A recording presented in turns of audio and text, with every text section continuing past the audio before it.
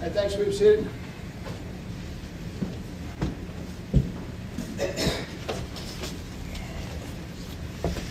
Good morning, everyone.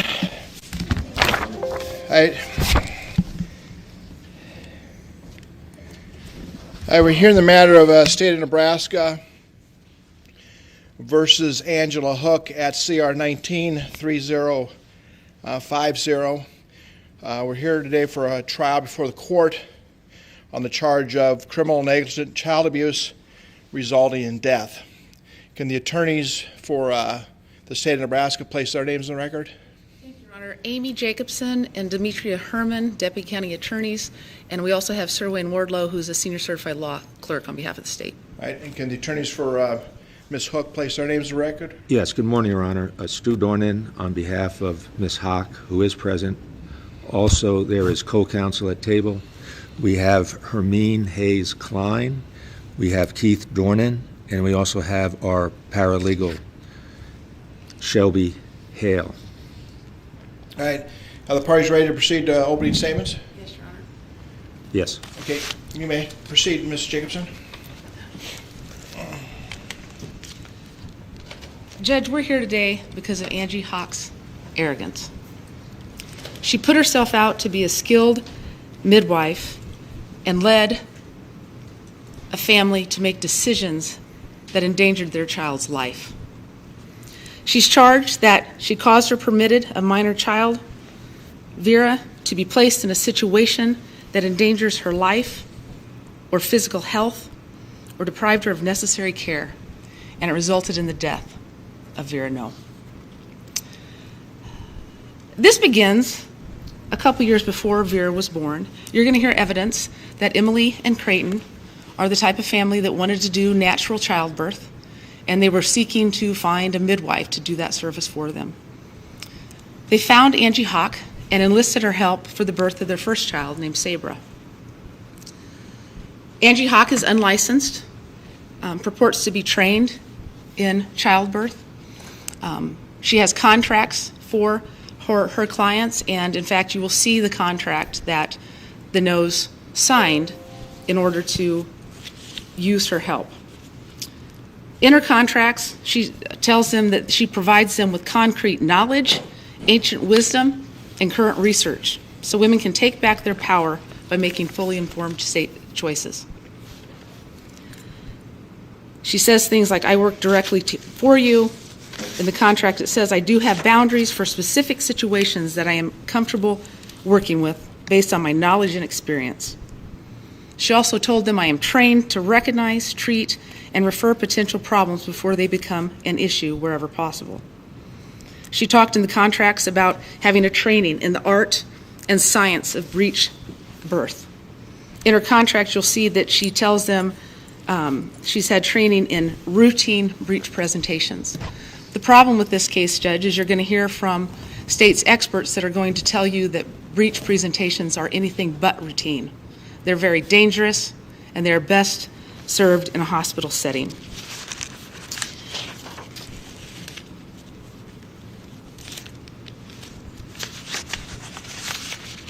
She says in the contract that if the birth moves beyond normal or the range of her expertise, she's happy to consult with other midwives, physicians, and other medical professions.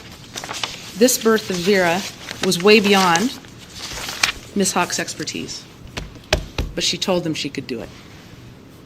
So back to Sabra. They were laboring at home with Sabra, and they went several hours. And eventually it became clear that Sabra was not going to be able to be birthed vaginally. So at some point, Angee Hock told them, you're not progressing. You need to go to the hospital. And because they trusted Angee Hock, they did what she said. Okay, we'll go to the hospital. They went to the hospital, and Sabra was born by an emergency C-section. Fast forward to then when they were pregnant with Vera. They were very pleased with Angee Hock's work. They trusted her. They liked her. There's a doula. You're going to hear from that doula. Her name is Micki Hueftle. She was present both for Sabra's labor, and then she was present for this labor. They liked both of them. They were friendly. They really liked them. Felt like they cared about them. They were being advised. Crayton will tell you when he testifies that he was being advised to not do a vaginal birth after cesarean, that it'd be safer if the birth was done in the hospital. Now, that's not the end all. There are hospitals that will probably do a vaginal birth after C-section and allow someone to try a trial of labor after C-section. But the Noes decided they were going to use a midwife again, and so they hired Angee Hock again with all the promises I talked to you about a moment ago. On the evening of June 14th, around 9 o'clock, Emily's water broke. And she called her husband to come home. And of course, her husband did come home. They also called Angee Hock. The plan was for Angee Hock to come in the morning. Of course, sometimes labors take a long time, so a decision was made that she was going to come in the morning. She comes from Kearney. She has her business out in Kearney, Nebraska, Nebraska Birth Keepers. She has a website. That's how she advertises her unlicensed birth midwifery business. So she arrived along with Micki Hueftle at about 6 a.m. Things were going fine. They found Emily laboring in her bed. Crayton was with her, and things went fairly well throughout the day as she labored along. Sometime in the late afternoon, early evening, things started to progress further. Contractions intensified, and at some point, Angee Hock decided to check to see how it was going. And when she checked, she says something about a cord, and also we have toes. You're going to hear Micki Hueftle tell you that that's what she said. That's a very serious situation, Judge. And she told Emily and Crayton that your baby's breech, and gave them the option of going to the hospital. But the part of this that's the crime part is she told them, I can do breech births. I've done this before. I have experience. I can do a breech birth. What you never hear her say to them, that they never heard her say, is they never told them that breech births after a cesarean section increases the likelihood of uterine rupture. Crayton Noe will tell you he never heard the words prolapse cord. That's very important because obviously, as well you can imagine, you'll hear from Dr. Bowen and Dr. Lessman, who will tell you that just by virtue of being breech, of course, your cord's coming out before your head. And when that cord comes down, it's risking the chance of getting cramped and stuck, because when the rest of the body comes through or the head comes through, it's going to squeeze against that cord, and that cord's not going to have any way to live, any way to get air. There are multiple different breech presentations. She never explained them about any of those things. The information was simply, you can go to the hospital, it's your choice, but I got this. I know how to do breech deliveries. Tragically, she didn't know anything about doing breech deliveries. They labored on. After they had a conversation about it, Emily and Crayton talked about what they were going to do, and they believed in Angee Hock. She put Vera in a situation that endangered her life or physical health and did not provide Vera with the necessary care. So they labored on, and eventually Emily went into the bathroom by herself and eventually called out for help. And when Micki Hueftle walked into the bathroom, she sees Vera's legs. She's about out from her waist down. Again, you'll remember what I said about the cord coming out ahead of that. It has to. The cord can't come out after the head if you're coming out feet first. And things were pretty tense at that point. Angee Hock is trying to do maneuvers to get the baby to deliver, isn't able to do that. They move her out in the hallway, and she tells Crayton to call 911. Micki Hueftle dialed 911, handed the phone to Crayton, and the paramedics showed up. Things are frantic at this point because you have a woman who's acting like she knows what she's doing, but it's a very dire situation. When the paramedics get there, they will tell you, you're going to hear from 4 of them, 2 paramedics and 2 EMT firefighters, and they're going to tell you that a breech situation is very, very emergent. They heard on the way that it was breech, and they knew they had a problem. And when they arrived, they described the baby basically hanging out from the neck down, one I think will describe to you. They have got to get her to the hospital. They try a few maneuvers to try to get the baby out, Angee Hock's kind of running the show. They don't know who she is. They don't know if she's a nurse. They don't know if there's a doctor. One of them will describe that she had some kind of uniform on, a Nebraska birthkeeper's uniform of some sort, or a T-shirt, and she wanted some trauma shears. Give me some trauma shears. EMTs are not trained to do episiotomies, but that's what Angee Hock wanted to do, and it took a couple of scissors to do it. She broke 2 scissors as she tried to cut the perineum of Emily so we could help deliver that baby.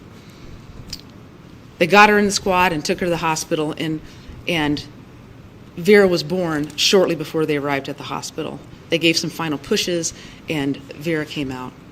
She wasn't really breathing. They started CPR, and eventually they were able to get a heartbeat back in the hospital.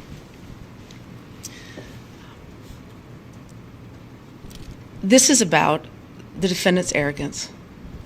This isn't about midwifery law in Nebraska. It's not even about whether she was licensed or unlicensed. It's about the fact that she believed she knew how to deliver a breech baby. It's about the fact that she made the Noes believe she knew how to deliver a breech baby. And it was a very dangerous situation and placed Vera in a situation that endangered her life. A life that started as soon as she was being born. You heard the water break. At that point is when that baby is going to transition from uterus out to the world. This wasn't an in utero baby that was dying. This was a baby that was being born and died because of her negligence. Thank you, Judge. On behalf of Ms. Hock, Mr. Dornan? Yes, Mr. Keith Dornan is going Okay, to give Mr. a... Dornan? Thank you, Your Honor. Angela Hock is being made into a scapegoat for the accidental death of an infant child whose parents exercised their right to have a home birth. Scapegoating one person for the actions of others is an ancient tradition. It goes like this. A goat is selected to bear the failures of the people. A high priest places their hands on this scapegoat, confesses the failures of the entire community, symbolically placing them on the scapegoat's shoulders. Then, a priest leads the goat out into the wilderness to the edge of a high cliff and pushes the scapegoat over, killing it. This is what's happening to Angela Hock. The state of Nebraska and the medical establishment have failed mothers like Emily Noe and her child Vera. They have failed to make mothers like Emily feel safe and heard when they seek medical advice about their pregnancy. They have failed to establish laws regulating midwifery that respect a mother's right to choose a home birth. And their failures contributed to the risks that Emily and Vera faced in childbirth. The state of Nebraska is placing their failures to make childbirth safer on the shoulders of their scapegoat, Mrs. Hock, and they intend to sacrifice her. But the criminal law in Nebraska does not allow scapegoating of Angela Hock in this way. Legally, this prosecution for felony child abuse ignores several important realities. First, the agency of Emily Noe, her right to control where to put her own body, precludes the imposition of criminal liability on Mrs. Hock under these circumstances. Judge, I would just like to interject in my objection at this point. This is opening statements. I realize this is a bench trial and the court can sort through it, but this sounds an awful lot like an argument. Mr. Dornan is across the level of argument, but go ahead. Objections overruled. Yeah. Second, The evidence will the show. evidence will show that some infants die due to complications of childbirth, despite the best efforts and intentions of everyone involved. Here in Nebraska, about 1 in every 200 babies will not survive childbirth. It is impossible to eliminate the risk of death for a child during labor. And third, the charge of felony child abuse, the evidence will show that the charge of felony child abuse is not legally applicable to these circumstances. At the heart of this trial is a story of a young couple who wants a family. But before I tell this story, I want to be crystal clear about something. Angela Hock is not pointing a finger at Crayton and Emily Noe. blaming them for the tragic accidental death of their child. Crayton and Emily Noe are good parents who love their children. They loved Vera Noe every moment that she was developing inside of Emily, and they loved her for every precious moment they had with her after she was born. Crayton and Emily Noe are not responsible for the death of Vera.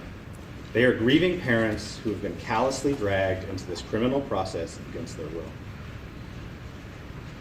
As I tell this story, I want you to focus on the different people and institutions whose actions played a role in Crayton and Emily's decision to have a home birth. Specifically, you should think about what the state of Nebraska did that forced Crayton and Emily to choose an unlicensed midwife for their home birth. You should think about the medical culture that made Crayton and Emily distrust hospital care. And you should think about the thoughtful decisions made by Crayton and Emily about the births of their children, choices that they had every right to make. It is only by considering all the facts and circumstances surrounding this process that you can judge whether Mrs. Hock was the legal cause of Vera's death. In other words, when you consider all the facts, was it Mrs. Hock's actions and her actions alone that placed Vera Noe in a situation where her death was probable beyond a reasonable doubt? Vera was not Emily's first child.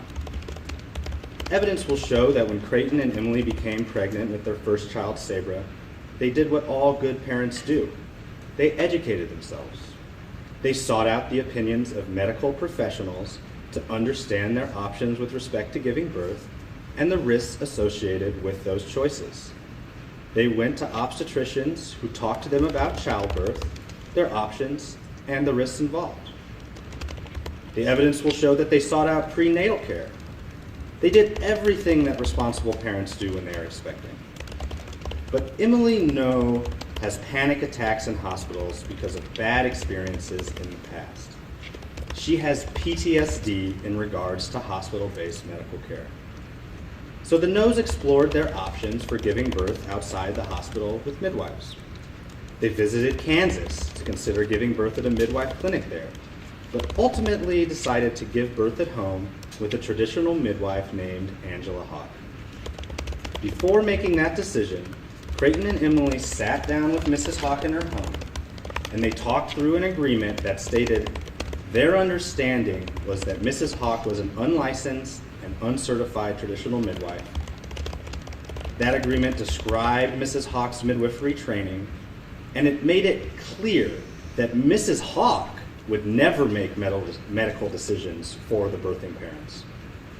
Crayton and Emily chose Mrs. Hock for the primary reason that she would respect Emily's medical decisions. During labor at home with the couple's first child, Sabra, Mrs. Hock suggested that the couple transfer to the hospital because she had concerns that Sabra's heart rate was indicating fetal distress. Crayton and Emily chose to go to the hospital, and Sabra was delivered by C-section. During this process, Mrs. Hock never told Crayton and Emily what to do. She respected the fact that it was Emily's body and ultimately Emily's decision whether to transfer to a hospital. Even though Sabra was safely delivered at the hospital, Emily did not come out of that experience feeling safe. Her voice was not heard, her rights to information and consent were not respected, to the point that her husband described her as being dragged off to surgery. That experience further traumatized Emily, and it deepened her aversion to seeking hospital care unless it was absolutely necessary. In 2018, Crayton and Emily became pregnant with Vera. Once again, Crayton and Emily sought out prenatal care for their unborn child. Again, they consulted with an OB, a Dr. Micki at Offutt Air Force. They had ultrasounds done. They told their OB that they wanted a home birth, but the OB recommended that they have a C-section because of the potential risk of complications. These complications were in part due to Emily's previous C-section.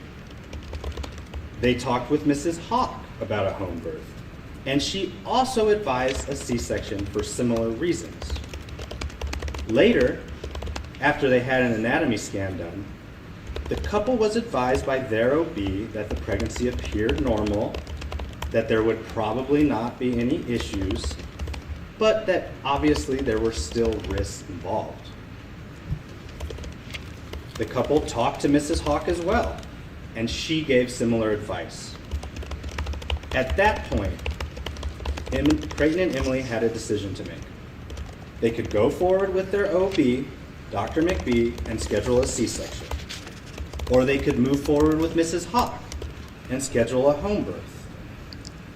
Those choices were mutually exclusive. It was either one or the other. There's no middle ground where they could plan a home birth but have an OB on call in case of emergency. Crayton and Emily were forced to choose between those options because the state of Nebraska refuses to recognize traditional midwives who assist at home births.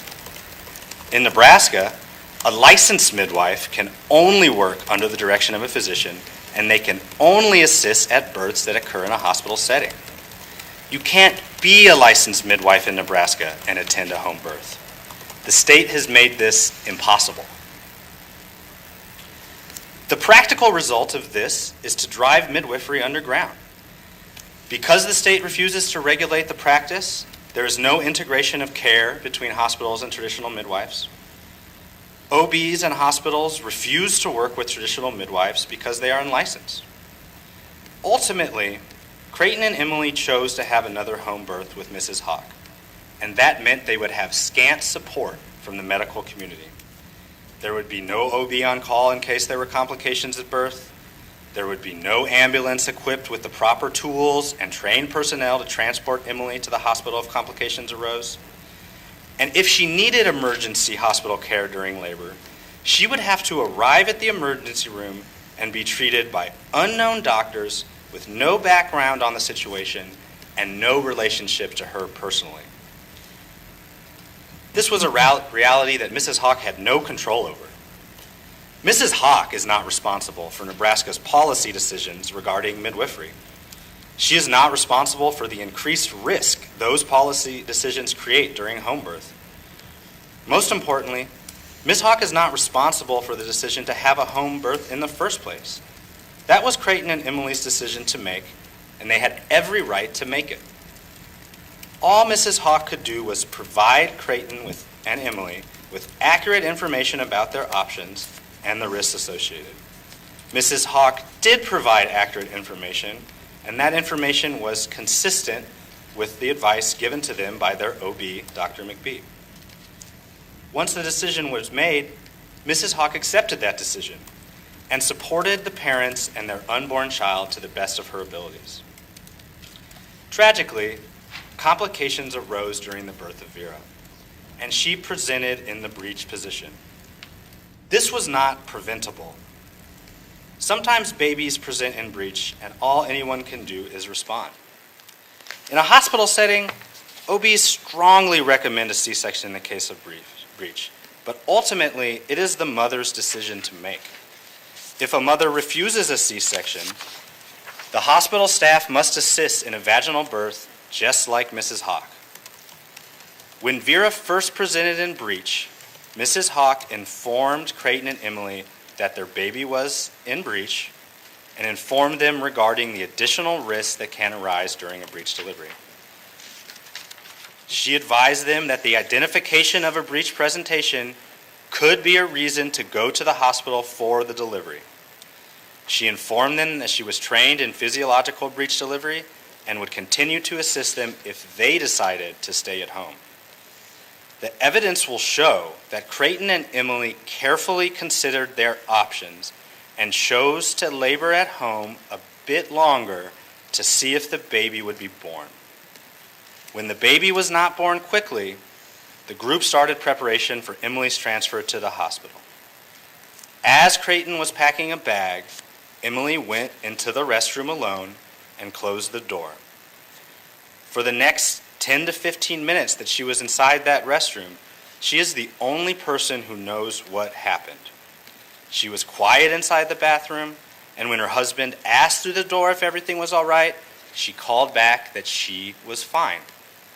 When Emily suddenly called out to Mrs. Hock for assistance, the bathroom door opened, and it became clear that Vera's feet and torso had emerged from Emily's body. At that point, Mrs. Hock directed that 911 be called and stepped forward to try and help Emily deliver Vera. When the ambulance arrived, the EMTs and paramedics were not equipped with the proper tools and training to deal with the situation. They were not prepared because the medical community has taken the position that all births should occur at a hospital. But EMS did the best they could, just like Mrs. Hock. And as they drove Emily to UNMC, Vera was born. When Emily and Vera arrived at the hospital, doctors and staff started to look for someone to blame.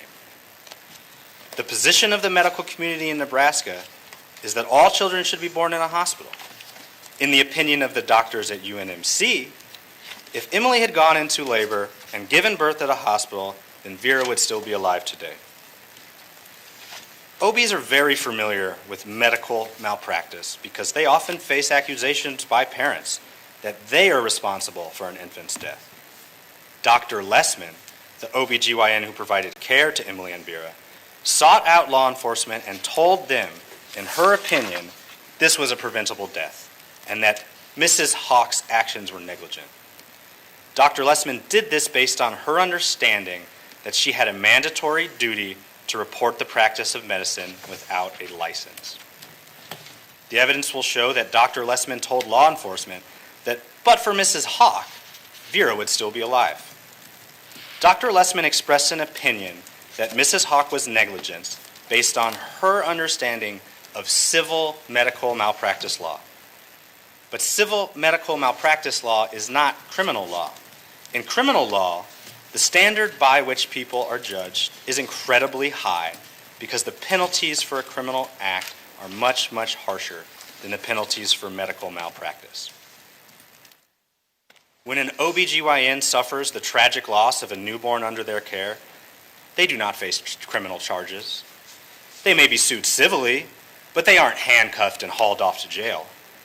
That is because the law recognizes the inherent risks involved in childbirth. It would not be proper to criminally charge an OBGYN based on an allegation that they failed to meet the civil standard of care their profession is judged by. But that is what the state is doing to Mrs. Hock. They are attempting to prove that she is guilty of a criminal act based on an allegation that she failed to meet a civil medical standard of care. The state charged Mrs. Hock with felony child abuse resulting in the death of a child. That crime requires proof beyond a reasonable doubt that this child would have lived if only Mrs. Hock had not acted as she did. The state cannot meet that burden because every childbirth has inherent risks.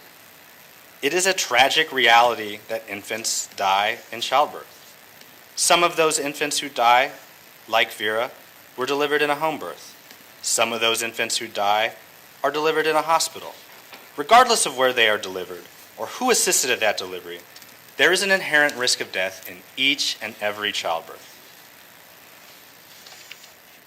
Charging a midwife under this child abuse statute is an aberration. The state would never think to charge an OBGYN with felony child abuse based on the facts of this case. If an OBGYN had come upon Emily as she was in labor and rendered the exact same care that Mrs. Hock provided in this case, they would not be charged. And there are very good reasons why such a charge is not appropriate. Felony child abuse requires the state to prove the following elements beyond a reasonable doubt: that the defendant negligently caused or permitted a minor child to be placed in a situation that exposes his or her life to physical or mental health to probable harm or loss, and the defendant's actions must be the proximate cause of death. The state cannot meet those elements. First, the statute refers to a minor child. A minor child and an unborn child. Objection, again, this is argument. But a defense is entitled to present their theory of the case too in the opening statement, so objection's overruled. Go ahead, Mr. Dornan. Thank you, Judge. A minor child and an unborn child are two legally distinct entities. This is not a moral or a religious definition that speaks to the value of life or when life begins. This is a legal definition. Nebraska law makes a legal distinction between a child who has exited her mother's body and taken their first breath and an unborn child still inside the mother. This legal distinction is clear in Nebraska law. The Nebraska legislature has created some laws that they intend should be applied in cases where an unborn child is harmed. Those statutes include murder, manslaughter, or assault of an unborn child. There are also statutes designed to protect unborn children from abortion once they have reached viability. These laws reflect the legislator's belief that an unborn child is a life that deserves legal protection. The reason that the Nebraska legislature made specific laws protecting unborn life is because of their understanding that a child is legally distinct from an unborn child.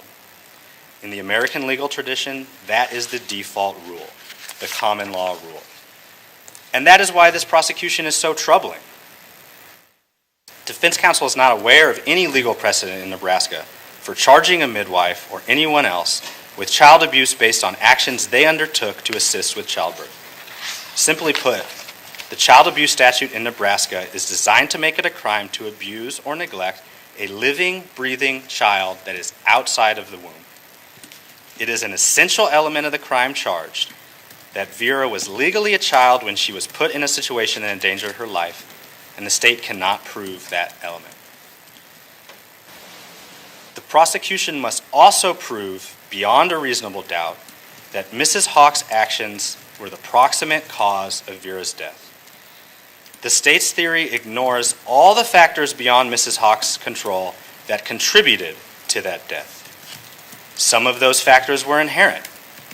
All childbirth carries the risks of death, and when a baby presents in breech, those risks increase.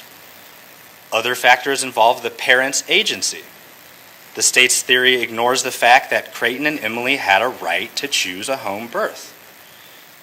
Some might disagree with that choice. Certainly the medical establishment disagrees with it. But they cannot deny their right to make it. At every single decision point, Crayton and Emily Noe were empowered to make a decision. Mrs. Hawk could not and would not force them to make any particular choice. That is not her role. Crayton and Emily are not to blame for Vera's death. They are not responsible for her death. But legally, the choices they made preclude Mrs. Hawk from being criminally responsible for the death of Vera Noe. Vera's death was a tragic accident. Crayton and Emily Noe are victims of that accident, and their loss and suffering is immense. Mrs. Hawk is also a victim of that accidental death, and she continues to grieve the loss of Vera. But the criminal justice system is not the appropriate venue to address the death of Vera Noe, because the child abuse statute was never intended to be applied in these circumstances. The evidence will show that Crayton and Emily were going to have a home birth, regardless of whether Mrs. Hawk agreed to assist them. The evidence will show that Mrs. Hawk accurately described the options and the risks, and the evidence will show that Mrs. Hawk respected the decisions of Crayton and Emily and provided care to the best of her abilities. Thank you. Is this stay ready for the first witness? I am. May I go retrieve them? You may. Crayton Noe.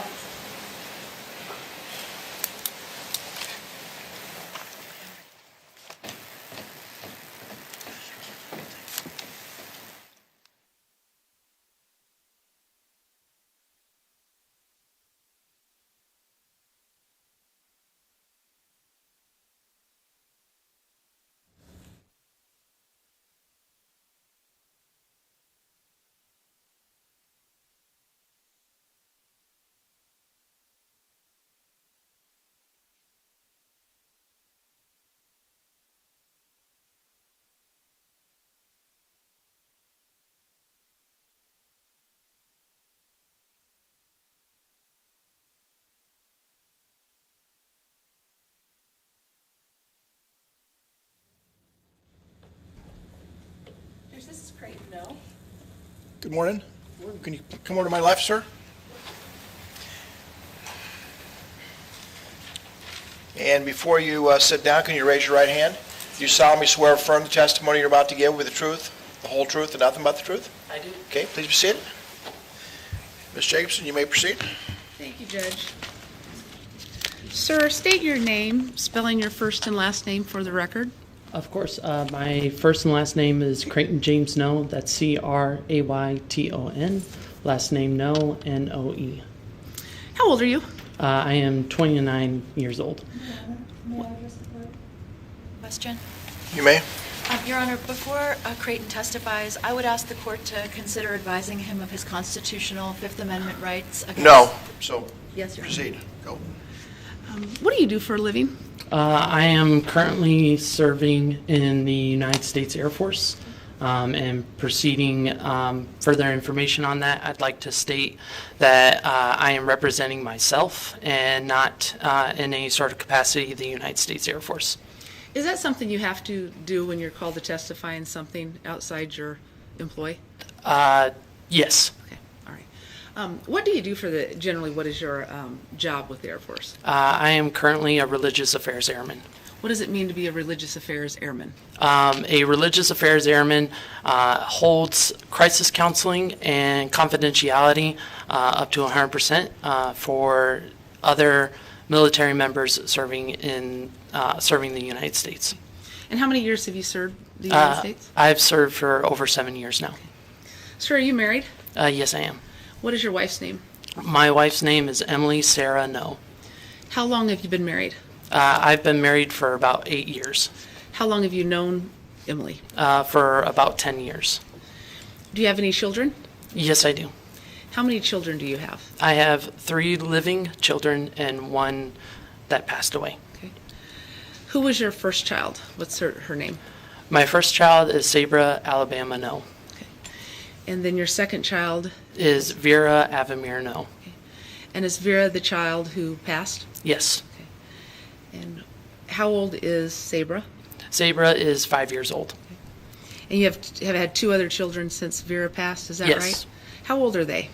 My son Harold is over a year now, and our newest daughter, Avamir, is just born in August. Okay. Congratulations. Thank you. I want to direct your attention back to, around the time when you were pregnant or your wife was pregnant with Sabra. What year would that have been that she was pregnant? When did you find out she was pregnant? She was pregnant with Sabra back in 2017. Okay. When you were making a birth plan for Sabra, did you consider using midwife services? Yes, we had several options, including midwife services. All right. So you considered things other than midwifery? Yes. Okay. What was the reason you were thinking about using midwifery? It was to find a connection and gain a trust and understanding patient care for my wife, Emily. Were you specifically interested in giving birth at home, or were you also looking into using midwives in a hospital setting? It was an option, both options. Did your wife have some hesitations about going into a hospital setting? Yes. Is that because she suffers from PTSD from hospital settings? Along with extreme anxiety, yes. Okay. So, in preparing for Sabra's birth, did you eventually land on someone you wanted to help you with your birth plan? Yes. And who was that? That was Angela Hock. Is Angela Hock in the courtroom today? Yes, she is. Could you please identify her for the court, tell them where she's seated and what she's wearing? She's currently sitting on the right side of the room wearing a white leopard shirt. Okay. I'd ask the record to reflect the witness has identified the defendant. Record will so reflect. How did you and Emily go about finding Angee Hock? My wife, Emily, had found Angee Hock on Facebook through groups and word of mouth, and we proceeded to reach out to her from there. Are you aware of whether Angee Hock has a website with her services? I would assume that she has a website with her services. Did you ever remember you personally looking at her Nebraska Birth Keepers website? Me personally, no. You left that up to Emily? Yes. Once you found her, did you eventually meet her? Yes. Where was Angee Hock located? To my knowledge, in Kearney, Nebraska. At some point, preparing for Sabra's birth, did you actually travel to Kearney to meet her? Yes. And at this time, were you living here in Omaha? Yes. Were you stationed out at Offutt Air Force Base? Yes. How many times do you think you traveled to Angee Hock's home in Kearney to meet with her? In total, including Vera's pregnancy, I would say 4 times. Okay. What kind of things happened when you went to Angee Hock's home? We would meet with her for prenatal care, a visitation to catch up on how Emily's pregnancy was going, and to continue to work on our birth plan. What do you mean by prenatal care? Whatever expertise or knowledge that Angee would provide us, we would listen, and we would simply listen and take into what she was saying. Do you know whether she was a certified midwife? To my knowledge, she was.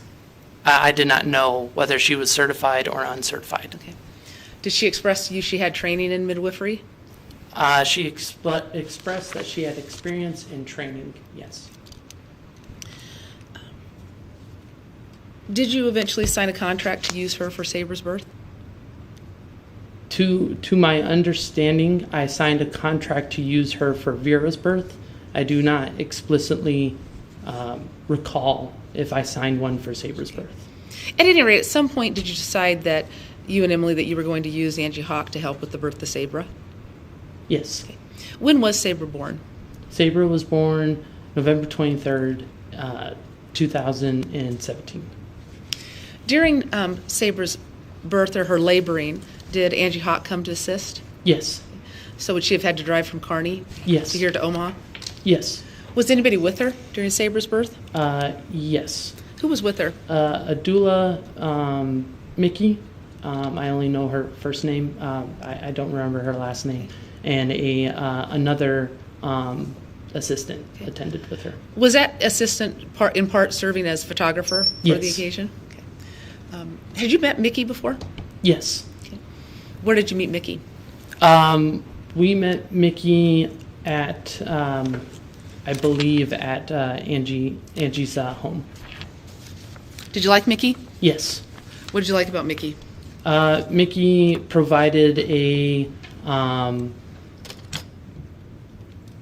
provided a more motherly and maternal side of practice. Being a doula, she supported more of an emotional side, and especially attended to Emily's needs. And that's what we really liked about her. Like what kind of things attended to her needs? What do you mean? Just Micki's overall personality, the atmosphere that she created, along with working with Angee. The two of them were a really great team, and that's why we had trust in them, and we wanted to use them. You said you had trust in them. Why did you, specifically about Angee Hock, why did you have trust in her? She was willing to listen and understand Emily and the traumas that she has experienced through hospital settings, and so that was a really big part of what we were trying to seek out, was a patient care relationship between Emily and her provider. How long did Emily labor with Sabra? Do you remember? Emily labored with Sabra for 56 hours. That's a long time. It is. Was Angee Hock there the entire 56 hours, or did she come several hours into the circumstance? To what I remember, she was there the whole entire time. Okay. And was that in the same house that you labored with Vera? Yes. Was Saber able to be born at home? No. What happened at home? At some point you went to the hospital? Yes. Why did you go to the hospital? The labor stalled out. Saber's head got stuck, or she stopped coming. I don't know all the extensive knowledge behind the terminology, but the labor progression stopped. And due to the stalling labor, Angee advised us to go to the hospital. When Angee told you to go to the hospital, did you have it hesitate at all? No. Why not? Because she advised us to go to the hospital. Did you trust Angee Hock? Yes. And did you drive to the hospital that day, or did you call the ambulance? We drove. Okay. So you're saying the head stuck. That means that Saber was coming out head first, coming out in the normal way she should have come out? Yes. What hospital did you go to? We went to Bellevue Medical. And at Bellevue Medical, what happened there? We arrived shortly after being told to head to the hospital. Bellevue is about a 20-minute drive, so we arrived there shortly. And when we got to the hospital, we walked in. We told the medical staff that we were currently in labor, and that Emily was 10 centimeters dilated. And from there, the medical staff took their time, didn't see it as an emergency. And to my understanding, 10 centimeters means that that Sabra was crowning. And again, the medical staff just took their time, didn't see it as an emergency, didn't seem to have any urgency in the matter. And about 10 minutes of waiting in the waiting area, they finally actually checked Emily and gave her a vaginal inspection to see how far along she was in the labor. And at that point, then it became an emergency. Urgency started to work into the medical staff. What happened next? They got us into a maternity room, and they started to assess what they should do. They didn't inform us due to the emergency that was in session. So a lot of it was we were just along for the ride. Being first-time parents and being in a hospital setting that neither of us had been in before, a lot of explanation and what was going on was just kind of skipped over in our sense, in our understanding. Did they take your wife in to do an emergency C-section? Yes. Okay. And did you get to watch that? Yes. Where'd you watch it from? I was put into a linen closet, and I got to watch from the side without anybody there to inform me what was going on. I've seen C-sections on medical sites, YouTube, things of that nature, just to educate myself, but having nobody there to tell you what is going on, especially in the sense of an emergency, caused me some trauma as well. It was scary? It was. And when you say linen closet, were there actual linens there, or were you just using that as a term for a very small room? As far as my understanding, it was a linen closet. But somehow you were able to view what was going on? Yes, there was a small window that was on the door, and I got to watch from there. And was Saber born healthy? Yes. Okay. And beautiful? Yes. Okay. And how old is she today? She's 5 years old. After that, eventually you became pregnant with Vera. Is that true? That is correct. When did you first learn that Emily was pregnant with Vera? I learned that Emily was first pregnant with Vera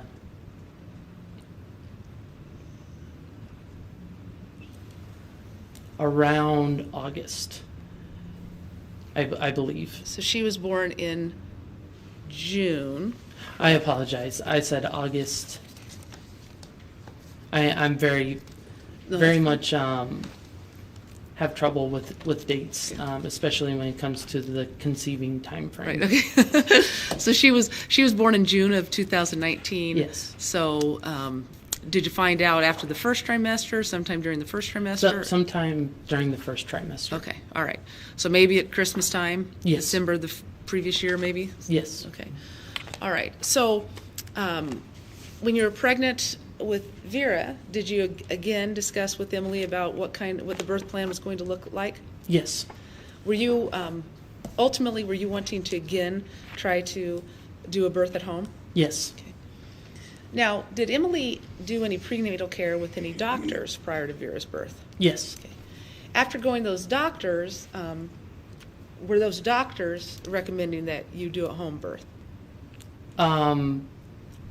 They were recommending the risks and assessments that come with an at-home birth, along with doing a hospital vaginal birth and along with a C-section.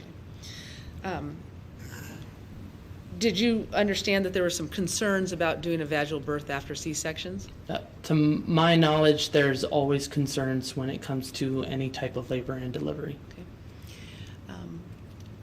Ultimately, did you decide that you and Emily decide that you wanted to give birth vaginally at home again? Yes. Okay. And when you made that decision, who did you want to use as a midwife? We wanted to use Angee Hock as a midwife. Why was that? Because we had a relationship with her. We enjoyed our experience that we had with Sabra at the home birth, and due to the traumatic hospital experience following Sabra's birth, we wanted again that comfort of home and that trust and reliable relationship with Emily's provider. So, is it fair to say that Angee Hock knew that Sabra was born via C-section? Yes. You told her about those things? Yes. Did you discuss with her about the dangers of doing a C-section, doing a vaginal birth after C-section? I would say that a part of Angie's risks and assessments and the discussions we had with her, that those proceeded, yes. Okay. So you talked to her a little bit about the possible risks of that? Yes. Okay.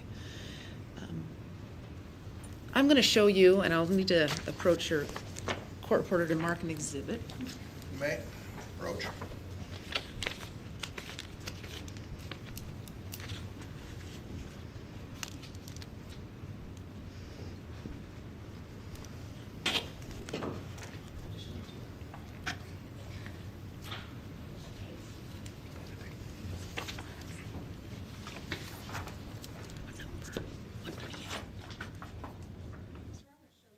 Marked Exhibit 128, and take a minute just to flip through the pages there and tell me whether you recognize that.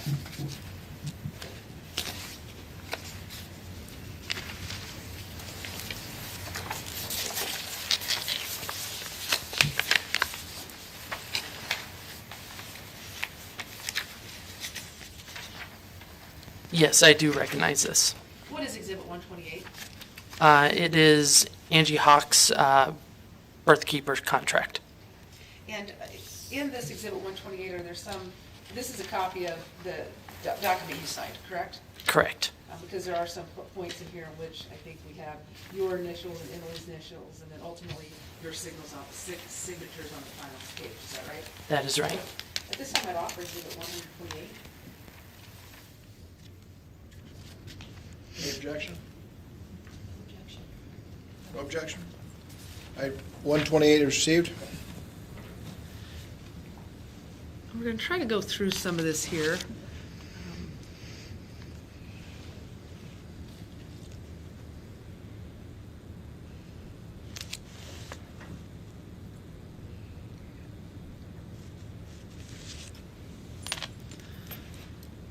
All right, and see how that says Nebraska birth keeper on top here? Yes. Is that what you understood her business was called? Yes. Okay. I'm showing you under my manifesto, to see the second sentence here, it says, I provide concrete knowledge, ancient wisdom, and current research so women can take back their power by making fully informed choices. Do you see that? Yes. Okay. Did she ever explain to you what ancient wisdom was or concrete knowledge? I would say that my experience and knowledge could not explain exactly what all that entails or covers. Did you always get the impression that Ms. Hock knew what she was doing? Yes. Okay. Did you ever lack any confidence in her advice or anything leading up to Vera's birth? No.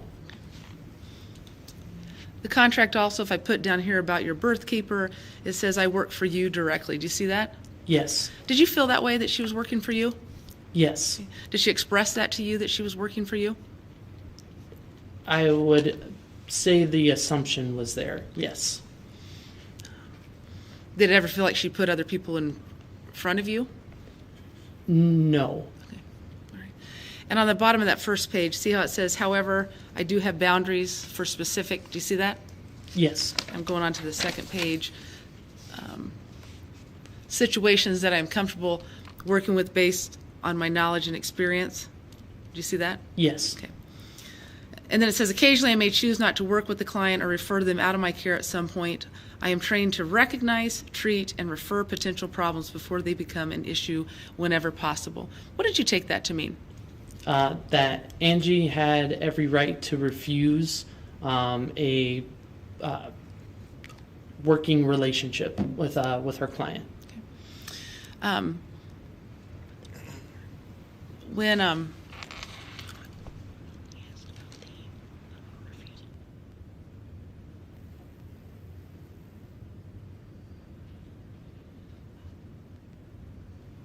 did she talk to you about some of the training she had? If she, I would say that yes, she talked with us about the training that she had, but I do not have any real in-depth knowledge on any of her training. Okay. When you were laboring with Sabra and she said to go to the hospital, is that kind of one of the things that you felt like she was recognized to do, that she could figure out when there might be a problem? Yes. Okay. When you say you went to the house to meet Angee, were there times that there were other people other than you and Emily there? Yes. Okay. Tell us about that. It was her home was open to the individuals that she worked with. She would have multiple clients or other patrons that she supported. And so not everybody in her home at the time that we would either see or meet up with were using her explicitly. Okay. I'm going to go down the page a little bit further. And that middle paragraph, you see ESN and CJN, are those your initials? Yes. Okay. Do you see, if you look at this, I know you probably haven't looked at it recently, but it looks like she's gone through and she has, well, number one, talked about being uncertified. Do you see that? Yes. Okay. And that she's unlicensed. Do you see that as well?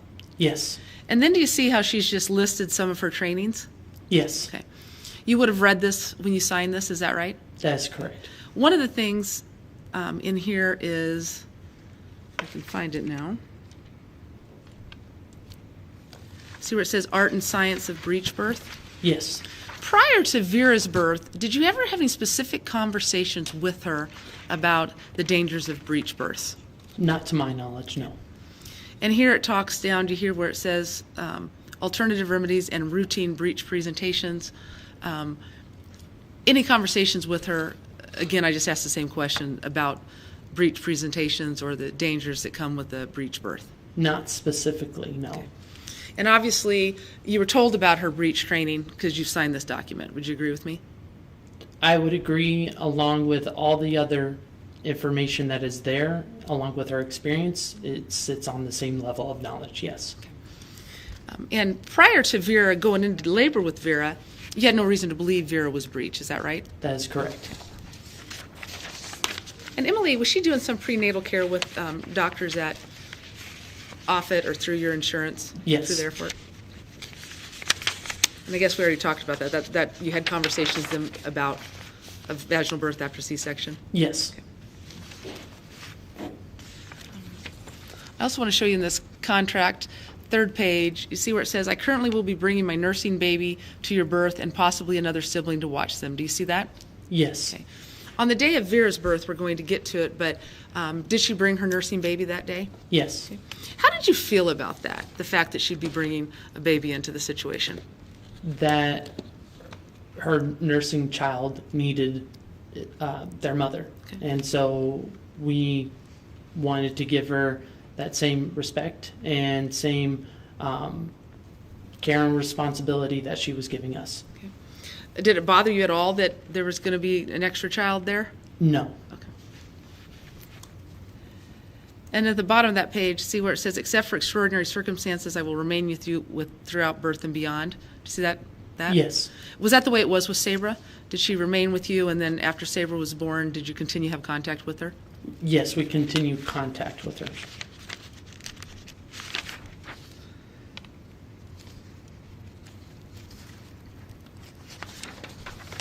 I want to go to page 4 of Exhibit 128.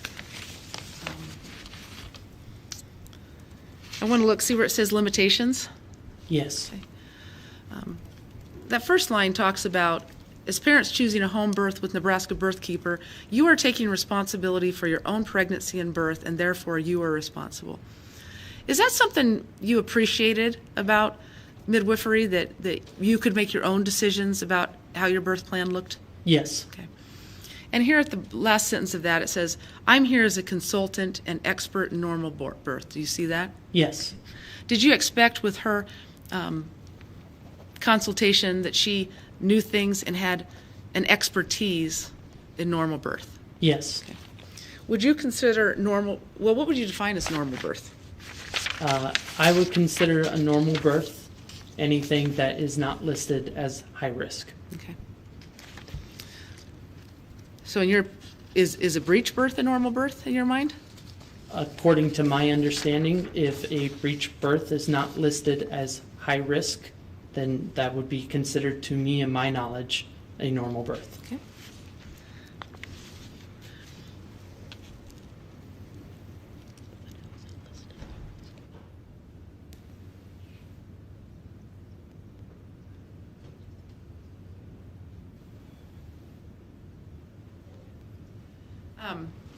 And here on the next page, you see where it says, I will attempt to remain with you as allowed by the hospital or family? Yes. Okay.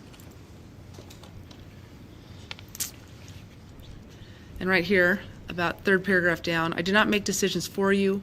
I will help you get the information necessary to make informed decisions, and I expect members to respect my advice and requests, but you are the final decision makers. Do you see that? Yes. Okay. Did you respect her advice in both Sabra and Vera's birth? Yes.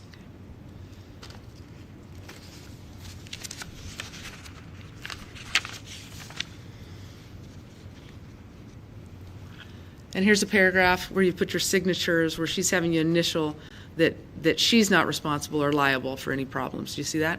Yes.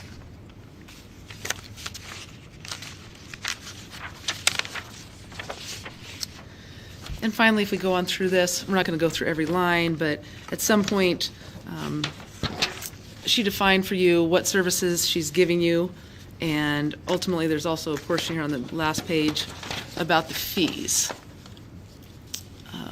Did you see that? Yes. Obviously, you paid fees for Sabra's birth, is that right? That is correct. How much did you pay for Sabra's birth? What is on the contract is what we paid for Sabra's birth. Okay. And I should have asked you when I got up there, but we'll just make it clear. Because you were talking about whether you don't know if you signed a contract with Sabra, but this is May of 2019, so this would have been the contract that you entered into for Vera's birth, is that right? That is correct.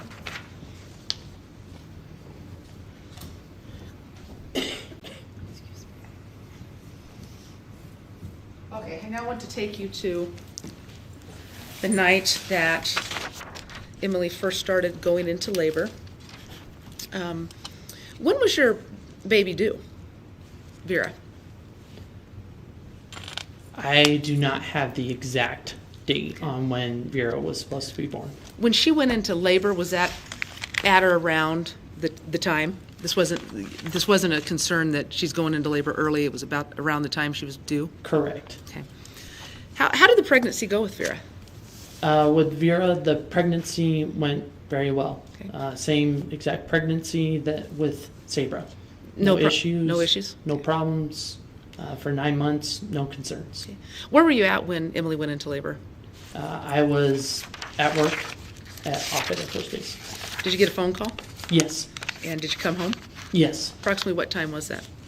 I received a phone call in the evening. Okay. And what do you learn from that phone call? I learned that Emily's water had broke. Did you come right home? Yes.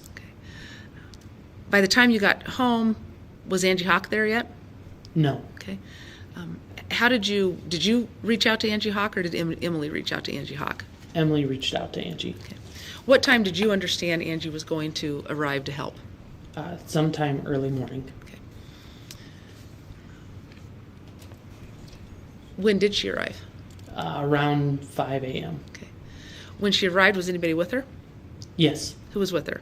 Micki was with her, along with Angee's son. Okay. How old approximately was Angee's son at that time? I couldn't say. Old enough to still need his nursing mother. Okay. You weren't surprised by that because we saw a moment ago that the contract included that might be it, that she might bring her nursing child, correct? Correct. All right. Do you remember where you were at when they arrived? We had opened the front door for them. Okay. Where were you? Assisting with inviting them into our home. Okay. Did you actually come to the door, or were you upstairs and they just came in, or what do you recall? We came to the door. Okay. Was Emily up moving about at that time, do you think? Yes. Okay. Where was Sabra? Sabra was already with her godparents. Okay. That was probably part of the plan when you went into labor, that Sabra was going to go with someone else? Yes. Okay. Do you have any animals around? At the time, yes. Okay. Which kind of animals did you have around? We have cats and dogs. All right. Once Micki and the defendant arrived, what happened next? We proceeded with our birthing plan, which, to my remembrance, basically Angee and Micki take care of us, provide great hospitality, make Emily as comfortable as possible, and we proceed with labor and delivery at its own course. Okay. Did they stay there throughout the day? Throughout the day, yes. Okay. At any point did they leave? Yes. Okay. Approximately what time did they leave? They left for around lunchtime. Okay. All right. So up until lunchtime, how intense was it with the labor? I would say as intense as any other normal pregnancy. Okay. Were you staying with your wife the whole time? The whole time. Okay. So the defendant and Micki went to lunch? Yes. Do you know where they went? No. How long were they gone? I can't say exactly how long they were gone, but they were gone for a period of time. Was it an hour? Was it 2 hours? Was it a few minutes? It was. I would say it was an hour. Okay. Did that surprise you that they went out? I would say I wasn't surprised. Okay. Did it bother you that they left? No. Okay. Now, had you paid your contract we talked about, did you pay something in advance for Miss Hock's services? Yes. Okay. Well, how much did you pay? $700 for the deposit. While she and Micki were gone, did things progress normally, or did they intensify, or what happened when they were gone? I can't remember exactly how things progressed while they were gone. Again, like any other normal pregnancy. Okay. Did they come back eventually, or did you have to call them to come back? We messaged them to call back. Okay. And why did you do that? At the time, we had felt that we wanted to reach out to them and see if they could come back. Okay. And did they? Yes. Okay. How'd things go once they got back? From there, when they came back, started up with the normal birth plan of, again, hospitality, taking care of us, making sure Emily's comfortable, and her labor and delivery was proceeding as normal. Where was Emily doing most of her laboring in the house? Most of her laboring is getting up, walking around, moving baby, with medicine ball, rubbing her back, rubbing her feet, just taking care of her, making her as comfortable as possible. Was she sometimes lying on your bed? Yes. I'm going to show you what has been marked as exhibits 1 through 62. And I showed you these before we came up here this morning. Is that accurate? That is accurate. And you had a chance to look at these various photographs? Yes. Were these pictures taken a few days after Vera's passing? Yes. Did law enforcement come out and take these pictures? Yes. Do these pictures fairly and accurately depict the way your home appeared on around that time? Yes. Do any of these pictures, imagine maybe different things, clothing or things might have moved around, but is the furniture and the major things in this house in the same way they were when Emily was laboring? Yes. At this time, I'd offer exhibits 1 through 62. Exhibits 1 through 62 are received.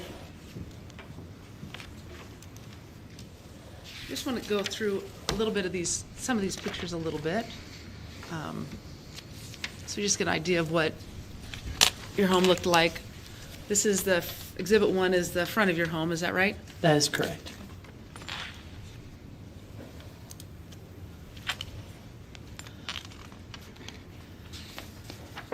And exhibit 2 is just a closer up of the front of your house, is that right? That is correct. Okay.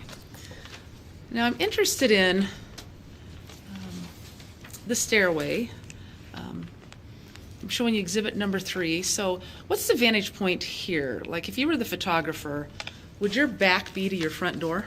Yes. So when you come in the front of your house, the stairway is just right there. Is that fair? That is fair. In exhibit 4,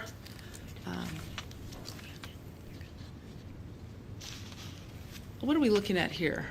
That is as soon as you enter the front door and you turn to the right, that is where our dining room is and the bottom of that same exact stairway. So through this door, that's the dining room? Yes. And is this gate for the animals? Yes. Okay. So if I go back to 3, I think I'm kind of understanding it now.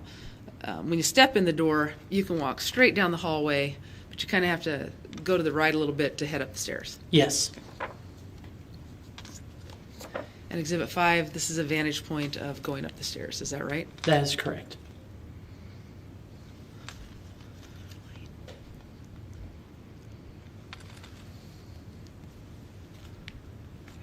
Maybe that helps a little bit. I don't know. Exhibit 6, now we're just going straight up the stairs. Is that right? That is correct. And 7, kind of more of the same. Now at exhibit 8. Tell me what exhibit 8 is. That would be right in front of the bathroom door, facing our guest bedroom. Okay. So along the right here, are these the steps? Yes. So if a person walked up the stairs and went to the right into this door, follow what Yes. I'm asking, in exhibit 8, is that the bathroom? No, that is the guest bedroom. Okay. If they got to the top of the stairs and went straight forward to this door, what's that door? That is the upstairs closet. Okay. How do you get to the bathroom from the top of the stairs? You would have to perform the same routine as the front door. You'd go off to the left a little bit, and the bathroom is right there. All right. And we're probably seeing that. So if you went off to in exhibit 9, off to the left, you'd see this bathroom. Correct. Okay. So the rooms upstairs are to the right. Is that your master bedroom? Yes. Okay. Right in front of you is the closet door. To your left, you get to the bathroom. Correct. And is there another bedroom up there? Yes. Do you have to go beyond the bathroom to get to the other bedroom? Yes. Okay. And 10, this is the bathroom, correct? Correct. So now exhibit 12, this maybe gives us a vantage point. And so, is this the top of the stairs? I'm pointing at the left side here. No. What is that? That is a secondary closet upstairs. All right. So now we've come up the stairs to get to this, or is this your master bedroom? That's the master bedroom. Okay. So where's the picture taken at? Is there taker at? Is there? So if the photographer were to turn right around, that would be our guest bedroom. Guest bedrooms behind that photographer? Yes. Okay. So probably the photographer, to the left of the photographer right now, you go down the stairs? Correct. Okay. And this is? Our bed. Okay. Exhibit 13 again, this is the master bedroom, correct? Correct. All right. I just want to get to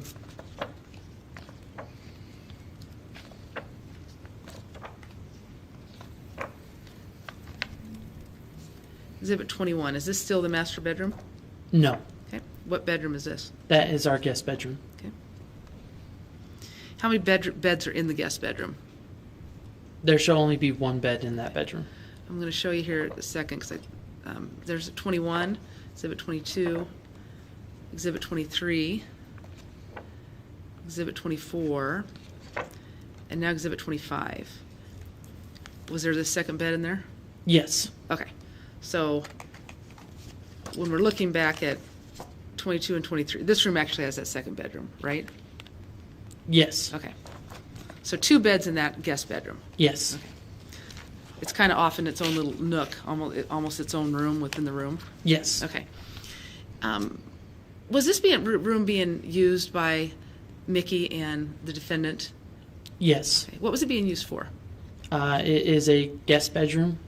So for, again, Micki and Angee provide hospitality and care for their clients, and we wanted to provide the same for them. And fair to say, for instance, in the circumstance of Saber's birth, they were there 56 hours. Correct. Well, they probably didn't come right at the start, but at some point you'd probably need to rest. Is that fair to say? Yes. Okay. During Vera's laboring, did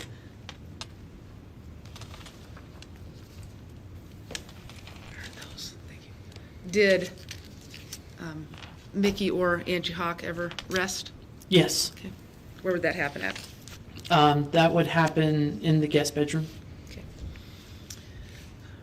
I want to now take you to a point during the labor that Emily asked if Angee Hock would check her. Do you remember that? Yes. Okay. What happened when that went on? Angee Hock would periodically check Emily to make sure that labor and delivery were progressing as normal. And what do you mean by check her? What would she do? Angee has experience and knowledge in the ways that she checks her clients with how they're most comfortable, and she proceeds to make sure that labor and delivery is progressing as normal. Okay. Did she have any tools or anything that she uses that you recall? That I recall, she had a way to keep track of the baby's heartbeat. Okay. At times through that day, did she check to make sure the heartbeat was okay? Yes. Okay. Everything going well during that labor? Yes. Okay. Was there a point at which you learned that Vera was breech? Yes. Where were you all at when that happened? We were in our master bedroom. Okay. And what exactly did Angee tell you about that? She checked Emily through a vaginal exam and proceeded to inform us that Vera was breached. Okay. When you say vaginal exam, did you actually observe that? From my point of view, I did not directly observe it. Okay. But you knew that's what she was doing? Yes. Okay. And when she told you Vera was breech, what else did she tell you? She said that she could feel a foot. Did she say a foot, or what do you remember saying? As far as I remember, a foot. Okay. Did she say anything else? Not directly following that. Did she say she felt anything else? Did she say she felt a cord? No. You just remember she felt a foot? Yes. Okay. Did she have a conversation with you about how to proceed next? Yes. What did she tell you? At that time, she had informed us that we had a choice. We could choose to go to the hospital, and at that point, it was not known to be an emergency or any sense of urgency, or we could stay and we could deliver the baby at home with Angee. You said a while ago when I was showing you the contract that you didn't specifically remember in that contract that she listed that she had some breech training. Remember that? Yes. Okay. Did she tell you she had training in delivering breech babies at this point in time on that Yes. day? What did she tell you? From what I recall is that Angee reassured us that she had breached training and that she had attended a course for it as well. Did she tell you whether she actually ever had delivered any babies? I breech? cannot recall. How long do you think she talked to you about that? I would say no longer than a 2 to 3 minute conversation. And before I forget, your home where this was happening, was that in Douglas County?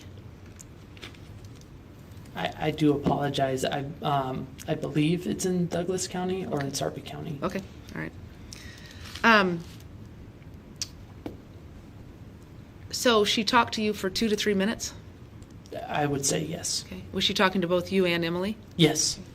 During that, was Micki with her at that time? I believe at that time, Micki would have been close enough to at least hear and understand what was going on, or Micki would have been in the guest bedroom tending to Angee's son. Okay. Did she tell you that her experience giving breech birth was with simulations? No. Did she talk at all about the umbilical cord? No. Did you ever remember hearing a word like prolapsed umbilical cord? No. Okay. Did she tell you about that if there is a prolapsed umbilical cord, that it can cause oxygen deprivation to a baby's brain? No. She knew that your first baby was C-section, right? Yes. Did she, at that moment when Vera was presenting breech, did she tell you that the risk of uterine rupture after a C-section was higher during a breech birth? Objection, Your Honor. Assumes facts not in evidence. Overruled, you may answer. Could you repeat the question, please? Did she tell you that the risk of uterine rupture after a C-section was higher during a breech birth? Did she have a conversation with you about that? I cannot recall. Did she talk about that there are different kinds of breech presentations? I cannot recall. Did she tell you that there's complete and incomplete breech and frank breech, anything like that? Not to my knowledge. And she was only talking to you 2 to 3 minutes. Is that true? I would assume so, yes. Well, is that what you just said? I don't want to put words in your mouth. That Yes, 2 to 3 minutes. 2 to 3 minutes spent talking about the fact that Vera was breech. Yes.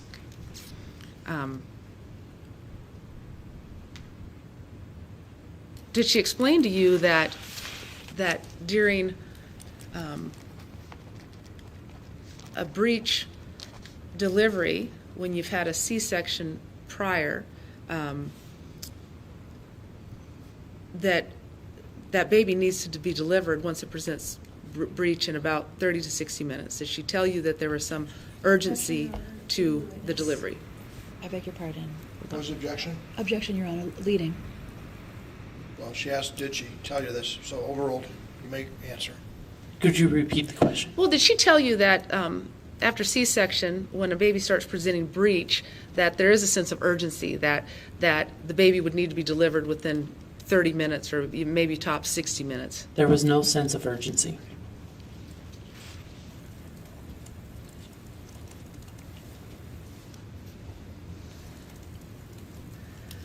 After that conversation, that 2 to 3 minute conversation with you and Emily, did you talk alone with Emily for a while? Yes. How long did you two talk? I would say 5 minutes tops.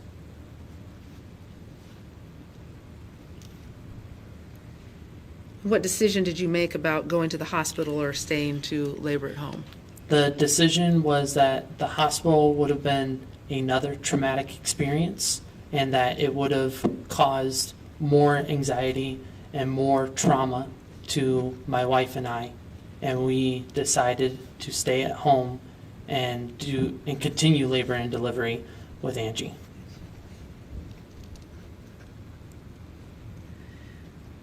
Did you do that because you believed Angee could help you?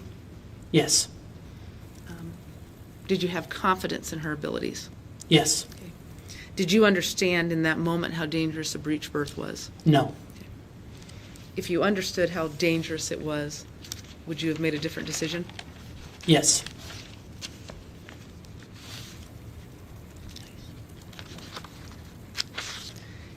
After that, I assume Emily continued to labor for a while? Yes. How did that go? What was happening? Labor and delivery continued as such. Okay.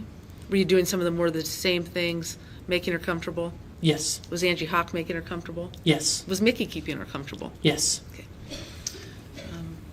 Was Angee Hock doing any maneuvers or putting her in different positions or? Yes. Okay. What do you remember about that? What kind of things were done? The normal, I would say the experience and maneuvers that Angee Hock had used with Sabra to move her around were the same maneuvers that she used for Vera to move her around. And so we're clear when we're talking about maneuvers. Not everybody's given birth. But is it just a matter of putting the woman's body in a different position? I would say that it's much more complex than that. Okay. Well, do you ever see Angee Hock reaching up and trying to maneuver with her hands, or is No. that okay? All right. And what do you remember about the different positions? They were explained to Emily exactly what position she was going to be put into, how long she might be in that position for, and what the overall goal of that position may be. Was Angela Hock making Emily comfortable, as far as you could tell? As far as I could tell, to progress labor and delivery, yes. How long would you say that continued? Well, at some point, did Emily get up and go to the bathroom? Yes. How long would you say that doing the maneuvers and continuing with making her comfortable in the bed there or wherever you were at, how long did that continue before Emily decided she wanted to go up into the bathroom? 45 minutes. Okay. So we're now, so about 45 minutes, is it fair to say?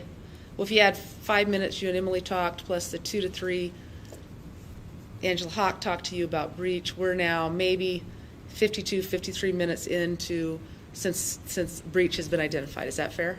Am I doing would the say math that's right? fair. Okay. So Emily went to the bathroom. Why did she go to the bathroom? She was feeling like she needed to use the restroom. Did you follow her? I followed her to the bathroom door, yes. Did you give her privacy at that point? Yes. Did you ask her if she wanted you in there? Yes. Okay.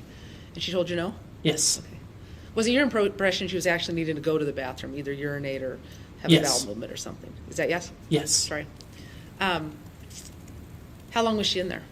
She was in there no longer than 15 minutes. Okay. Where were you at when that was going on? Upstairs. Okay. Where was Micki at? Upstairs. Where was Angee Hock at? Upstairs. Which rooms were they in? We would periodically switch around. Again, in that time, it felt like we needed to move around a lot more, but we would periodically move from hallway to bedroom to bedroom. And I probably didn't ask a very good question, but the point that Emily went into the bathroom, where were the three of you? We were all upstairs. Okay, just kind of hanging out, waiting to see what happened next? Yes. Okay. Where was Angee's, the defendant's child? I do not exactly recall where he spent most of his time, but from my understanding, he spent most of his time in the guest bedroom. Okay. And did it seem like Micki and the defendant were taking turns going into the guest bedroom? Yes. Okay. Did the child get in your way at all? No. Well-behaved child, was breastfeeding baby, so not a child that was running around. Correct. All right. 15 minutes passes. What happens next? Well, I should ask you this. Was the bathroom door locked? Do you know? Not to my knowledge, no. 15 minutes passed, you say, and so now we're into an hour and 2 or 3 minutes past when the breach has been identified. Yes. Okay. Did anybody check on Emily during that 15 minutes? I would have went to the door to ask her if Okay. she was doing okay. And did she always indicate that she was doing okay? As far to my knowledge, yes, she was doing fine. Okay. At some point, did she ask for help? Yes. How did that go? She called out for Angee, and at that point, the door was open, and Angee proceeded to assist Emily as much as she could. Just take as good a note. How did the door get open? Do you remember? I do not recall. Okay. Did Angee come in right away? Yes. Where do you remember Micki being? Micki was attending to Angee's son. Okay. What happened next? At that point, Angee proceeded to assist and help Emily with the final stages of labor and delivery. At that point, when the door flung open, I was able to see Vera outside of my wife, and she was not fully delivered. She had not exited my wife's body yet, and I continued to move towards assisting with Angee's child, so then that way Micki could go and assist. Did you feel out in that moment Micki would be more help to your wife than you would have been? Yes. Okay. And I know it's hard to think about, but how much of Vera do you think you saw? Did you just see legs? Did you see more than legs? What did I you see? could identify limbs, yes. All right. Do you think you saw any arms? Not that I can recall. Okay. How was your wife doing? Do you remember? She was in stress. Okay. Do you remember where she was in the bathroom? Was she leaning over? Was she on all fours? What do you recall? I recall her in the bathroom, but not her exact position, no. When you say the door flung open, who opened the door? Did Emily open it for you, or do you remember? Not that I can recall, no. But the door came open. There was no struggle to get to the door. Correct. All right. Once you took defendant's child, what happened next? At that point, Micki had already started calling 911, and Micki had handed me her phone. I had continued the 911 call to make sure that the ambulance could arrive to our house and assist. When we go through things slowly, I just want to be very careful about the times here. And when we go through slowly, it's hard to get the exact time. So how much time passed, do you think, from door flinging open, Angee Hock getting in there to let's call 911? How fast is that? I would say that at that point, it was an emergency. Okay. So contrast that when breech is first identified, this is not an emergency, but now we're at emergency. Yes. Fair to say? All right. And Angee said call 911, and did you hesitate at all to call 911? I do not recall if I hesitated because Micki was already on the phone with 911. Back to my questions I asked earlier, though, if Angee Hock, this woman you trusted, said it's time to call 911, would you call 911? Yes. Okay. Did you believe in her advice? Yes. Okay. Did you greet the ambulance when they got there? Yes. Okay. So you would have had to at some point go down the stairs, is that right? That is correct. And did you talk the emergency personnel how to get to your house and talk with them on 911 Yes. as they were arriving? How long did it feel like it had taken them to get there? It felt like 10 minutes. Okay. You know, I'm going to back up for just a second because I forgot to ask you something. I apologize. At some point, were you packing Emily's bag for the Yes. hospital? When did you start doing that? As soon as Emily told me that I needed to pack a bag. And when was that? Was that when you were calling 911? Was it sometime before that, or? I would say it was when it was told to call 911. Okay. What happened when the EMTs arrived? 4 of them went upstairs. I stayed downstairs, and they proceeded to assist however they assisted upstairs. And then they put Emily on a stretcher and got her out of the house. I take it you were at the bottom of the stairs? Yes. Were you able to see up there? No. Okay. Is that because there were so many people up there at that point? Yes. Because if I'm doing the math right, you think there are at least 4 EMTs, paramedics up there, and I assume, is Micki still up there? Yes. Is the defendant still up there? Yes. And of course your wife is still up there? Yes. Okay. Ms. Jacobson, I think we're going to take our mid-morning recess. We'll be in recess for 10 minutes. Okay. All right, thank you.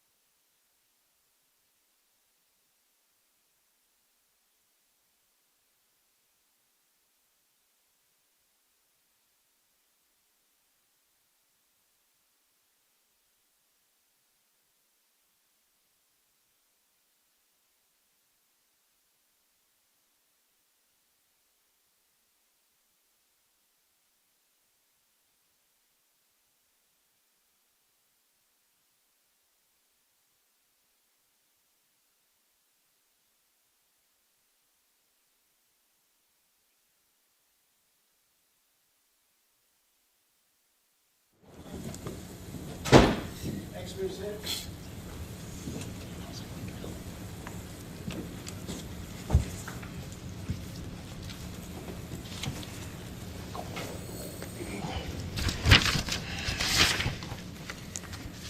right, back on the record. Miss Hayes Klein, would you make sure that the microphone, the court microphone, is up towards you? The other microphone is for the court TV. So just make sure we can hear you. Yes, All right, go ahead, Miss Jacobson. Mr. Noe, you return to the stand. And just, Mr. Dornan, did you want to make a motion? Yes, sir. I don't think there have been any witnesses in the courtroom, Judge, but I would just ask, motion the court to sequester all witnesses. Any objection to the motion? None, and I'd ask it to be reciprocal. All right. Thank you. It will be reciprocal. The motion by Mr. Dornan is sustained. Have a seat. Ms. Jacobson, you may proceed. Thank you, Judge. Mr. Noe, we were getting to the ambulance being present. I want to back up just a second because on the break I was looking back at my notes and I forgot to ask a question. While Emily was in the bathroom for that 15 minutes, did you have any conversations with Angee Hock about whether or not to go in there or what you should maybe do as it relates to her being in the bathroom? Not that I recall. Did it seem she had any concern about her being in the bathroom alone? Not that I recall. All right, so let's get back to, you said that there were paramedics and the Omaha fire personnel were up at the top of the stairs. Could you hear what was going on up there? Yes. What did you hear? I heard that they were assisting Emily and Angee and Micki as much as they could. Okay. At any time, did you hear Emily cry or scream out or anything like that? Yes. What did you hear?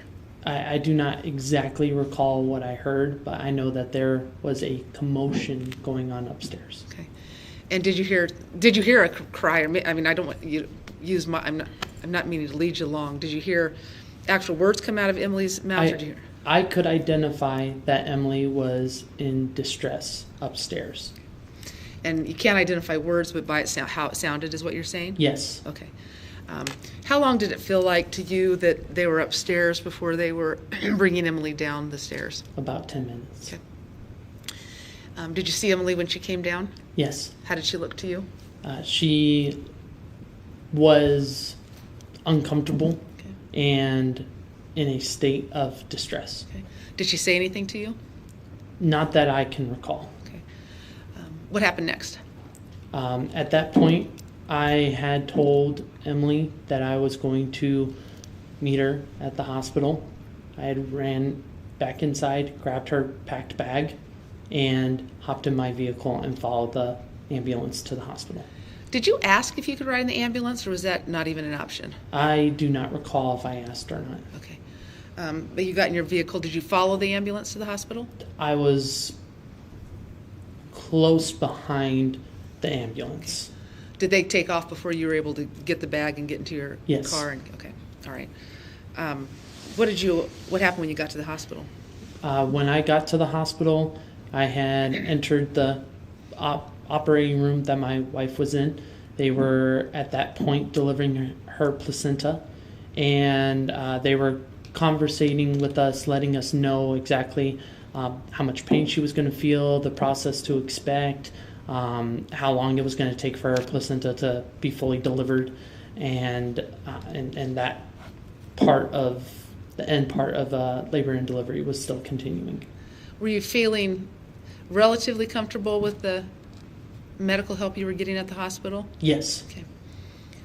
Was it still a pretty stressful situation? Yes. Okay. When you got there, were you able to see Vera when you got there? No. Okay. Did you learn whether she was still alive or not? We did not learn until after Emily had delivered her placenta. How long was that? I would say I'm not too sure how long exactly it was. But at some point, were you told of Vera's condition? Yes. Okay. And what did you learn about Vera's condition? That she was not going to make it, and that the hospital had put her on life support, and we were allowed to spend the weekend with her, hopefully to see any signs of life, and unfortunately there was none, and we were told to say our goodbyes on June 17th. Okay.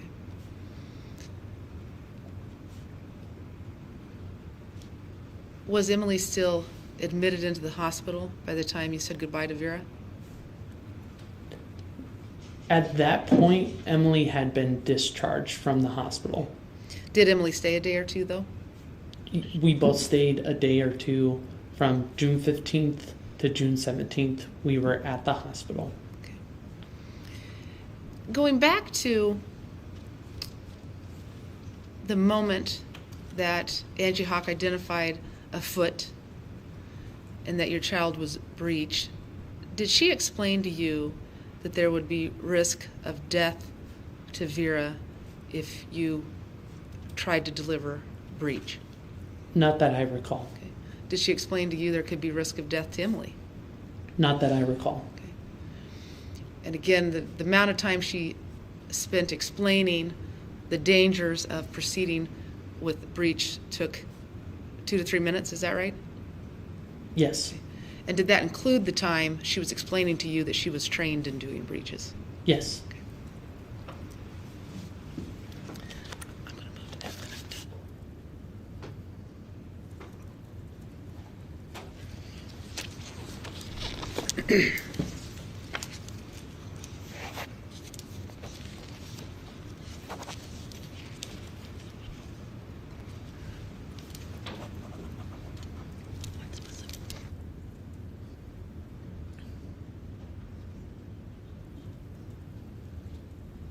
What specific dangers, and again, I'm back at that time when she identified Vera being breech. What specific dangers did she tell you about?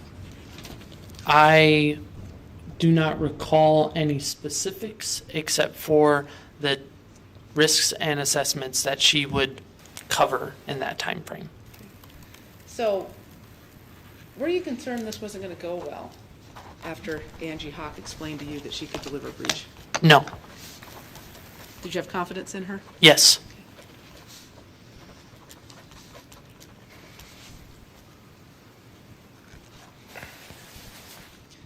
All right, I am going to show you marked exhibit 65, 66, 67, and 68. Take a look at those and tell me if you generally recognize what those are for.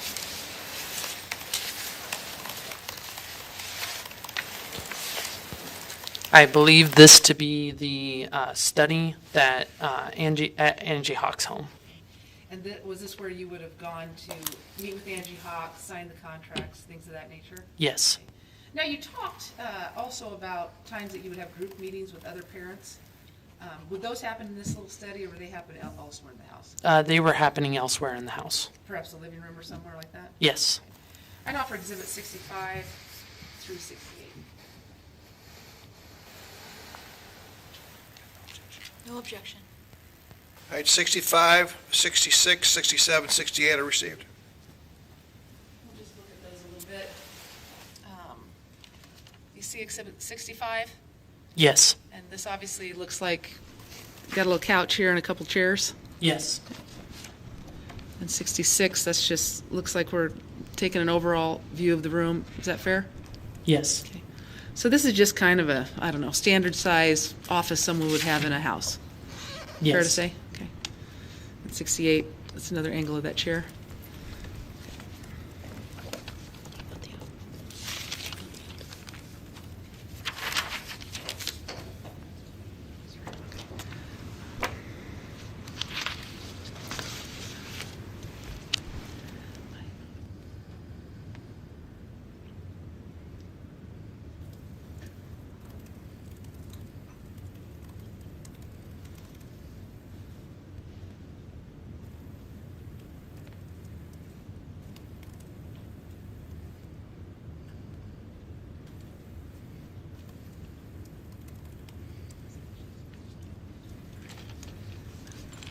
Did Angee Hock ever come to the hospital? No. Vera? Okay. Did you talk to her again after this happened? Yes. When did you talk to her? We updated her on Vera's situation. Did she ever come back out to your house after this happened? Yes. Okay. When did that happen? She came out on Tuesday, following that Sunday, June 17th. Do you know if she ever came to the hospital to talk to the medical professionals about how Emily's labor had gone? Not to my knowledge. How did you feel about her coming to see you after this? We were receiving. We wanted to meet up with her, and we wanted to inform her on how everything went. Again, sharing that same care and hospitality between each other. Have your feelings changed since that time period to now? No. Okay. Did you learn more information about the dangers of breech births since that day? Yes. Okay. The things you learned about the dangers of breech birth, did Angee Hock tell you about those back in June of 2019? Object, Your Honor. Asked and answered. Sustained. Okay. I have no further questions. I'm done. I have no further questions of this witness, Judge. Thank you, Cross. She's got to be louder. Good afternoon, Mr. Noe. Good afternoon. Can I ask, when did you first talk with Emily about giving birth outside the hospital? Could you rephrase your question? Did you and Emily talk about giving birth outside the hospital before you ever became pregnant with your first child? Yes. And why did you consider having your babies outside the hospital? It was an available option that we could choose how we wanted to proceed with labor and delivery. Would you say that privacy is important to Emily? Yes. What was your impressions of the options for where and with whom you could have your baby? That all options for labor and delivery were available to us to choose. And what were those options? They could be at birthing clinics, they could be with other midwives, they could be assisted home births, we could do it in a hospital, C-sections, whatever option available at the time was part of the discussion. And were you aware that some people in Nebraska do give birth outside the hospital, even though home birth midwives are not licensed in this state? Objection, relevance, stating facts outside of evidence, and testifying. Could you repeat the question? Were you aware that some people in Nebraska give birth outside the hospital, even though home birth midwives are not licensed in this state? Yes. Were you aware that some people in Kansas give birth outside the hospital, even though home birth midwives are not licensed in that state? Objection, relevance. Could you repeat the question? Were you aware that some people in Kansas give birth outside the hospital, even though home birth midwives are not licensed in that state? As far as to my knowledge, yes. What were some of the options that you explored for your first pregnancy with Sabra? Again, we explored birth clinics, hospitals, along with working at Offutt Air Force Base with those clinic providers and other birth clinics around the state of Nebraska. And did you visit with obstetricians at Offutt Air Force Base during that pregnancy? Yes. Did you and Emily inform Emily's obstetricians at the Air Force Base that you were considering giving birth at home with a midwife? As far to my knowledge, yes. And do you remember how they responded? No, I do not.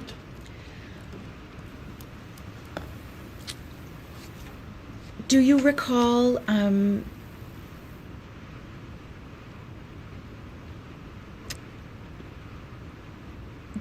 discussing the risks and benefits of home birth with any of Emily's obstetricians at Offutt Air Force Base? As far to my knowledge, yes. And do you recall being told by any of those doctors that you aren't allowed to give birth at home? No. Would you say that Emily's doctors discussed home birth with you and Emily as just another medical option with risks and benefits on both sides of the choice? Yes. Did you drive to Kansas to explore your options for childbirth? Yes.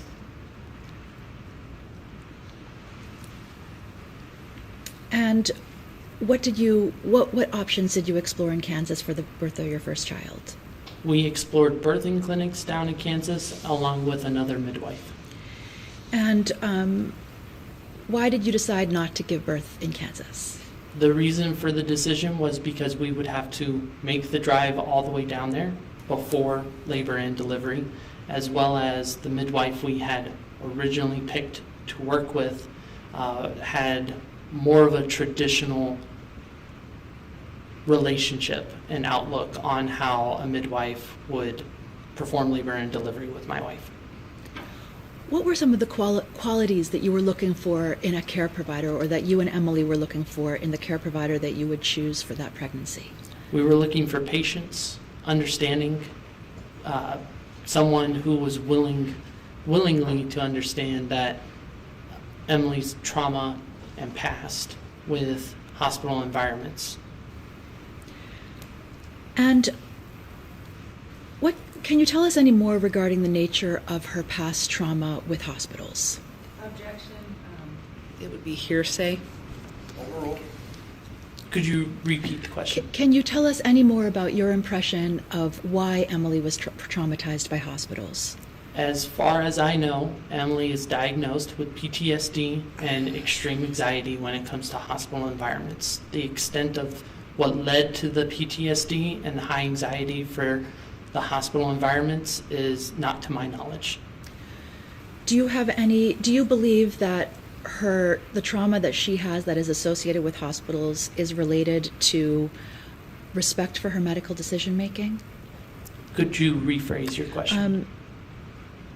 I'll move on at the moment. Was one of the reasons why you decided not to give birth with the midwife in Kansas because she wanted to make decisions about Emily's labor and birth that you and Emily would not agree with? The reason we did not work with the Kansas midwife was because she wasn't in agreement with me being in the labor and delivery room. But do I believe that she would have ignored Emily's decisions? No. Thank you. And when do you recall meeting Angee Hock for the first time? I recall meeting Angee Hock sometime during the third trimester of our first daughter, Sabra. And where did you meet with her? We met with her at her home. And was that her family home where her family lived? Yes. And was her family around the house when you came to visit for your appointment with Angee? Yes. Did you meet with her in a private space? Yes. Was anybody present in that room other than you, Emily, and Mrs. Hock during No. those conversations? And visiting with and Mrs. Hock at her family home, how did that compare with the circumstances in which you had visited with other home birth midwives? Did you also meet them at their homes? We met the Kansas midwife at her home, which she had her practice out of her home. Very much similar to Angee Hock's. Okay.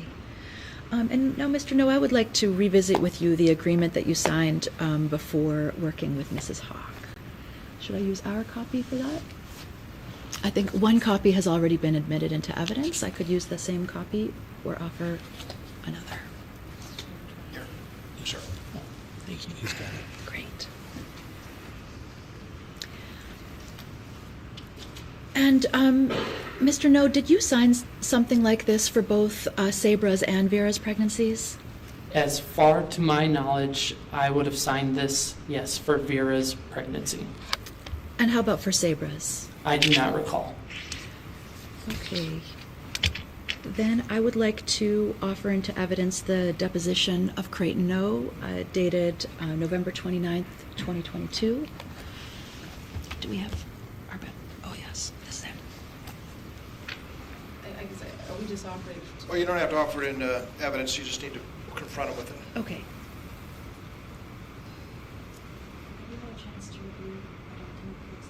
Yes. It's hard to hear you, counsel. I know you're soft-spoken. If you could just be Have you had a chance to review a document that looks like this? Yes. And can you identify this document? Yes. What is this? This is my deposition.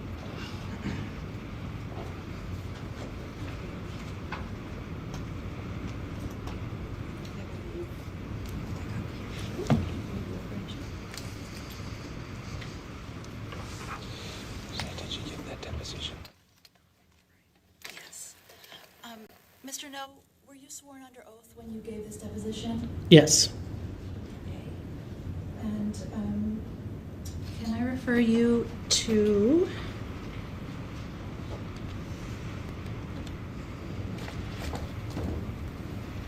page 45 of that document? Yes. Can you see where you were asked, can you see, do you recall being shown the same agreement that you signed with Angee Hock during your deposition? Yes. And do you see the exchange in the deposition where you are asked, have you ever seen it before? On page 45? I am lost on the document here. So if you Yes, it's I do see it 45 now. and line 10. Yes. May I read the exchange that was happened in the deposition and you can tell me if it refreshes your memory? Yes. Question, have you ever seen it before? 5 years ago, I believe. Answer, 5 years ago, I believe, but I do not recognize the document. Question, do you ever remember reviewing it prior to signing it? Answer, yes, I do remember that this would be a document that we would go over and that we would sign it together, my wife and I. Question, and when you say we would go over, what do you mean? Answer, Angee, my wife, and myself would go over the document with Angee and then we would sign it together. Question, so did you actually... I don't understand. This is improper impeachment. She's just Well, reading the, I think don't, she's getting there, so go ahead. Objection's overruled this time. Question, so did you actually look at the document when you were together in person during one of your prenatal appointments? Answer, with Angee, correct? Question, yes. Answer, yes. So the first appointment that we had with Angee, the very first one we met with her, she would have brought this out, and we would have gone over it and signed it together. Question, and do you think you signed something like this document for both Sabra's and Vera's pregnancies? Answer, as far as I can remember, yes. Mr. Noe, do you believe that you reviewed and signed this document with Angee prior to hiring her to give birth with her with Sabra? I believe when I was shown this document, I was uncertain of what I was reviewing for both Sabra's and Vera's contract. So when I was given this document, I had to reflect back on over years of time to see if I recognize the document, as well as I do not have a copy of Sabra's in the first place.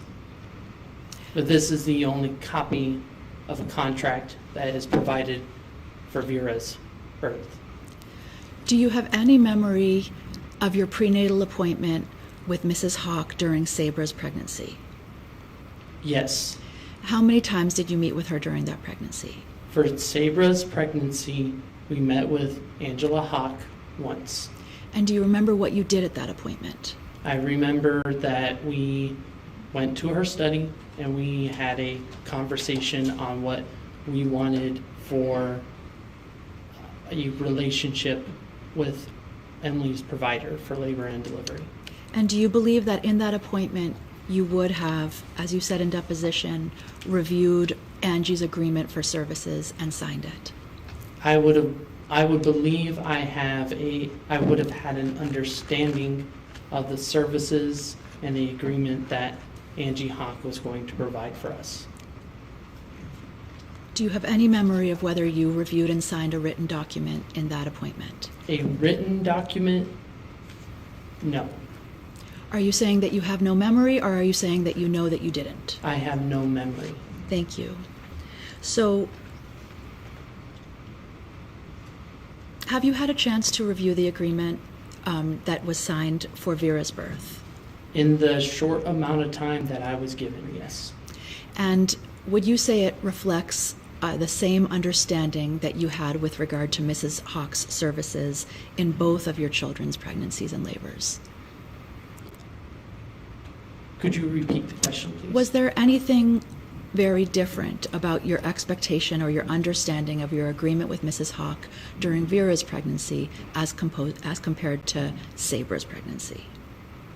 Outlined in the contract.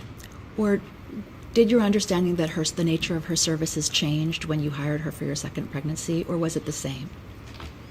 The second time that we hired her, the only difference is that she brought her child. Other than that, was your understanding and expectation for her services the same both times? Yes. Okay, then can I refer you back to the agreement? Yes. Can we look together at the second page?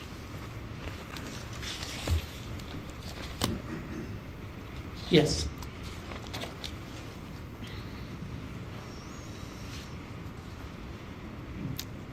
So, you've testified that you reviewed this together with Mrs. Hock prior to signing and initialing it, is that correct? That is correct.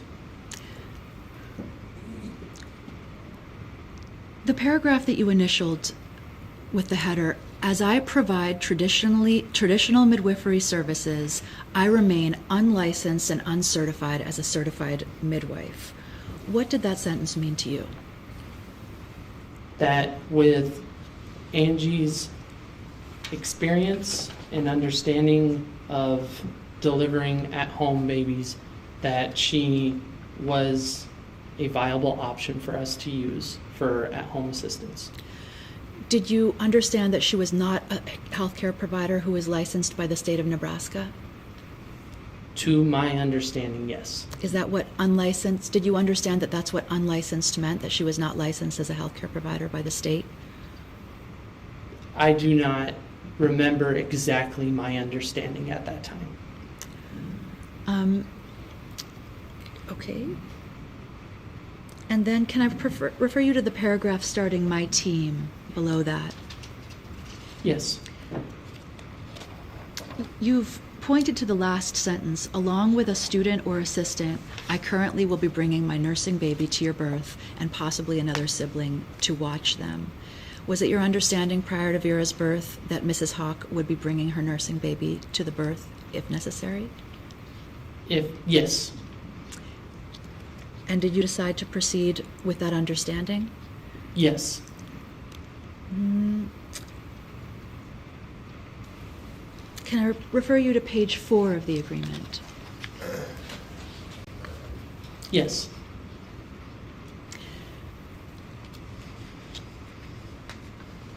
The sentence, "As parents choosing a home birth with a Nebraska birth keeper, you are taking responsibility for your own pregnancy and birth, and therefore you are responsible." What did you understand yourselves to be responsible for? That we are responsible for our pregnancy, how that child is conceived, how they are taken care of, how our appointments are handled, as well as understanding the needs and comfortability of my wife. Did you understand yourselves, therefore, to be responsible for making decisions throughout the pregnancy and birth for your family and for your baby? Yes. If I could refer you to the next page, page 5 of the agreement.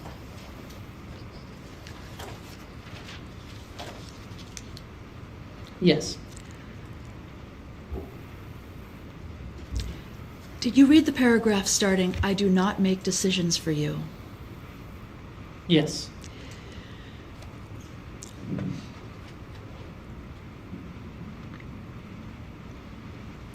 Did you read the line in that paragraph that said that you are the final decision makers? Yes. Was that important to Emily to be respected as the final decision maker about her care? Yes.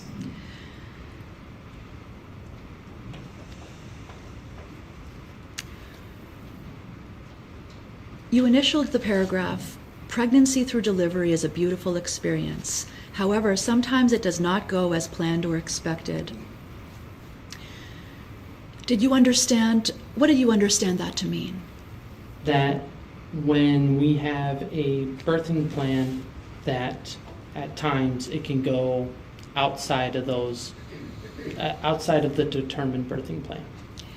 And was it your understanding that you might go outside of your birthing plan because unexpected things might occur during a labor or a birth? Yes. Why did you and Emily decide to hire Angee from among the different options that you had explored? From among the different options that we explored, Angee was the most viable option for Emily with her current conditions through PTSD and extreme anxiety in hospital situations. Would you say that Angee's commitment to respecting Emily's needs and her decisions in giving birth at home with a midwife was important to your decision? Let me try it again. Would you say that Angee's commitment to respecting Emily's decisions and her needs was important in your decision to hire her? Yes. What was your understanding of the kind of differences in what you would expect giving birth at home with a midwife rather than at the hospital? During the time of Vera's pregnancy or in general? In either Sabra's or Vera's pregnancy. Could you repeat your question, What please? was your understanding of what would be different in giving birth, laboring and giving birth at home with a midwife versus giving birth at a hospital? So the understanding was that we could provide the care and comfort of being at home for Emily. The hospital environment would not be a traumatic trigger for her PTSD and her high anxiety. And were you aware that there would be less medical equipment available in the home setting? Yes. Were you aware that midwives monitor fetal heart tones periodically, and rather than on a continuous fetal monitor that's available at the hospital? Yes. Were you aware that there is no capacity for surgical delivery at home and that surgical delivery is only available in the hospital setting? As far to my knowledge, yes. Did you and Emily feel that the benefits of giving birth in an environment where Emily felt safe, where her decisions and needs would be respected, and where she would be provided with traditional midwifery support for physiological birth, for you and Emily in your circumstances at that time, outweighed the benefits of giving birth at the hospital with its licensed providers and all of the medical equipment and resources available in that setting? I would say that at that time, since we were still having a normal pregnancy for both pregnancies, yes. Mr. Noe, were you always aware that the death of a baby or the baby's mother is a possibility in childbirth? Yes. Were you aware that complications can arise during childbirth and that they can arise even after a healthy, normal pregnancy? Yes. During Sabra's birth, what do you remember about the conversation in which a decision was made to transfer to the hospital? I remember that Angee checked her heart rate and it had spiked a little bit. And in that process, Emily also stopped having contractions and the birth was starting to stall out. And from there, Angee had said, I believe that it is time for you to go to the hospital. Do you recall Mrs. Hock informing you and Emily that she had concerns about the baby's heart rate? As far as I can remember, yes. Do you recall her communicating that what she was observing with the baby's heart rate indicated that Sabra might be experiencing some distress in utero? Yes, but not to the extent of an emergency or any sense of urgency. But was it your impression that concern for the possibility that Sabra might be developing distress was a reason for the suggestion that a hospital transfer might be a good idea at this time? The reason for us transferring to a hospital was because Angee had said it is time for you to go to the hospital.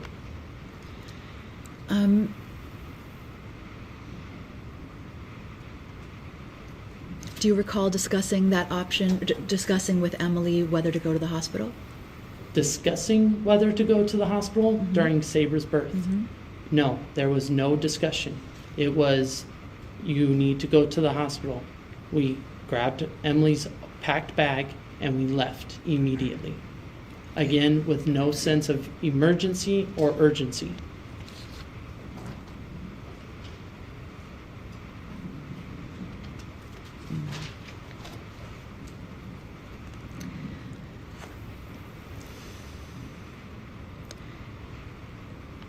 You've talked some in your testimony today about what happened after the hospital transfer, and so I won't ask you to tell that story again. Did Emily consider herself to be traumatized by the way that Sabra was delivered at the hospital? The hospital environment, yes, was traumatizing. The way that the medical staff at Bellevue Medical took care of us was traumatizing.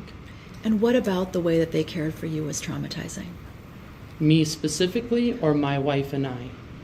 Let's start with yourself. With myself, I felt as if I was put into a linen closet without anybody to explain what exactly was happening, without anybody to explain what exactly was going on or happening.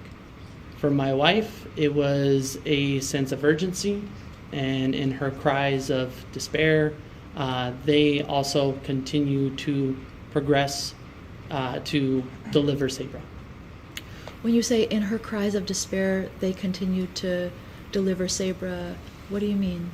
Emily has PTSD and high anxiety, extreme anxiety when it comes to hospital environments. So Emily is triggered by hospital environments. Did she cry out in despair during her care at Bellevue? Yes. And when you say during her cries of despair they continued to deliver Sabra, are you saying that nobody paid attention to those cries of despair? The viewpoint that I had from the linen closet was that they had taken the anesthesia mask, and instead of placing it gently over her, they had to seal it down because they were causing trauma to my wife. How did you and Emily decide when to have your next baby? Could you repeat your question? After Sabra was born, how did you decide when to continue your family and have your next baby? We continued through a natural process. Was it your intention to have a large family? Yes. When do you remember talking with Emily about what you wanted to do for the birth of your second child? I do not exactly remember when the conversation started for what options we were going to pick. Do you think it started before you conceived Vera? I would say yes. And what do you remember about the discussions about planning for the birth of your next child before the child was conceived? That every option to have a vaginal birth, a C-section, have it in a hospital, have it in a birthing clinic, have it at home birth, all those options were still viable and readily available to us.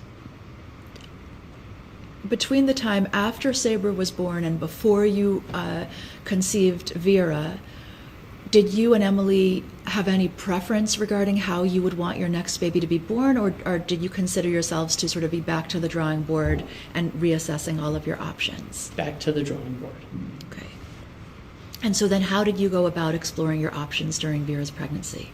The same exact process that we went through with Sabra. And can you tell us what that involved? Revisiting birth clinics again, calling birth centers, and going through the list that we previously went through. And when you say birth clinics, what is that? A birth clinic is... There was a birthing clinic in Bellevue, Nebraska. It closed down due to them pulling those midwives into UNMC's medical practice or system. I do not know any extent or further knowledge on how that process works or how birthing clinics are monitored, or what regulations go through to make a birthing clinic a birthing clinic. Was a birthing clinic a place where midwives did the care? As far as to my knowledge, yes. And was a birthing clinic a place that was neither a home nor a hospital? Correct. And where did you visit birthing clinics only in Nebraska during Vera's pregnancy or outside of Nebraska also? We went to Des Moines for another birthing clinic. Okay. And why did you decide not to give birth in a birthing clinic? The reason being, I don't exactly remember why we did not choose to go through a birthing clinic. Do you remember believing that a birthing clinic was pretty close to a hospital environment or more medicalized than a home birth environment would be? Yes, depending on which birthing clinic you attended. There are, again, birthing clinics that have in a very, very home setting where they give you a full-on bed, a nightstand, lamps, along with a birthing tub for you and an additional person to have enough room to be in. But then there are also birthing clinics that have small operating rooms that are more designed to be hospital, to have a hospital setting with it. Were there any birthing clinics that you seriously considered in Vera's pregnancy? No more. I'm sorry, could you repeat your question? Were there any birthing clinics that you and Emily seriously considered for Vera's birth? For Vera's birth? Yeah. It was the same exact decision-making process that we have for Sabras. Okay. And why didn't you choose one of those birthing clinics with the bed and the nightstand and the tub? There's multiple reasons. It could have been insurance didn't quite cover it. It could have been that we weren't getting quite the home-esque feeling. Again, multiple clients use birthing clinics. So if the labor and delivery if your due date doesn't align with if your due date lands on somebody else's due date, it depends on a first come first served basis as well. Multiple reasons could have led to why we did not pick a birthing clinic. Okay. And did you visit with any obstetricians during your pregnancy with Vera? Yes. And where? We visited to the OBGYN team at Offutt Air Force Base Medical Clinic, and that's where we did a majority of our prenatal care. And were you usually with Emily during those prenatal appointments? Yes. Were you present with Emily when she met with Dr. McBee, her prenatal provider, during her prenatal obstetrician during Vera's pregnancy? Yes. And what is your understanding of what Dr. McBee recommended for Vera's delivery? Dr. McBee still gave us every option, such as a vaginal birth along with a C-section, and her understanding for the risks and assessments was that if we decided to work strictly with Dr. McBee, she would only provide a C-section.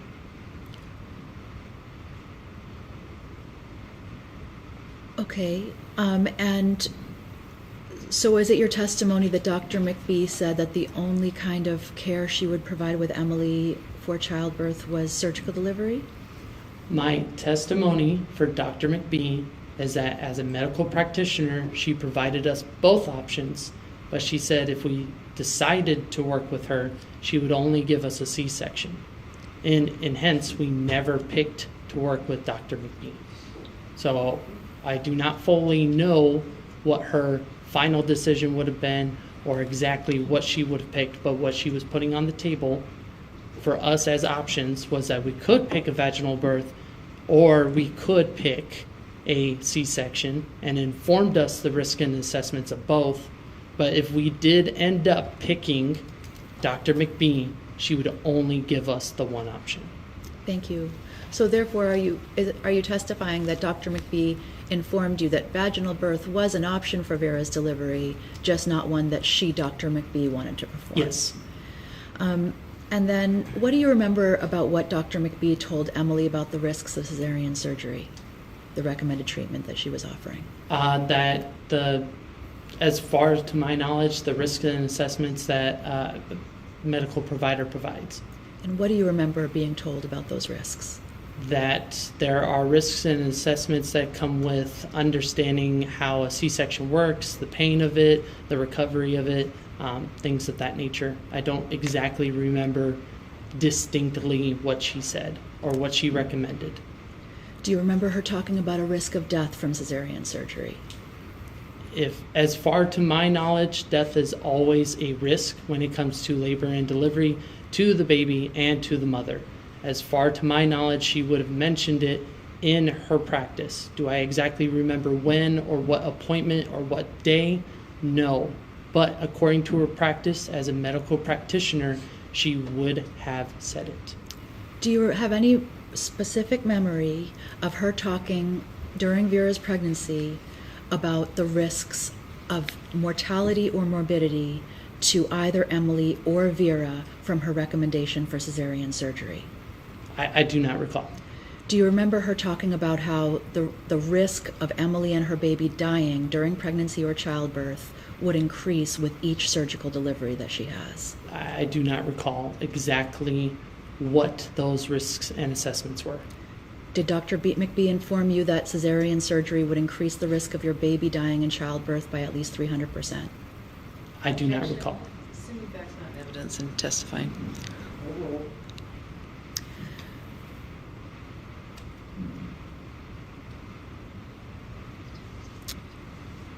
Were you and Emily aware that Vera would face risks during childbirth no matter how she was born, and that different providers had different perspectives on how to weigh and compare the risks of your options? Yes. And was it important to you that ultimately the law gave you and Emily the authority to weigh those risks and decide yourself how to value them and what was the best course of action for your family? Could you repeat your question? Was it important to you that Emily be respected as the person who gets to weigh all the risks and make the decision? I would say that it was important and that she be respected in what she wanted for her labor and delivery.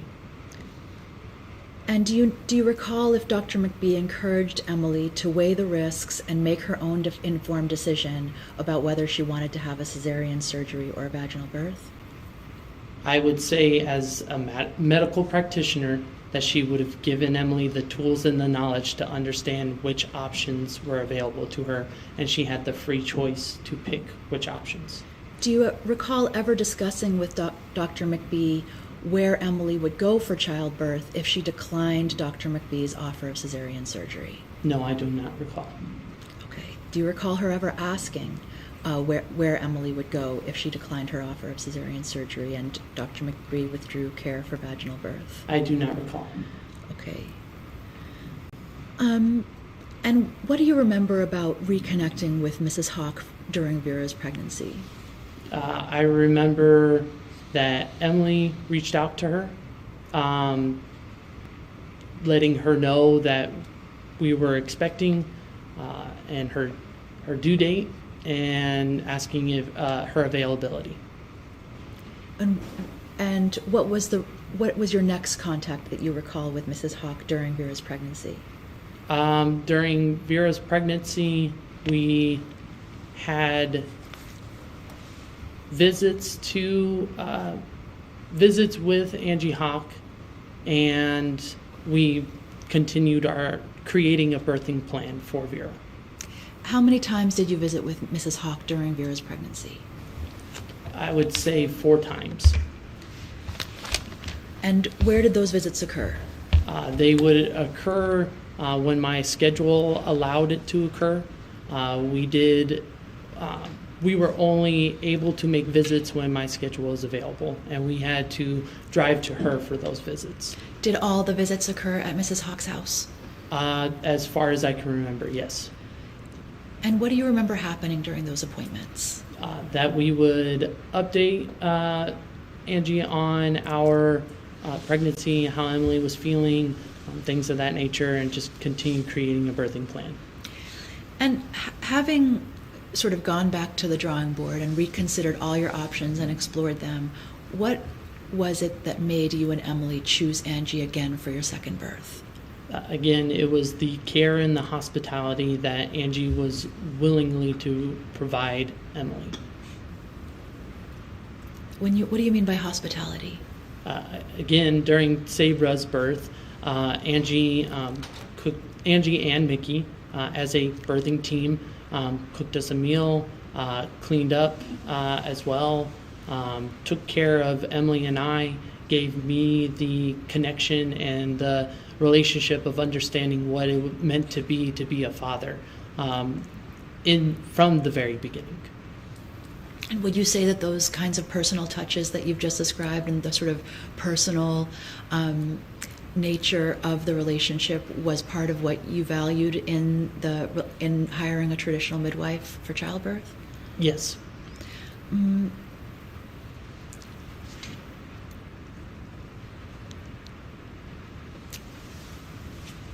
What else do you remember about your prenatal appointments, if anything? That we would meet with Angee. Okay. So before Emily went into labor with Vera, what was your understanding of what was going to happen when she did go into labor? The same exact the same exact experience that was provided for Sabra. Is that as soon as we knew or were aware that Emily was going into labor, that we would contact Angee and Angee would come out. And did you know who was going to come with her? At the time, we knew that Micki was going to be attending with her. And you testified previously that Micki also participated in Sabra's labor? Yes. And were you asked for permission on whether Micki could accompany Angee to the births? Yes. And what did you decide? That was appropriate. And were you asked again for Vera's birth if you wanted Micki to come again? Yes. And were you glad to have her come as well? Yes. And why? Again, Micki provided a very emotional support role, that more maternal role, and that's what Emily was also seeking. Mm-hmm. And so what do you remember about Angee and Micki arriving at your house during labor with Vera? That they had arrived early in the morning and that they had brought Angee's son with. We were notified and asked if that was still okay. We said yes, that was still okay. And they showed up.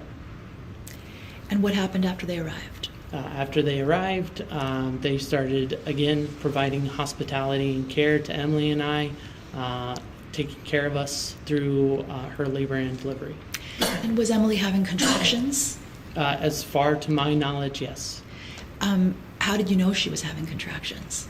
As far to my knowledge, when Emily would tell me or express how consistent they were happening, to my knowledge, she was in labor. Would she demonstrate that she was in pain by exhibiting pain through her body language or her facial expressions? Could you rephrase your Did you know that she was having contractions because she looked like she was in pain or moved like she was in pain? I wouldn't say that it's pain. I would say that she communicated to me that she was having contractions and that she was in labor. Were you helping her to time the contractions like dads sometimes do in labor? No, I was not. So was it more that she would say, "I'm feeling one now"? As far as I can remember, yes. Okay. And so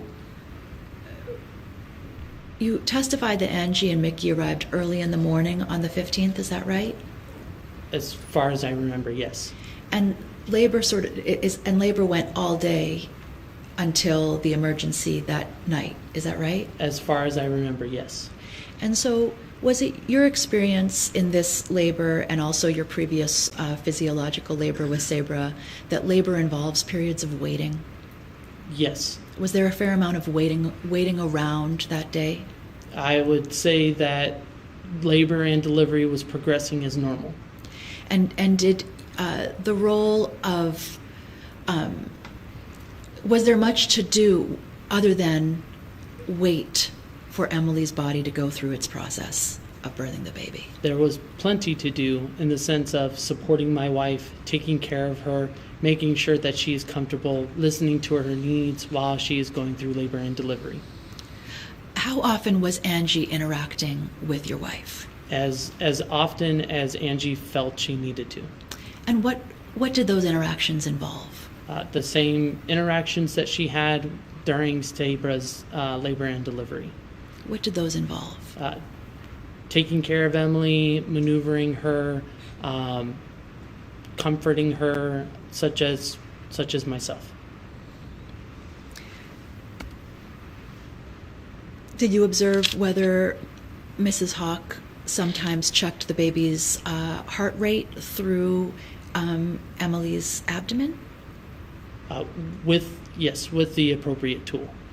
And what was the tool that you observed her using? I believe it's a monogram. Okay.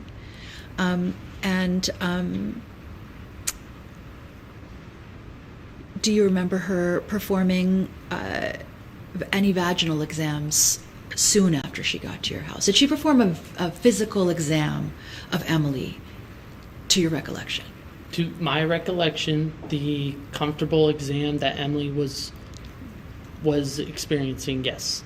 I was not at a point of view where I could identify exactly what she was checking for or what tools she was exactly using for vaginal exams. Were you usually in the room when Mrs. Hock was examining Emily, or would you step out of the room for those encounters? No, I was in the room. Okay. And when you say she performed the exam that Emily was comfortable with, would Mrs. Hock ask permission of Emily before touching her? Yes. And was it the nature of their communication in labor with Sabra and with Vera that that Mrs. Hock did not touch Emily without her permission? I would say the nature of that was that Mrs. Hock had the respect and understood Emily to the point where she would always ask. And I believe that she would respect that out of any client that she would take care of. And so, do you remember Emily asking Mrs. Hock to examine her or perform a vaginal exam at a certain point? I do not recall Emily making any specific requests. I believe that the communication was decided upon between Emily and Angee talking to each other. And were you present when Angee informed Emily that the baby was breech? Yes. And you've testified some about the conversation, but I'll ask you again, what do you remember about that exchange? From what I remember is that Angee gave us the option to go to the hospital or to stay and continue labor and delivery with Angee. And do you remember Angee communicating that breech delivery is considered more complex and risky than head down or vertex delivery? To my knowledge of risks and assessments, I believe she would have said it, but do I exactly remember the distinct conversation? No. And even if you don't remember the exact words that were spoken, did you understand that the reason she was talking about a hospital was that a breech birth can be riskier? I would not say that it was riskier. I would say that she was giving us the choice and option to choose either. Again, there was no sense of urgency or emergency. Yes.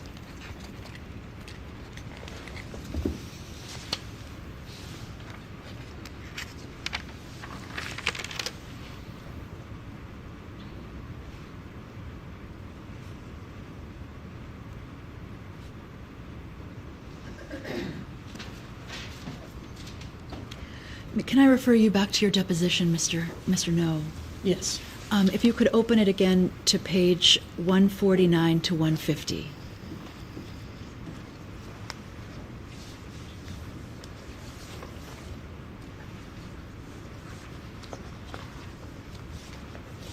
Yes. If I can refresh your memory with the exchange on this topic at the bottom of 149 and on to 150, maybe I will read it to you and you can tell me if it cues your memory in any way or what you make of it at this time. Question: And do you remember in that discussion if Angee communicated that breech delivery can be more complex and risky than a head down or a vertex delivery? Answer: according to her knowledge and her expertise, she probably made us aware, but again, she gave us an option. Question: and did you have an understanding that those potential increased risks were part of why this might be a moment to go to the hospital? Answer: yes, we were in the perception at that time it's either go to the hospital or stay for labor and delivery. Does that recollection help you to think that it was communicated to you and Emily that there would be increased risks with a breech delivery compared to a vertex standard delivery? According to my understanding, again, we were given an option, and my understanding was that we had the option to go to the hospital or stay and continue labor and delivery with Angee. Okay. And did you and Emily have a private conversation to make that decision? Yes. Do you recall what you discussed? I recall that we discussed our options, whether going to the hospital or staying and continuing labor and delivery, and we decided to stay. Okay. And in that decision-making process, was it still the case that you and Emily still wanted a healthy outcome for your baby more than anything else? Yes. And do you believe that Angee also wanted a healthy outcome for your baby? Yes. What happened after you decided to stay home? We made our decision to stay. We notified Angee about our decision, and labor and delivery continued as normal. Actually, I want to ask you a couple more questions about the conversation about whether to go to the hospital. Did Angee communicate to you that she had heard any concerning heart tones that made her concerned that Vera was experiencing fetal distress? Not that I recall. And did that contrast with labor with Sabra, at which you were informed that there were concerning fetal heart tones indicating that the baby might be in distress at that time? The situations for Sabra's labor and delivery and Vera's labor and delivery are completely different. They have no commonalities at all. And they are two different labor and deliveries.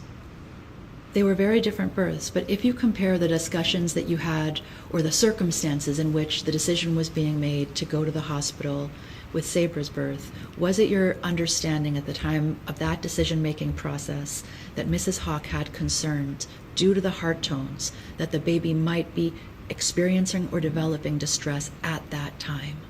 During Sabra's delivery, Mrs. Hock told us to go to the hospital, and we went to the hospital. That is your memory of that conversation? Yes. Okay. So what do you remember happening after the decision was made to stay home? That labor and delivery continued as normal. Okay, and what did that involve? Again, taking care of Emily, making sure she's comfortable, things of that nature. Was she continuing to have contractions? As far to my knowledge, yes. And so were you waiting to see if the baby would be born safely at home? We were continuing to take care of my wife, yes. Was there anything that you could do to help the baby get born faster? That experience and knowledge is above my understanding. So although you could support her emotionally with what her body was going through, did you have to wait for the body's process to sort of know what was going to happen next? According to my knowledge, I do not believe I can answer that. Okay.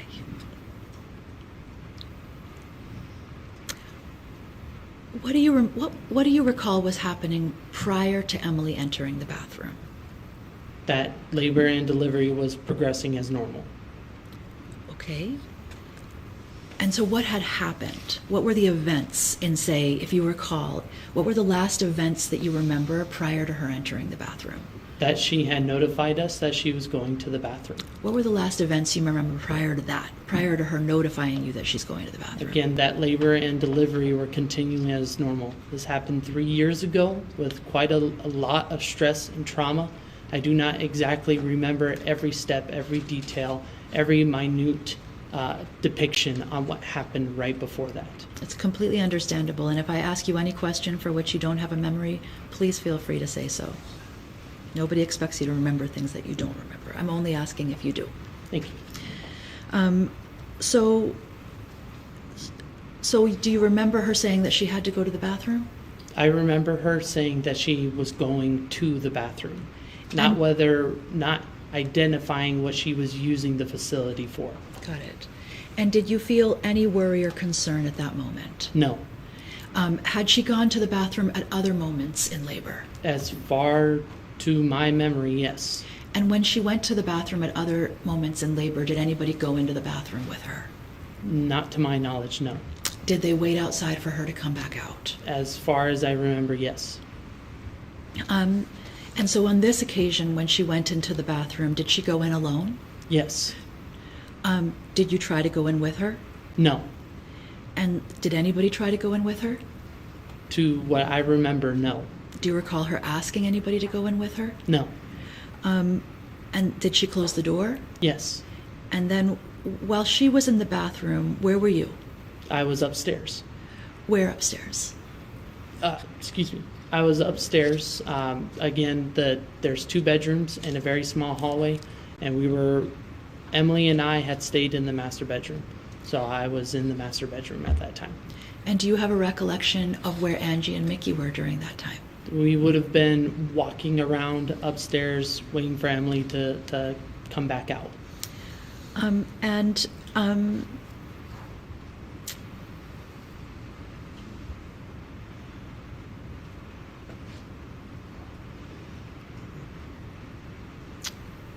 Did anybody seem worried or alarmed about the fact that Emily was in the bathroom? Not to my knowledge, no.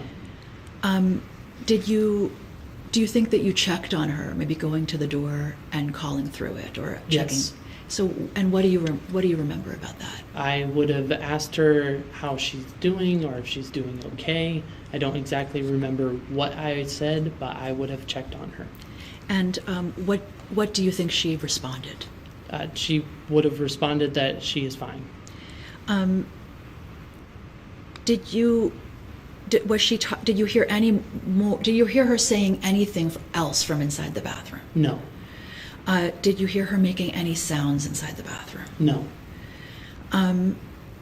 Was she saying anything or making any sounds during the 15 minutes or so that she was in there that suggested that she might be birthing a baby in there? No. What was the next thing that you remember happening? I remember that Emily had called for Angee, and the door was flung open, and at that point in time, I could recognize a limb of some sort that was Vera's hanging outside of Emily's body, and from there, we were told to call 911. And when the door opened and you could see Emily and Vera, were you standing in the doorway? I don't exactly remember where I was standing. Do you recall where Angee and Micki were? They were upstairs. Were they beside you at the doorway? I would say that they were upstairs. Was there any? Were you at that doorway long before them? I don't recall. Do you remember them standing next to you in the doorway? It's a small upstairs. We would have crossed paths or stood next to each other at some point in time up there. Yes. Do you recall observing any hesitation in Mrs. Hock mobilizing to that door when your wife called for her? No. And it's your recollection that what do you remember about the decision to call 911 or how that happened? That it was announced for someone to call 911. Micki was already on the phone by my memory, and she had Angee's son in her hands while trying to make the phone call. Took Angee's son as well as the phone because Micki handed it to me. I continued the phone call to get the paramedics to our house and gave Micki the ability to assist as much as she could. Was Angee the first person to enter the bathroom with Emily? As far as I know, yes. When you were standing calling 911, was Angee in the bathroom? As far as I know, yes. Do you recall Angee directing someone to call 911 when the door opened and the scene was visualized? Yes. Do you remember anything about what you said to the EMTs when you called? That I directed them where our house was located and what the situation was. Did you tell them what did you tell them about the situation? That we were having an at-home birth and that they needed to come to our address.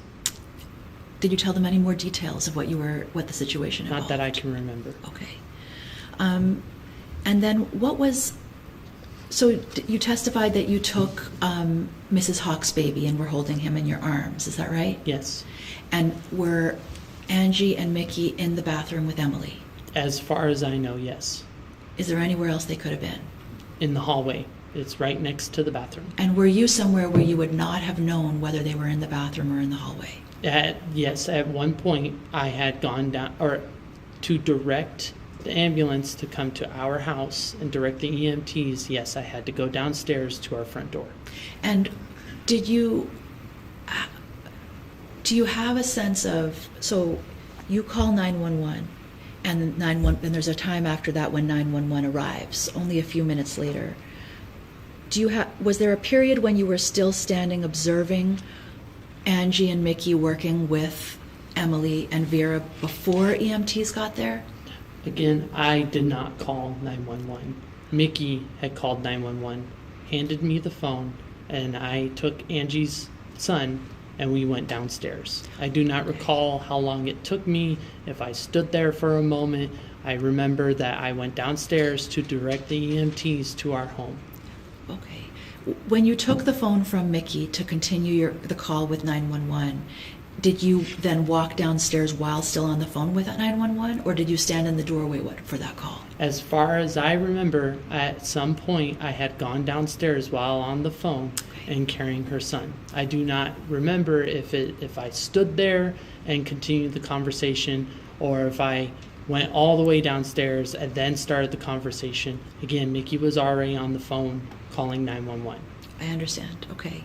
And so then when you're on the phone with 911, you walk downstairs to receive them. Did you wait downstairs until they arrived? Yes. Okay. So the next time that you saw what was happening in the bathroom, were the EMTs there? Yes. So therefore, during the period while waiting for the EMTs, you were not observing the room, is that right? I was not upstairs, correct. Okay.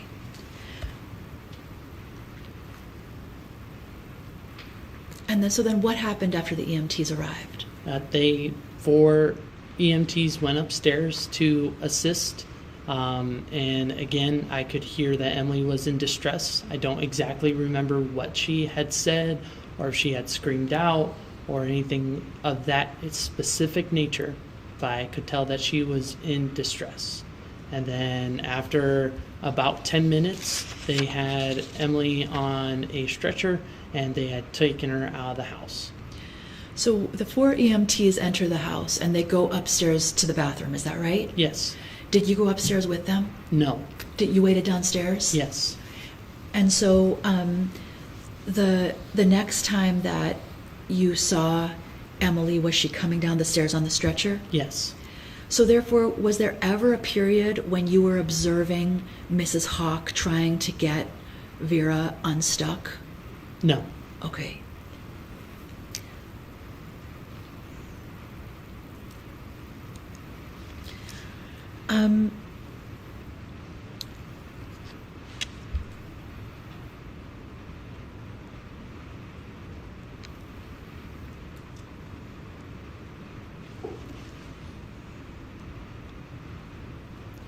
So do you have any knowledge of the maneuvers that Mrs. Hawk tried to perform with Micki's assistance to try to get Vera unstuck? No.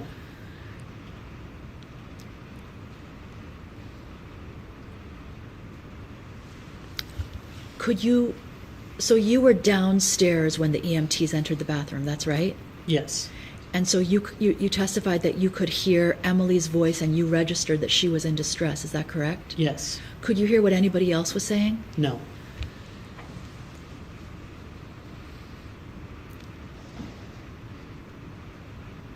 Did any of the EMTs speak with you at any point, either at your house or as they were leaving, or did anybody stick around to talk to you after the ambulance left? No. What happened next?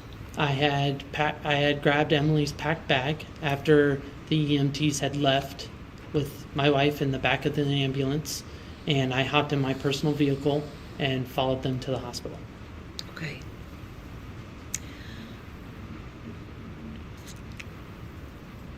And when did you see Emily again? When I got to the hospital, And how were you reunited? I went through the emergency entrance, and they had taken me to the operating room that she was in. And what do you remember being told? I remember being told about the care that she was receiving at that time, when they were talking through how her placenta was going to be delivered, making her aware of how painful it was going to be. They were presenting a lot of care and hospitality that was vastly different from Bellevue Medical. And do you remember any conversations when you and Emily arrived at the hospital about Emily's history of trauma? Not to my knowledge, no. Okay. Do you remember being questioned at all together with Emily by any of the providers at UNMC? During what time? Let's say during the night of the 15th into the 16th. Yes. What do you remember? I remember that a lot of people had talked to us. At that point, we were already told that that the hospital was going to monitor her for 72 hours, and if there were no signs of life, that we were going to have to say our goodbyes. So we were getting talked to by quite a few individuals. I do not exactly remember what nurses, what doctors. Obviously, there's 3 shifts of nurses, so a lot of faces and names that I can't even recall or remember. Do you remember being questioned about the fact that you had started labor at home? Yes, it would have been a part of the process, I would assume. Do you remember being questioned by the police Yes. at the hospital? Was it your impression that that was part of the process? Yes. Why? I Why would it- didn't know any better. As in, with Sabra, when we got to the hospital, the nurses asked questions about labor starting at home, but there was no police investigation. When you transferred to the hospital with Sabra and were questioned about having started labor at home, did they ask you for the name of your midwife? If they did, I don't recall. Okay.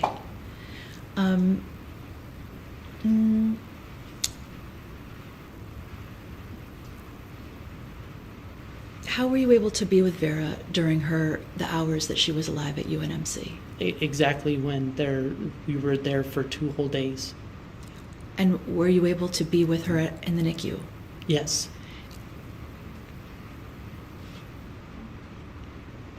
Were those hours very precious? Yes. Do you remember asking if the police interviews with you and Emily could be held off while you spent your final hours with your daughter? Yes. Was that request respected? No. Mr. Noe, was it your and Emily's intention for Vera to be born healthy and alive just like every parent that goes in to give birth at UNMC? Yes. Do you believe that it was Angela Hock's intention to support a healthy birth and a good outcome for Vera? Yes. Opinion for the court.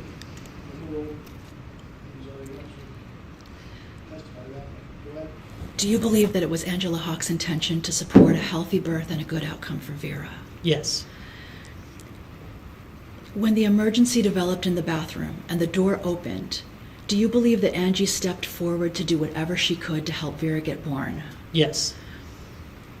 Do you believe that there was ever a time at which anybody involved with this birth did not care about Vera or her well-being? Yes. Do you believe, but let me make sure you understand my question. Was there ever a time at which anybody stopped caring about Vera during this birth? Or did everybody care about her the whole time? At what point? Was there ever a time when anybody was not caring about Yes. whether Vera, when was that? There were several points, yes. From my wife and I's point of view, that the care for Vera had stopped. Would you like to elaborate? No. Okay. Did that happen at home? It happened in the hospital. Okay.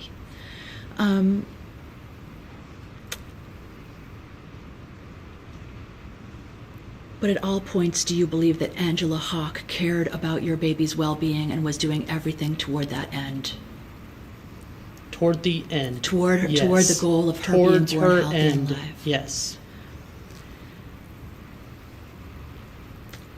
Mr. Noe, you've testified that you and Emily were aware that there are a lot of options that pregnant couples face during childbirth for health care. Is that right? Yes. And that you've testified that you were aware that pregnant couples can have their babies at home, they can have them in the birth clinics with midwives, or they can have them in the hospital. Isn't that right? Yes. And you're aware that in Nebraska, families choose all of those things, whether or not licensure is available for home birth midwives. Yes. Is that right? And were you always aware that it's an option to give birth at the hospital? Yes. And so, did you or Emily need Angela Hock to tell you that hospitals were available or were options? When? Did Angela Hock make clear to you and Emily that she would support a decision to go to a hospital if that's what your choice was? When the time came, yes. Was there ever a point at which Angela Hock indicated that she would not support you in going to the hospital if you wanted to go to the hospital? When the time came, no. Or I apologize. Can you repeat the question? Did you ever feel like Angela Hock prevented you from going to a hospital? No. Did you feel like she would support whatever medical choices you and Emily made, including the choice to go to the hospital at any time if you felt that was the right thing to do or what was needed? Are you referring to a specific moment, or are you saying No. in general? I'm saying in general, do you believe that Angela Hock would have supported Emily and you in your medical decisions during your home birth, including a decision to transfer to the hospital? Yes. Has this criminal proceeding against Angela Hock helped you and Emily to heal from the trauma of Vera's birth? Objection. Sustained. Mr. Hock, do you believe that, Mr. Noe, I beg your pardon. Mr. Noe, do you believe that Angela Hock is responsible for Vera's death? Objection. Sustained. No further questions, Your Honor. Any recross? Or redirect, excuse me?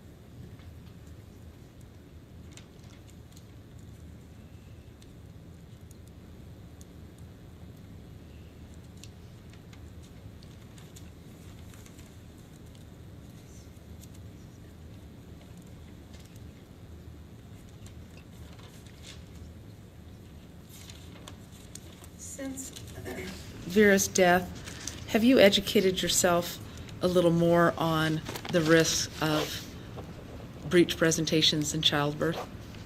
Could you explain on education? Well, do you now know that trying to deliver Vera when she was feet first was a very dangerous situation? Objection. Irrelevant. Overruled, he may answer. Could you repeat the question? Well, have you learned since Vera has passed that it is dangerous to try to deliver in breech presentation the way Vera was presenting? Yes. And while you say that you think Ms. Hock had good intentions, do you think she had the knowledge to give you those recommendations at the point in which Vera was presenting breech? Objection, Your Honor. He has no basis for that opinion. Sustained.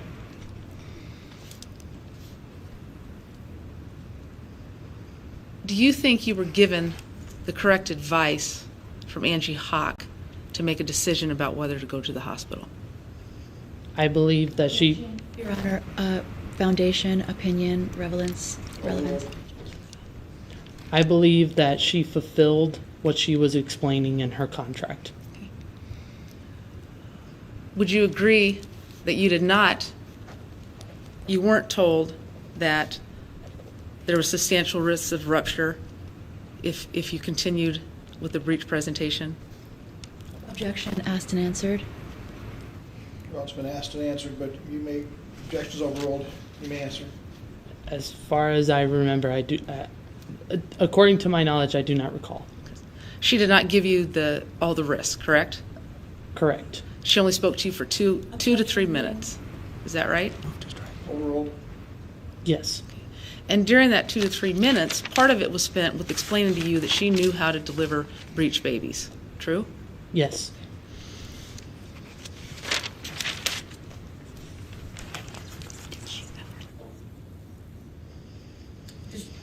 Did she ever list any specific risk of what would happen if you continued with this breech presentation at home?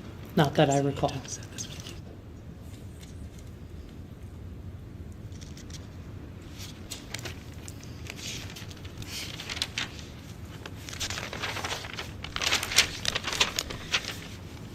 Do you now wish that Ms. Hock was a little more knowledgeable and could have given you better information that day?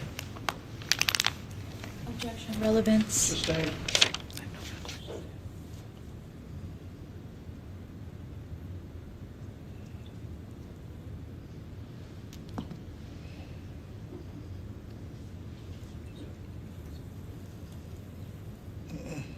Do you believe she accurately described all of the risks that could have happened when she discovered Vera's foot?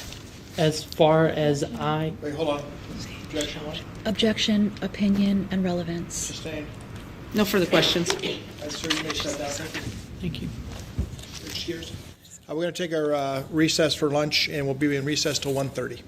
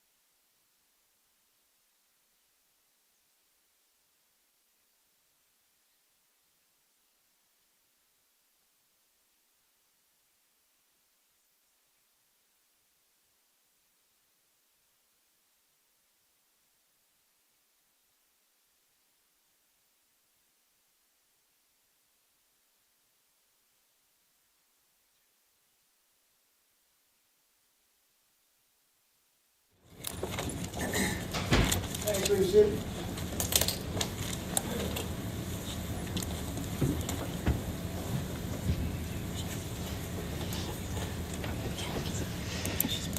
All right, we're back on the record in the matter of State versus Hock.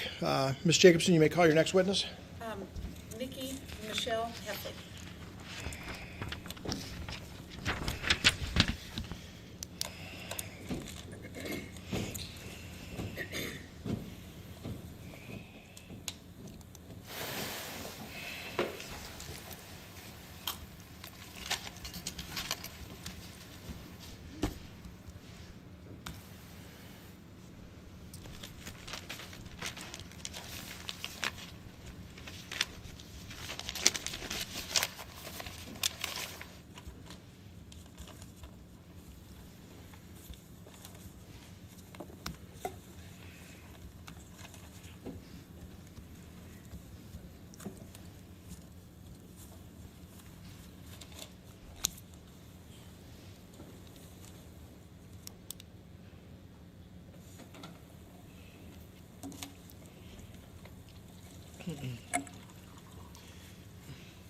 Good afternoon, ma'am.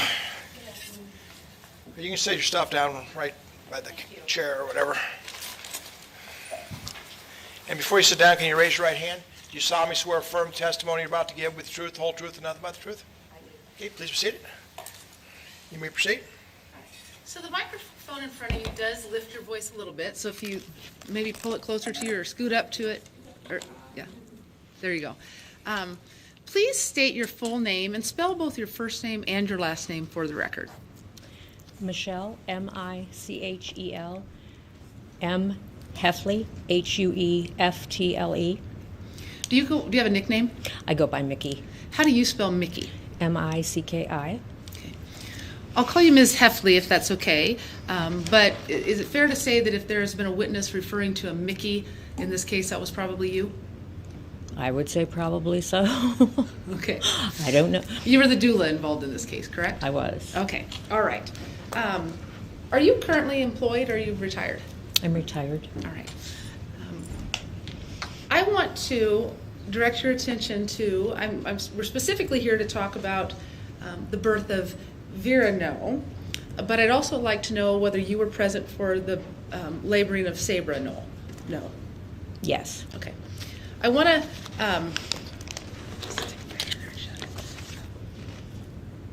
I want to take you. Well, let's go back this far. Do you still know someone by the name of Angee Hock? I do. How do you know Angee Hock? I met her at my daughter's birth. At your daughter's birth? My daughter had her child with Angee present. Okay. Okay. Was Angee serving as her midwife? Yes. After you met her there, did you begin a relationship that included you possibly helping and becoming a doula alongside her working as a midwife? Yes. Okay. How did that relationship form?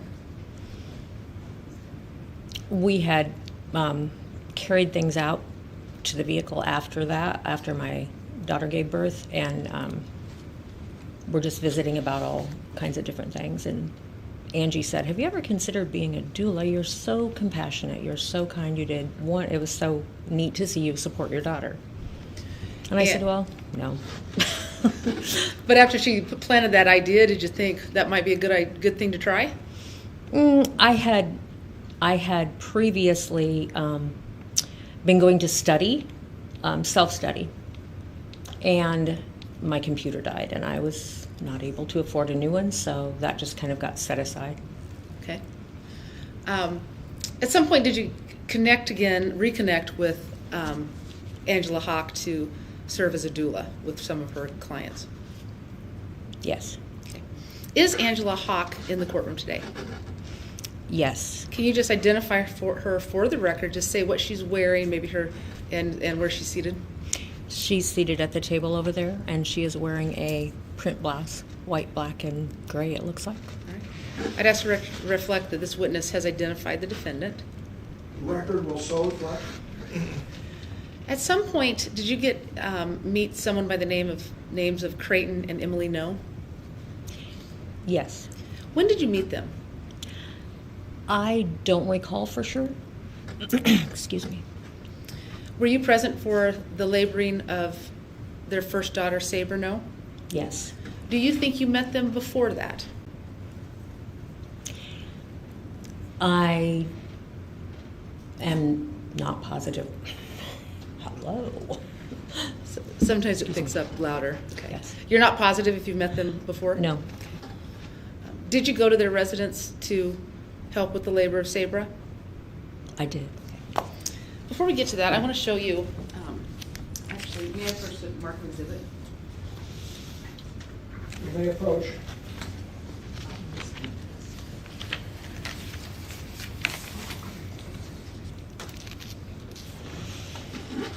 I'm going to show you what's been marked as Exhibit 129. Do you recognize that?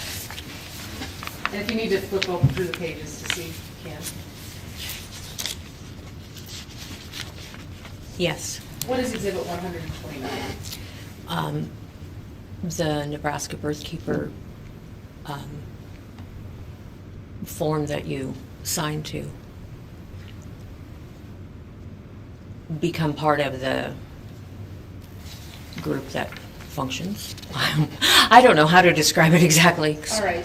At the top here, do you see where it says a private membership association? Do you see that? My bifocals, excuse me. I do. So did you have to become part of become a member in Ms. Hock's organization to work with her and work as a doula? I don't know as it was required. I think I asked because there's some training material. There's some training material? Is that what you said? Yes. What kind of training material? Just some different information on of different events happening and stuff. Where's that training material located? I'm not even sure because if I access the site, I only accessed it once. Okay. I'm not good with technology. Well, was it a site, was it a website where you would get this information? Objection, Your Honor. I'm not sure that the document has been received into evidence. She's still laying the foundation, so the objection is overruled this time. Okay. Did you access information on her website? I don't recall exactly. I don't recall exactly. If you became a member of the association, were you able to get a password and get onto the Nebraska Birthkeepers website? Yes. Okay. Are there special things on that website that are only for people that are members? If you know? I don't know. I want to ask a couple more questions about this. It looks like on the first page, you see, is that your signature? Yes. And is this the date of the 11th day of November, 2017? Excuse me, my Bible. Yes. And then if I go to the back page, it looks like you signed again, and here it's November 10th, 2018. Yes. Do you think you signed two different documents with Ms. Hock? I really don't know. I'd offer Exhibit 129. Objection, Your Honor. We're not sure how this document is relevant to the charge in this matter. Predates the events of the birth, and it's not between either of the parents and Ms. Hock. Objection overruled. 129 will be received. Once you became a member and agreed to work with Ms. Hock, what was your job, or what were you setting out to do? I went along to act in the role of doula at births where parents had requested. All right. What is a doula? A doula provides compassionate care for parents while they're going through their birth experience. You're a space holder. You sometimes offer comfort, holding hands. You visit. Sometimes you fetch refreshments. Sometimes you sit quietly and wait. A lot of waiting. What is the difference then between a doula and a midwife? A doula is there particularly to provide that care and comfort role. Okay. Did you receive any training to be a doula?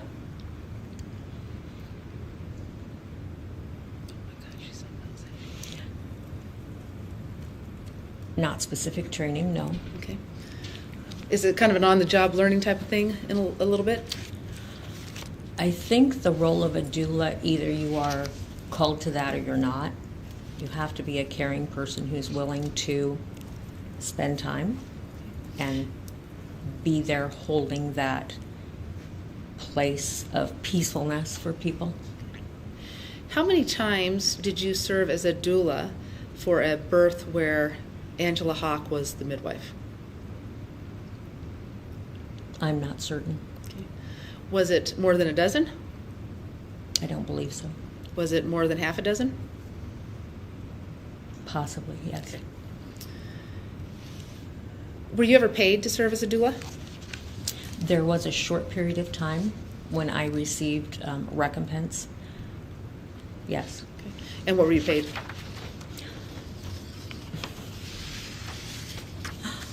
My old brain can't even remember. I believe it was $400. Okay. I want to direct your attention to the birth of Vera Noe. And you've already said you aren't sure whether you met Crayton and Emily Noe prior to that day. Is that right? Yes. Okay. Do you remember that day? Which day are you referring The day to? that Emily was laboring with Sabra. Yes. Okay. Who was there? When we arrived, or Sure. okay. When you arrived. When Who we was there arrived, Crayton, Emily, Angee, and I. Was there a photographer during that No. session? Okay. Did a photographer ever come that day that you remember? No, not that I'm aware of. What do you remember about that labor with Sabra? Oh, may I go back? Did you state something wrong? Yes, I did. Okay. What did you state wrong? At Sabra's birth, yes, there was a third person there. And- Excuse my confusion. And who was that? That was the birth photographer. Okay. All right. How long were you there when Emily was laboring with Sabra? I don't remember. Okay. Was Sabra ever born in their home? No. Okay. What happened that she wasn't born in the home? She was not progressing the way that was expected, and at some point, I remember Angee saying, "You should take her to the hospital because we don't know what's going on." And so when Angee directed that, did Crayton take Emily to the hospital? Yes.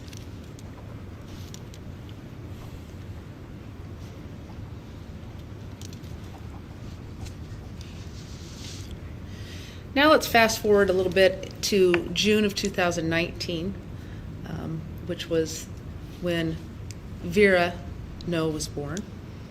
Did you take part in the laboring with Emily and Crayton for Vera's birth? Yes. Had you seen Crayton and Emily Noe between the time they had Sabra till the time Vera was coming? I'm not certain. Okay. Do you think you ever saw them at Angee Hock's house? I believe I did once. Okay. How was it that you got invited to take part in Vera's birth?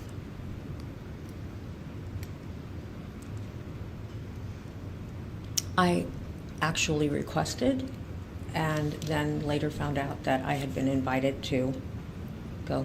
Why did you request it? I felt a very special connection to Crayton and Emily. You like them? Yes, I do. Okay, all right. What do you remember about going to their house for Vera's labor?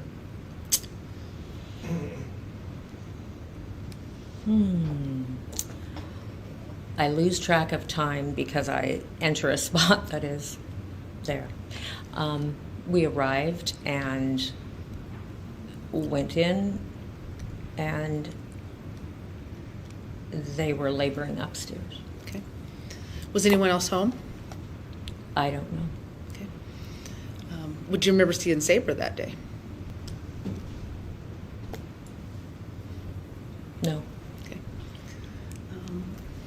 did things go with the labor in the beginning?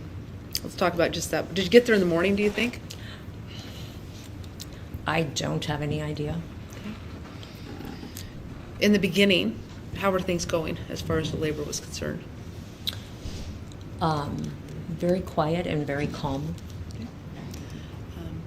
Were you giving some aid to Emily? We greeted and went in, and I don't know exactly how it all went. I'm sure I said hello and probably went and sat on the floor.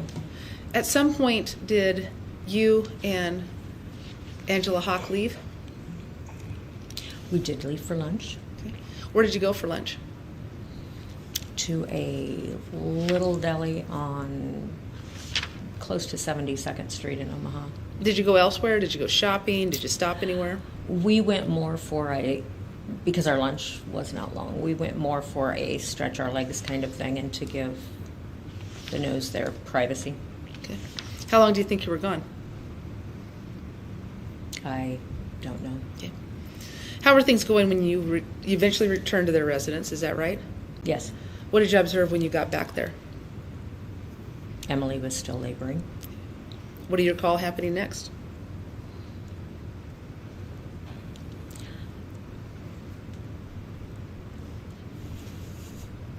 I apologize, I don't know for sure what order and sequence things went in exactly. Let me ask you this. At some point, did Angela Hock do a check on Emily to see how she was doing? I believe so. Okay.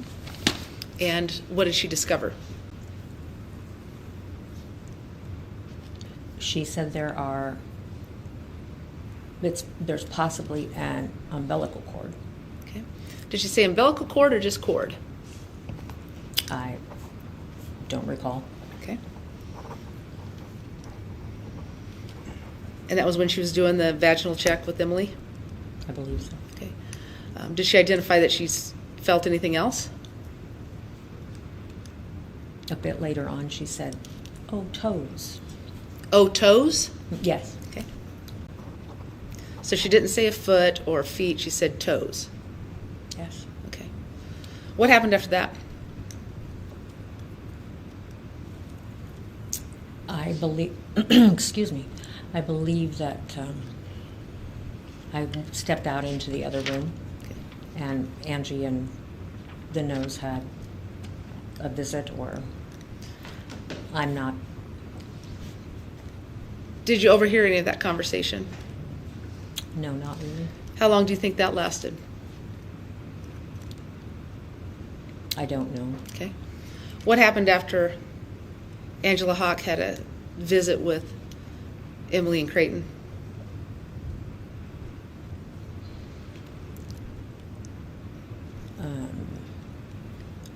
At some point, I had stepped across the hall and come back and sat down beside the bed. Beside the bed where Emily was? Yes. And what were you doing? Just holding space. Okay. Were you talking to her? Reassurances, yes. Okay. Did you overhear any discussion about going to the hospital at that time? No. Were you holding her hand? Yes, I did. Was Crayton Noe still there?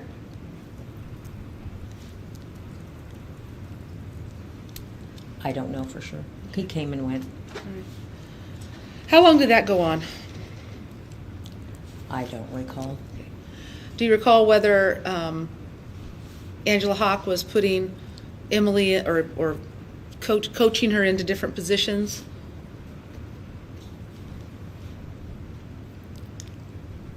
No, not at that point. All right. What do you remember happening next of significance?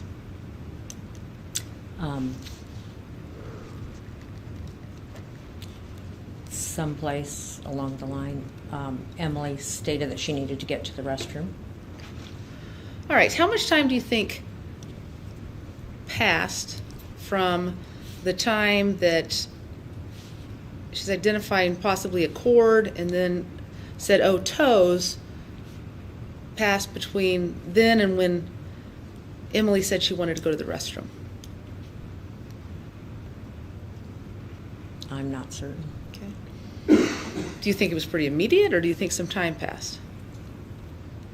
Some time passed. Okay. When she went to the restroom, did you follow at all? I did. Okay. Did anybody else follow? Not that I recall. Okay. And what happened when she was into the bathroom? I said, would you like me to come in with you? And she said no. Okay. Did you shut the door? Yes. Okay. Where did you go? I went into the spare bedroom. Okay. How many beds were in the spare bedroom? 2. Okay. Was anybody else in that spare bedroom with you?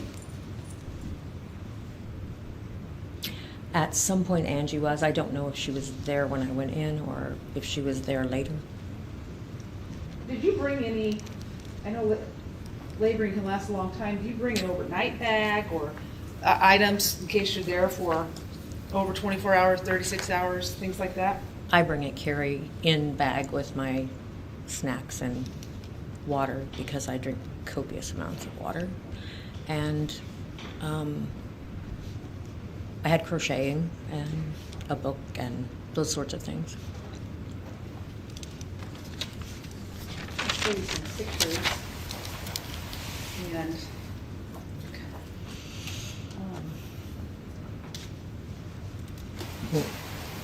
I showed you these yesterday, do you recall? Yes. All right, so I'm showing you Exhibit 24, and then I'm going to show you 25. And you see that we're seeing the second bed here. To the left. Yes. And then I'm going to show you Exhibit 26. Is that the spare bedroom where you were at when Emily was in the bathroom? Yes.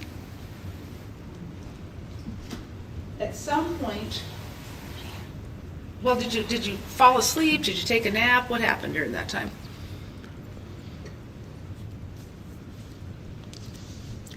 I may have fallen asleep for a few moments. I laid down to stretch out. Did something wake you up or alert you? I heard Emily call. Okay. What'd she call?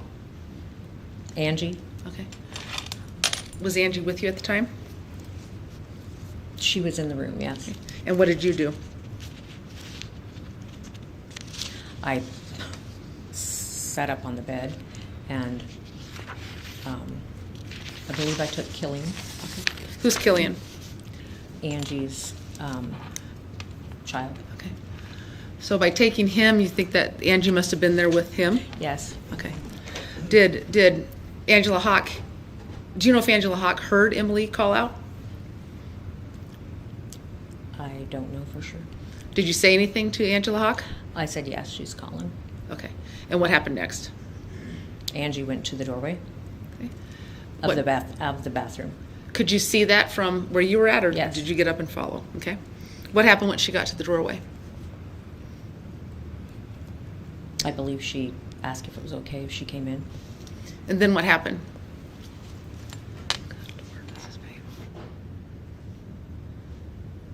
I believe she said, I'm going to need help. And what did you do? Someplace in there, Crayton was there, and I looked at him and I said, are you going to go help? And he said, you'll be better help than I will. And so he took the baby and I went to the doorway of the bathroom. What did you observe when you got to the doorway? Emily was leaning over the edge of the bathtub. What did you observe as far as whether, how far along she was in to giving birth? Vera was born to the waist, I believe. Born to the waist? Yes. And so what do you mean by that? She was born to the waist. Okay. So were her legs coming out first, or is it Her legs. Okay, all right. So you could basically see from the waist down of the baby. Yes. Showing you what's been marked as Exhibit 9, and then I'm going to also show you Exhibit 10. Do you recognize that bathroom? Yes. And what do you recognize about that bathroom? That is the upstairs bathroom in the hallway. would you say this is a relatively small bathroom? I would say it's average for that type of home. For that type of home. So it's as wide as the bathtub is all, correct? Mhm. There's no shower in there? Looking at the picture, it doesn't appear so. And so, how did you see Emily? She was leaning over the edge of the tub on her knees with like her elbows propped on the edge of the tub. So her knees were on the ground Yes, and elbows up on the tub. I believe so. So you were observing the backside of her.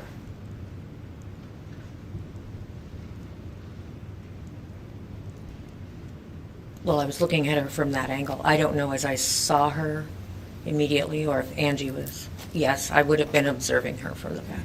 All right, so what did you do to help?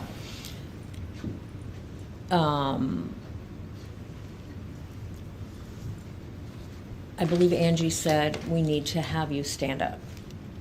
And Emily said, I can't. And so I stepped around and through and into the bathtub. At some point you called 911, is that right? The call was dialed from my telephone, yes. Okay. Was that before this or after that? I want to make sure we're saying this in order. I honestly don't know. Those events are rapid fire. Okay. So let's get to the 911 call. Did you dial 911 on your phone? I did. Did you talk to the 911 operator? No. What did you do? I handed my phone to Crayton and said, Angee wants us to call 911. I don't know your address. Excuse me. Can I Do you need some water? avail Actually, myself to a I think, glass yeah, of we water? can. or- We've got cups here. You've got my nose better than that. Or there's bottles. Thank you. Take a bottle. It's probably easier. Thank you. Sorry, I should have offered earlier. It's all good. So you handed the phone to Crayton because you did not know his address. Is that what you're saying? Yes, basically. All right. And you don't know exactly when that 911 call happened. No. But are you pretty clear that Angee said call 911? Either call 911 or I believe she said call 911. Okay. So let's get back into the bathroom here. You said you stepped in the bathtub? Yes. Okay. And what were you doing? I was assisting Emily. How were you assisting her? I squatted down because she had stated that she couldn't stand herself, and I squatted down in front of her and looked her in the eyes and said, put your arms around my neck, on my shoulders, and I will wrap my arms around you if that's okay, and then we will stand together. You don't look like a very large woman, but we are making a record here, so I would like you to tell us what your height is and how much you weighed at that time. No one will repeat it. Sorry. I'm not sure. Oh, I don't care. No, I'm not sure what my height is. 5'4", 5'6", something like that. You shrink with age.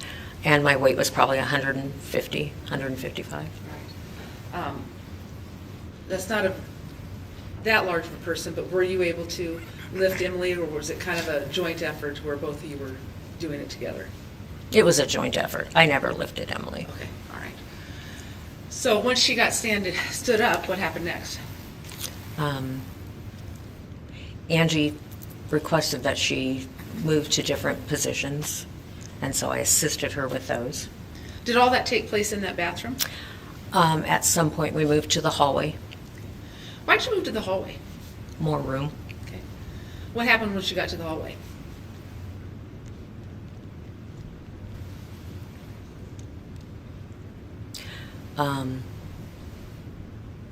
She got down either on all fours or I believe she got down on all fours. When you were in the hallway, were you pretty much right at the top of the stairs? Is that where the both of you got Emily to? Yes, but closer to the edge of on the master bedroom side. We've got some pictures of that too, so let's take a look at some of those.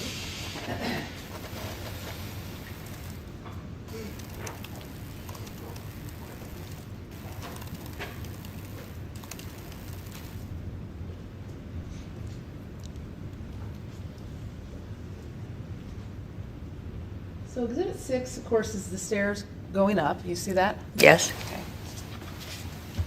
And 7, it's maybe a better view. And you go up those stairs, what's to the right? Is that the... To the right is the guest bedroom. So here's the top of the stairs. You think the guest bedroom's right there? Yes. And so you must have to go to the left to get to the bathroom? Yes.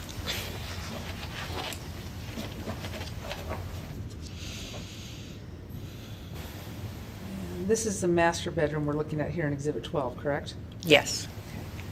And so you said you were where? Tell me again, where were you at? We were in the hallway outside the bathroom. Okay. All right. So More maybe... to the master side than the guest side. All right, so maybe this isn't the best picture, but do you see where I'm pointing on Exhibit 8? This is the top of the stairs, right? Yes. Right here's the stairway. You would have been back possibly where the person is who's standing taking this picture, maybe. I'd have been off to one side or the other. Okay. All right.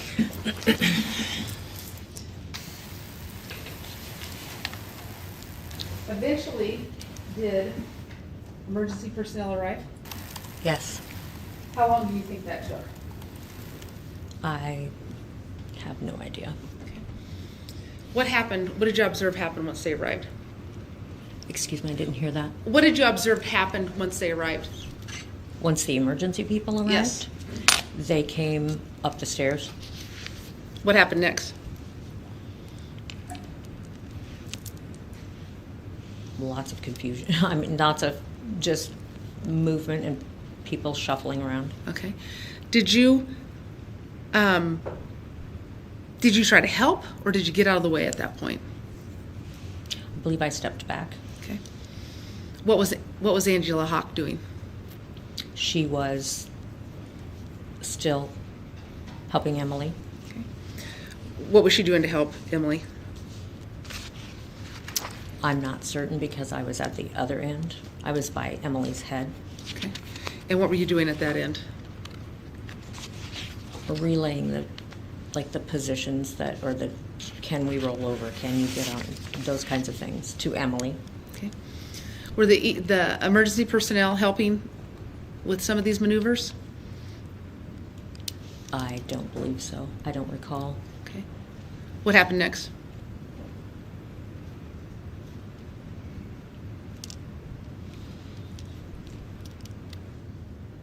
At some point there was talk about scissors. Okay. What talk about scissors? Somebody said something about scissors. Could you tell who said something about scissors? I believe it was an EMT or whoever those were. Did you hear Angela Hock talk about the scissors? I said, I'll go get scissors. And she said, we don't have scissors.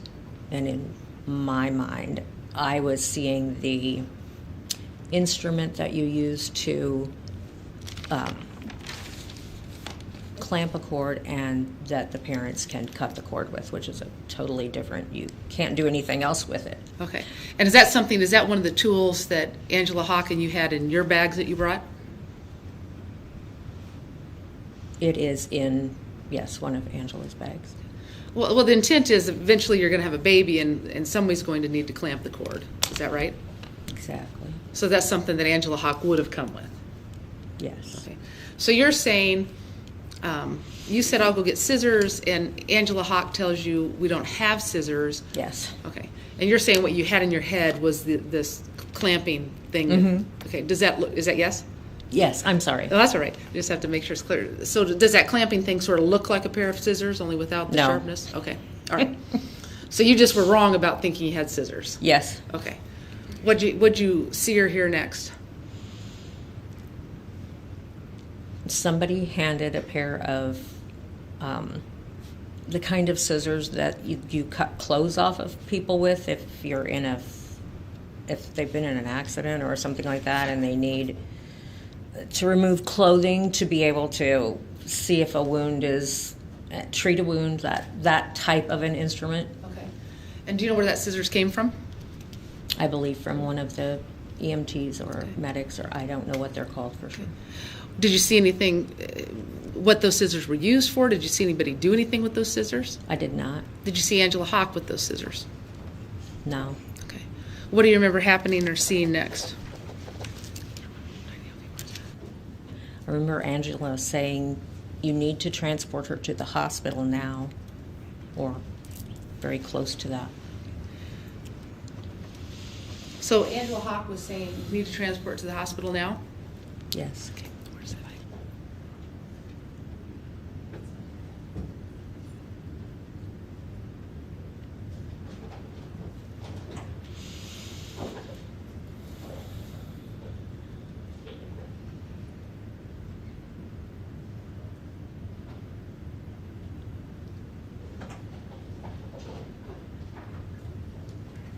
I'm going to show you what's been marked as Exhibit 98. I don't think I've ever showed this to you before. But this appear to be the kind of scissors you're talking about that you cut clothes off. Something very similar, yes. Okay. And is this a fair representation for demonstrative purposes of what those scissors you're talking about are? Yes. It's a bad question, but I was like, wait a minute. Could you rephrase your question? I don't. I'm going to. That just made my mind. Is this a fair example of the kind of scissors you were talking about that the EMTs had? Yes. Okay. I'd offer Exhibit 98.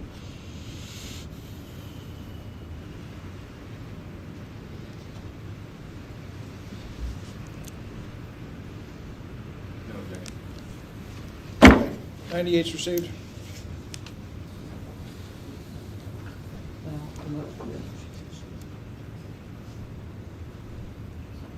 And these are just, for the record, Exhibit 98 is a picture of some scissors that kind of have a bend in them. Like you said, you can take those to cut Yes. clothing off. That would be mine.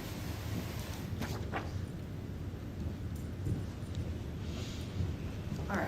So, do you know if anybody used those scissors on Emily? I do not.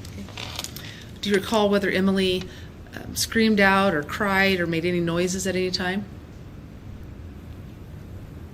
She was not.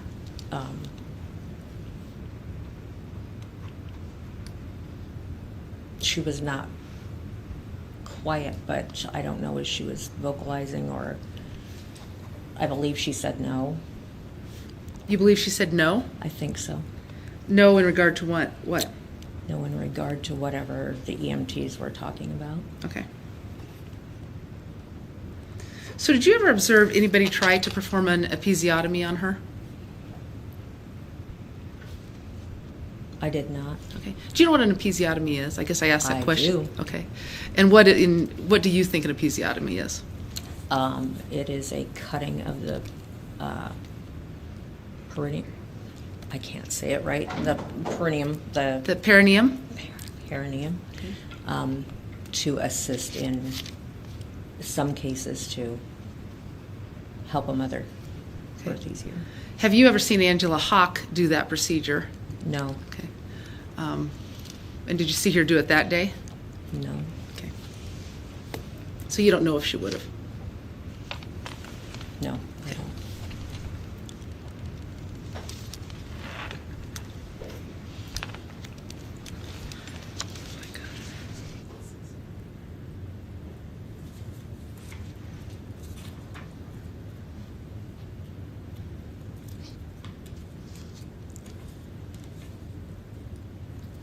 Do you think an episiotomy happened at the house?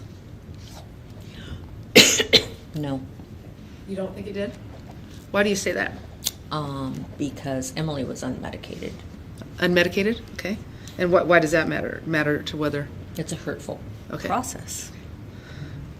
So that's not something that Angela Hock would have done? Or the No. EMTs? Okay. Why do you say that? Objection. Calls for speculation. Sustained.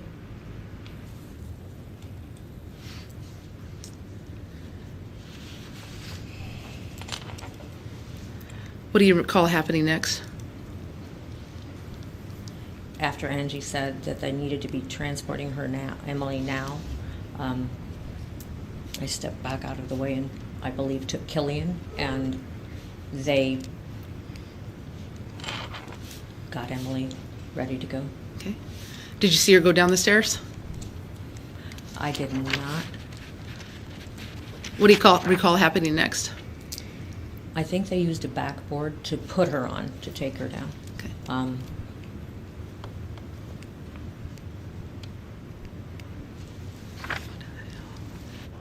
What did you see next?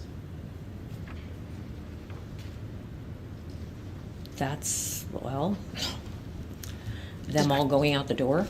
Did Crayton leave the house? Yes, I believe so. Okay. Did you ever see him come back in to get anything, or when was the last time you saw him? He did come back in. Okay. And why did he come back in? As they were going down the stairs, I heard Emily ask for her phone, and I knew it had previously been on the bedside table. And so I went and grabbed it and took it downstairs and set it on the dining room table. Did you see if Crayton Noe grabbed that? He's a very quick young man. He came flying in the house and started up the stairs, and I said, Crayton, if you're looking for the phone, I put Emily's phone on the dining room table. And he did a quick reverse and left? Said thanks. Where was Angela Hock? I'm not sure. What did you do next? So ambulance is gone, the Noes are gone. What did you do next? We straightened up the area where we've been and gather our things, put my things back in my bag. Did you go to the hospital? No. What did you do next? We looked for a gas station. Why were you looking for a gas station? To get gas and to put air in a tire. Okay. Was it your intent to head back to Kearney? Yes. Okay. Is that where you'd come from, Kearney? I had. Did you get updates on how Emily, Crayton, and Vera were doing? I was not in contact with them. I believe Angee let me know at some point that they had arrived at the hospital. Okay. At some point, did you learn that Vera Noe didn't make it? Yes. When did you learn that?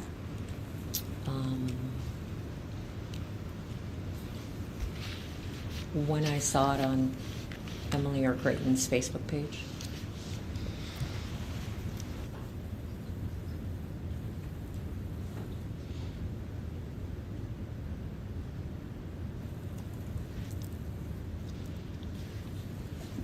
Excuse me.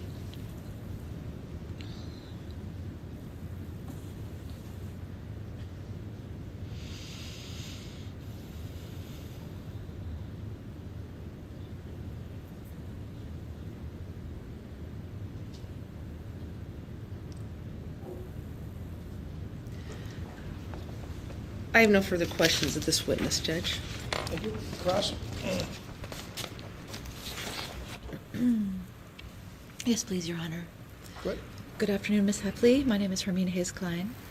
Ms. Hueftle, can you tell us a little about your experience with childbirth prior to working with Angela Hock? I was privileged to attend the birth of my granddaughter when she was born. Have you gone through childbirth yourself? I have. And when was the first time that you attended childbirth outside the hospital? When my daughter gave birth to my granddaughter. And what year was that? I am so horrible at dates. August of 2017, I believe. She's 5, however that math's out. Does it sound about right that it was only a few months before you supported the Noes through labor with Sabra? Yes. The same year? And over the time that you, or even prior to that time, has it been your understanding that some women in Nebraska choose to give birth at home? Yes, indeed. And is it your experience that the parents who choose to give birth at home want a healthy start to life for their babies and are trying to make that happen? Yes. Your Honor, may I ask that this microphone be moved? I'm having a double vision, looking through this microphone right here straight at It's the just blocking her view. The Yeah, tall woman, and I wear trifocals, and it's, thank you. I appreciate that. This one? Yes, please. Thank you.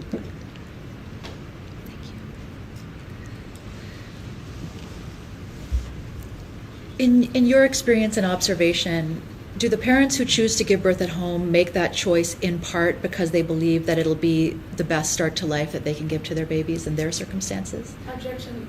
Counsel is just testifying. Okay. Sustained. In your experience attending home births with Angela Hock, did the families choose to give birth at home with the understanding that the traditional midwives who attend them are not licensed in the state of Nebraska? Objection. Testifying. Relevance, hearsay. She can testify that. Could you repeat the question, please? Is it your understanding that the families who choose to give birth at home do so despite the fact that traditional midwives are not licensed to attend them at home in Nebraska? Yes. What was your understanding of the legalities of Angee's ability to support women through childbirth at home when you were working with her? Objection. Relevance. The legal questions are up to the court. Sustained.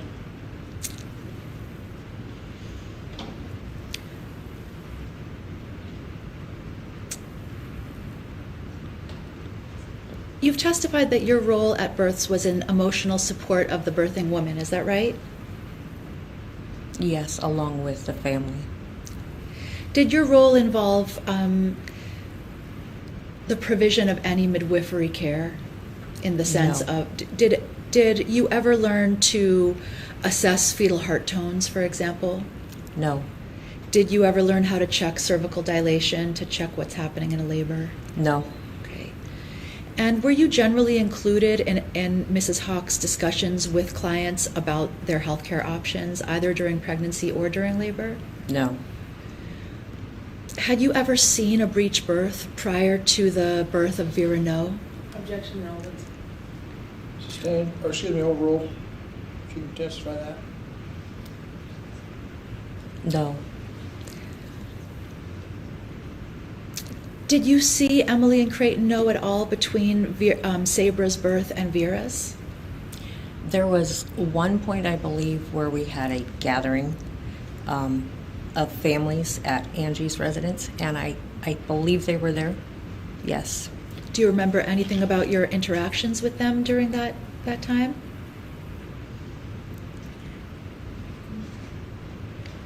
Just the sharing of how nice it was to connect with other families who had made the same choices.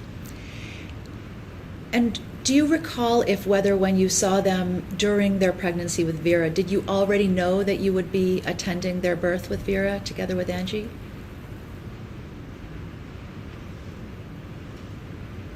I'm not certain on the time frame Okay. because I don't know when that time was exactly. Okay.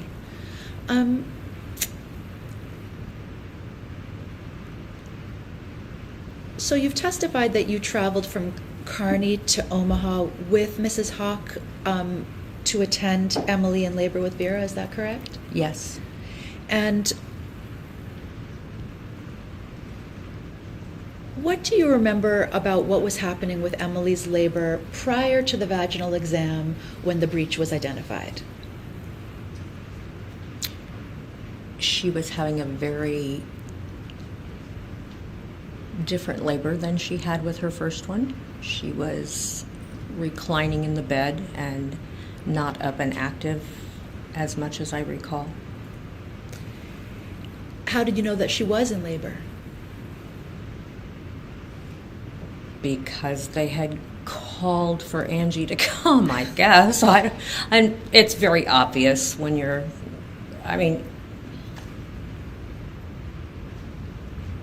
Could you tell when she was having contractions? not specifically, no. Have you seen a range of ways that women deal with contractions when they're having an unmedicated labor? Yes.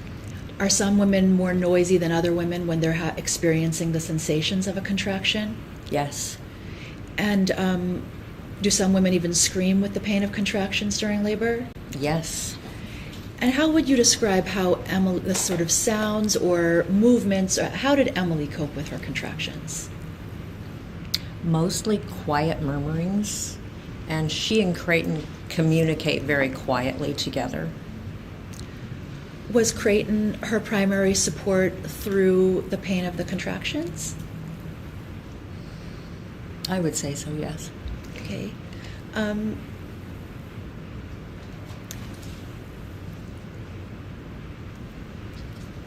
You mentioned in your testimony earlier today that supporting women through labor involves a lot of waiting. Can you elaborate on what that means?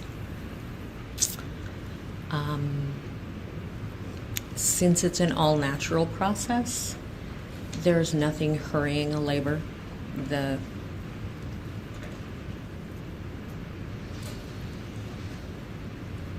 I lost my train of thought. Could you please repeat the question? Why does labor involve a lot of waiting? Because you don't do anything to accelerate or decelerate a birthing mom. That's a natural process that happens. And so, depending on the mother and the things, you can have a long labor, you can have a short labor, so you wait quietly. That's my main role, is to wait quietly and hold peaceful space, a supportiveness, I guess. Is a lot of the waiting for the mother's body to go through the physiologic process of pushing the baby down and out of her body? Yes. Would you say that things tend to get more active during a birth once the baby starts to come out? Yes. So before the baby comes out, for the hours when the mother's body is opening up to prepare for the baby to come out, does that often involve patience and waiting? Yes. And you also described holding space for Emily during childbirth. Can you say more about what it means to hold space?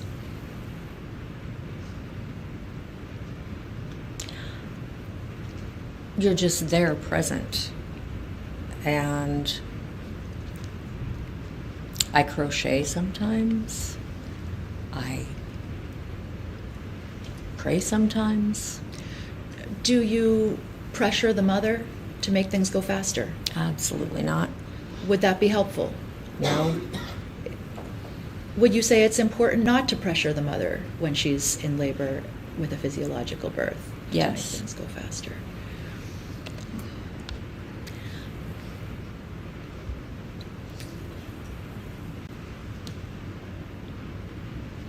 Were you present when Mrs. Hock identified that the baby was breech? I was there when she said toes. Do you remember what caused her to perform a vaginal exam at that time? I believe Emily requested. Were you present when Mrs. Hock discussed the option of going to the hospital with the couple? I was not. And so, how did you become aware that the decision had been made to stay home, if you remember? We were there. And then, what do you remember about what happened between the time that the decision was made to stay home and the time that Emily went to the bathroom? More waiting. I did at one point go into the other room and stretch out, because sitting on a tiled floor, it's cold and it's long. And I'm old. And so, do you remember Emily going to the bathroom? I do. What do you remember about that? She got up and said, I need to go to the bathroom. And did she close the door behind her? I actually walked along the hallway with her, and yes, she did. Did you walk her to the bathroom door? Yes.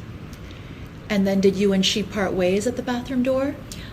I asked if she would like me to come in with her, and she said no. Okay, and so after she declined your offer to come in and help her in the bathroom, did she enter the bathroom and close the door behind her? Yes. And was it at that point that you went into the guest room, do you think? Yes. And was the bathroom door still visible and audible from the guest room bed? Not the bed I was stretched out on. I'm not certain about the other one. Was it It was audible? audible, yes. From the bed, okay. And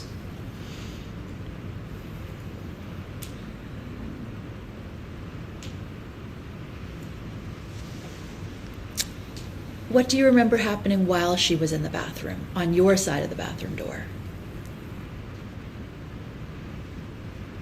If you remember. Angee was there with Killian, and I was in there, and I may have fallen asleep for a few minutes. Okay. And so while Emily was in the bathroom, would you describe yourself, Crayton, and Mrs. Hock as waiting either for Emily to come out of the bathroom or for her to let you know if she needed assistance in there? Yes. Is it normal for women in labor to go into the bathroom during labor? Yes. Does it happen commonly that they will go into the bathroom? Yes. And sometimes for a longer period of time than people usually use for bathroom visits while they're in labor? Yes, because it allows a woman to sit in a position that you don't get into any other place.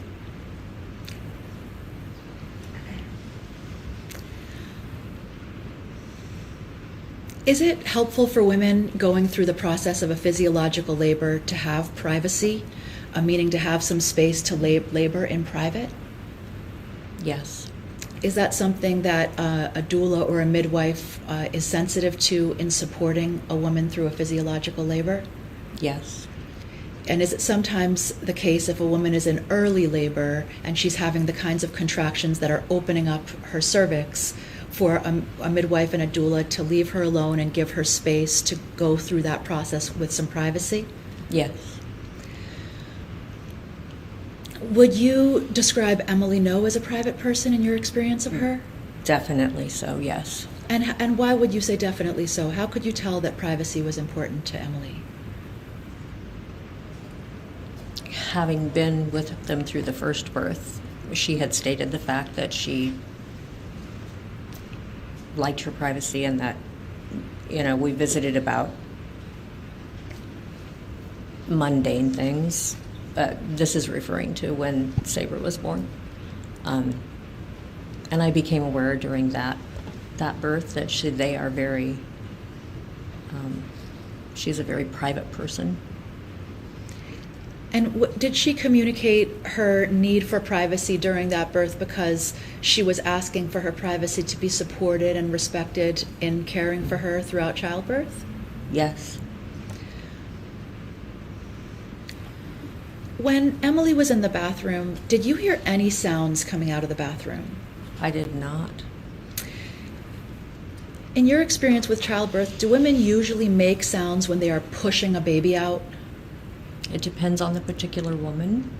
Would you say more often than not they make sounds when they're pushing a baby out?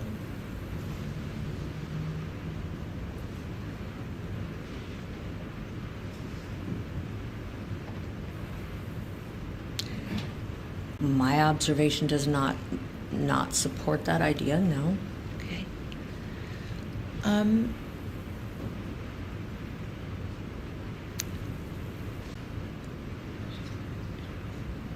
Was the first that you heard from inside the bathroom after you parted with Emily at the door and she went into the bathroom, was the next sound that you heard Emily calling for Angee? Yes.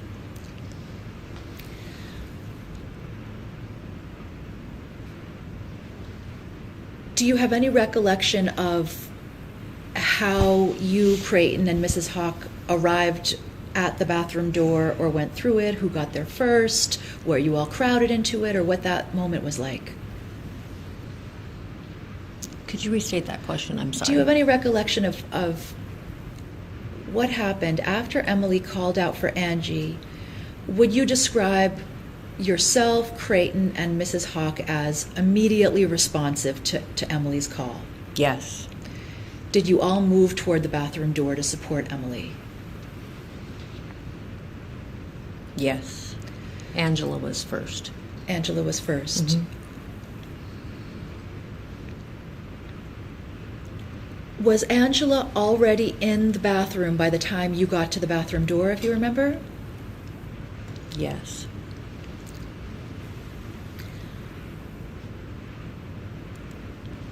And so, why did you enter the bathroom? Because Angela said, I'm going to need help. And did you know at that time what that help was going to require? No. And what do you remember about what happened next? What was the first kind of help that she asked for, help to lift her to standing, as you described in your previous testimony? Yes. And how did you know how to safely lift another grown-up, a pregnant grown-up? I had worked in a nursing home. My father was very stringent about never lift with your back, always squat and lift with your legs, and just instinctively did that, I guess.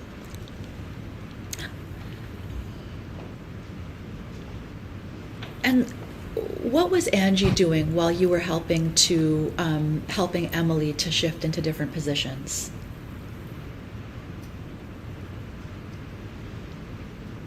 I don't know. Was She was co- present, but I was focusing on Emily and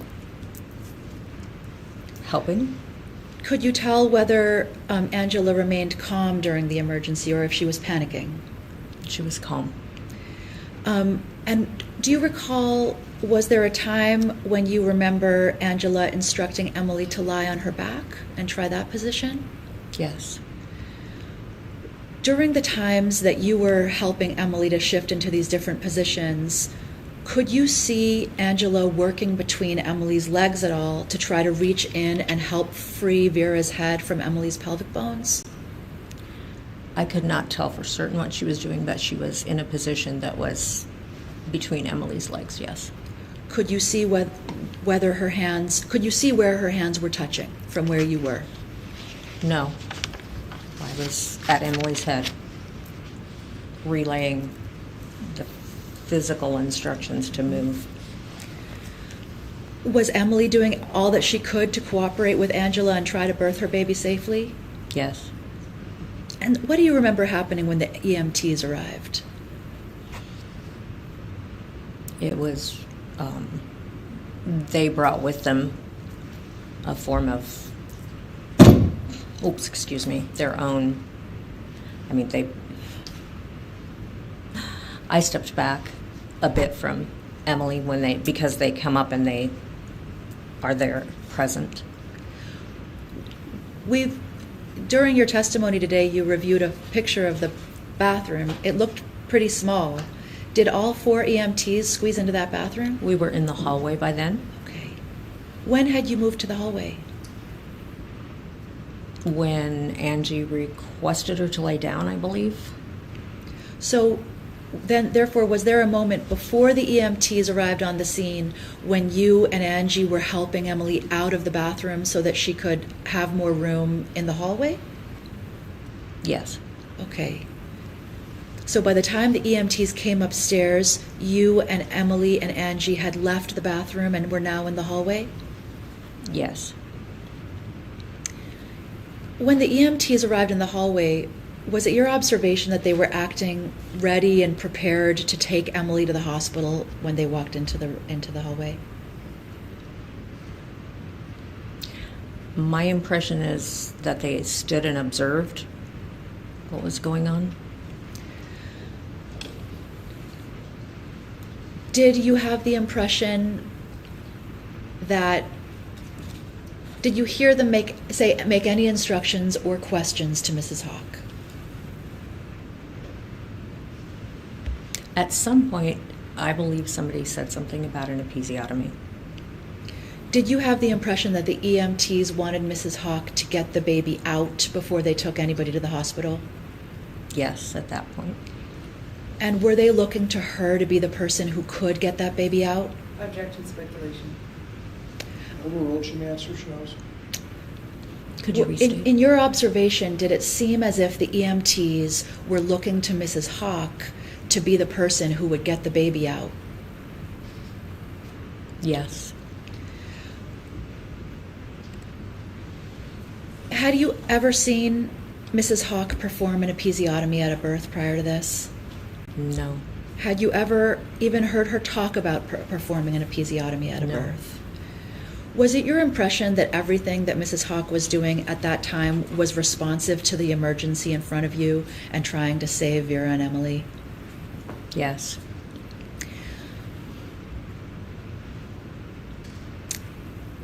Did you hear anybody offer Mrs. Hock a scalpel for the episiotomy, for an episiotomy?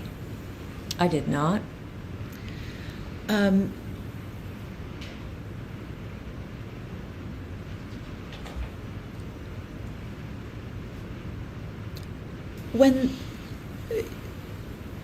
What caused the EMTs to finally leave for the hospital with Emily and the baby?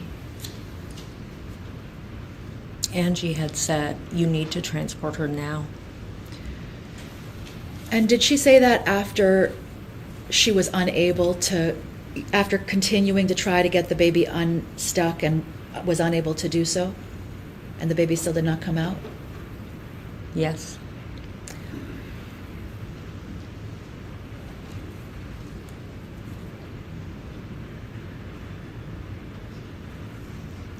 In your experience working with Crayton and Emily Noe, did you have the impression that they loved and cared about their babies even before they were born? Yes. Was it your experience that they were at any time neglectful or unconcerned with the well-being of Vera or Sabra?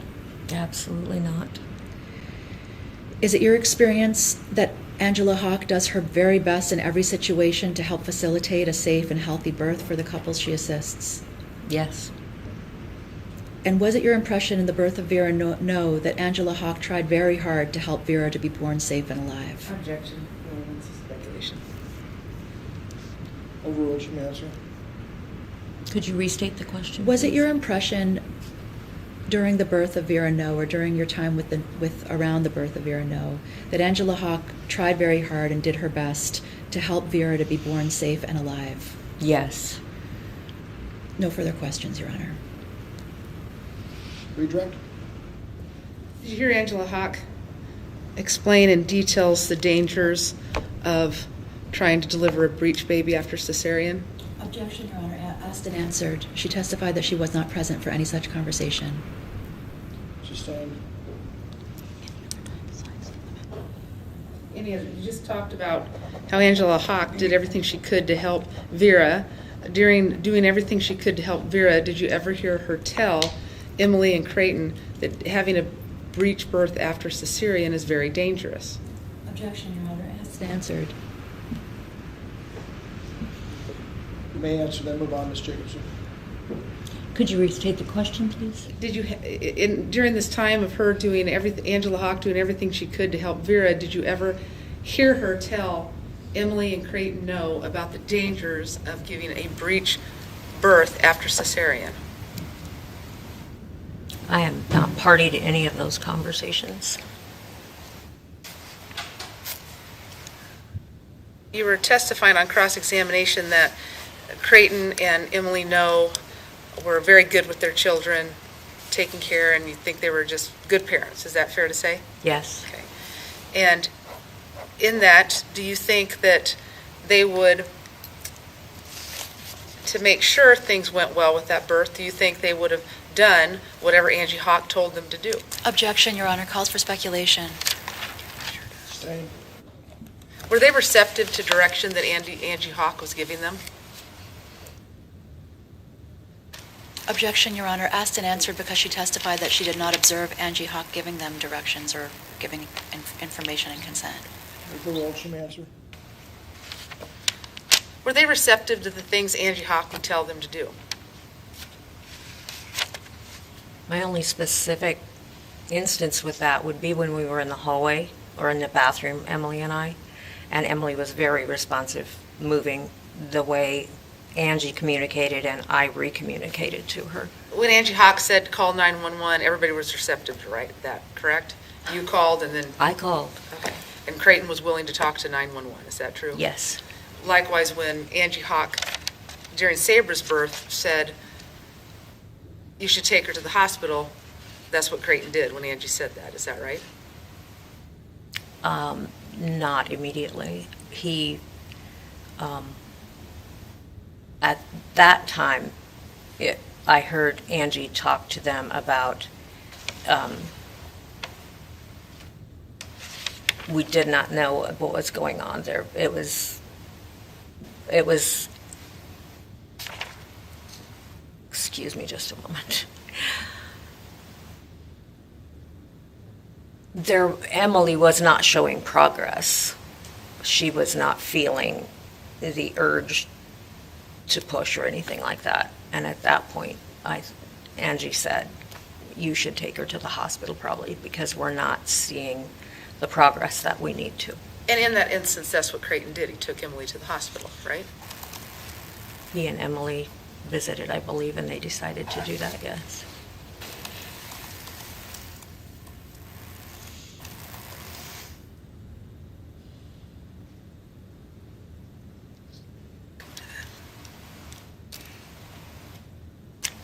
When the EMTs got there was, you said the EMTs were looking at Angela to do things. Was Angela kind of running the show at that point?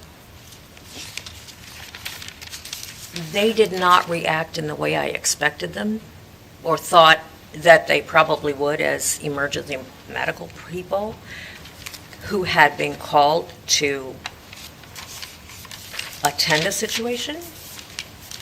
You had never been in a situation like that before, isn't that true? Through a birth, no.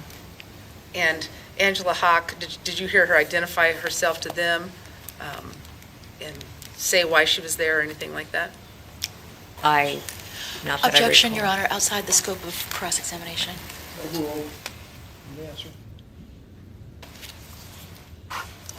I was very focused on Emily and being not in the way of them doing, the paramedics doing what they needed to do. That's fair. No other questions, Judge? Thank you, ma'am. You may step down. Thank you, Your Honor. Am I? You're excused. Yeah. Okay. You're excused. You're free to leave.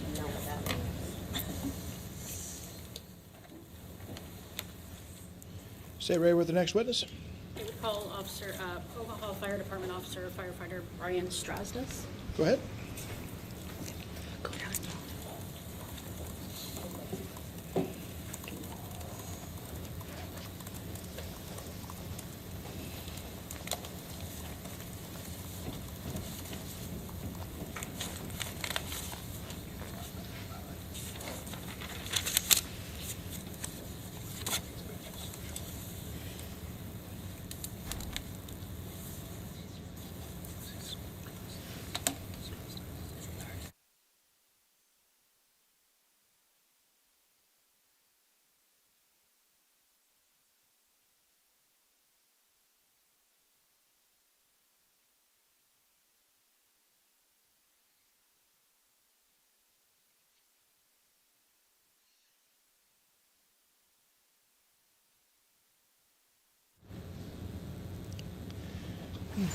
Come up to my left, sir. Thank you.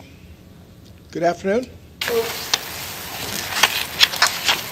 before you sit down, can you raise your right hand? You solemnly swear affirm testimony you're about to give with the truth, whole truth, and nothing but the truth? State may proceed. Thank you, Your Honor. Could you please state and spell your name for the record? Brian Strazdas, Strazdas. How are you employed? Say that again. How are you employed? Oh, through the City of Omaha Firefighter. How long have you been so employed? 20 plus years. So what is your role currently with the Omaha Fire Department? I'm a firefighter on engine. Okay. And do you respond to calls for emergency service? Yes. And when do you have any specific training to allow you to respond to those calls?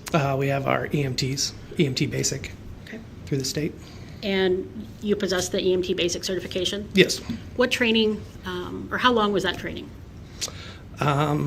It was 3-month class, and then you had to do a bunch of 120 some hours of ride time, and then a certain amount of skills. So ride time and skills, what does that mean? Riding in an ambulance, having patient contact. Okay. And during those 3 months of training, how much training do you have on labor and delivery issues? It was a chapter. I'd say 2 or 3 days. 2 to 3 days? For pediatric stuff, yes. During that training, to fulfill your role as an EMT, were you given any specific training regarding emergencies regarding breech births? Yes. What was that training? Mostly for basic, it was load them and try to get to the hospital as soon as possible. Okay. Did you receive any training on times when you would not just load up and go to the hospital? If birth was imminent and it was a normal birth.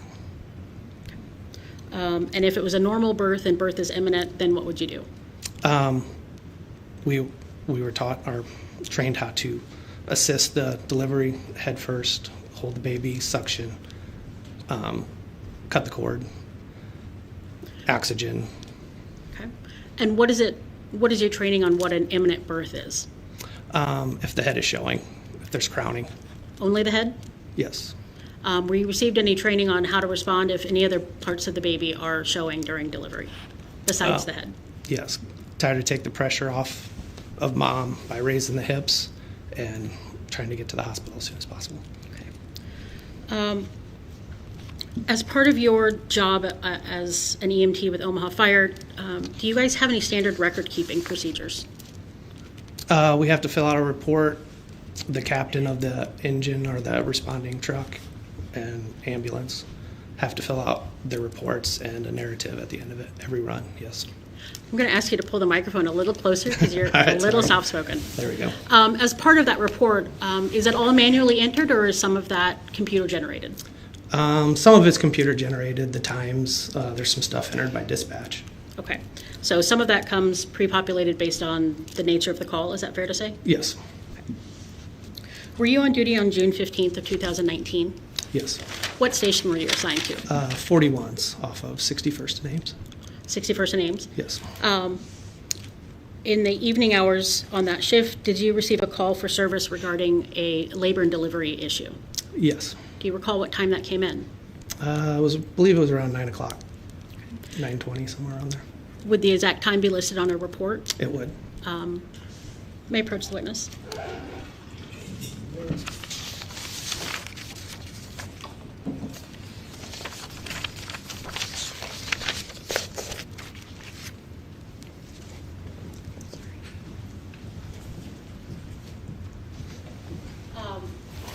If you reviewed a report, would that refresh your recollection as to the times of a specific call? Yes. I'm going to ask you to look at this 3-page document.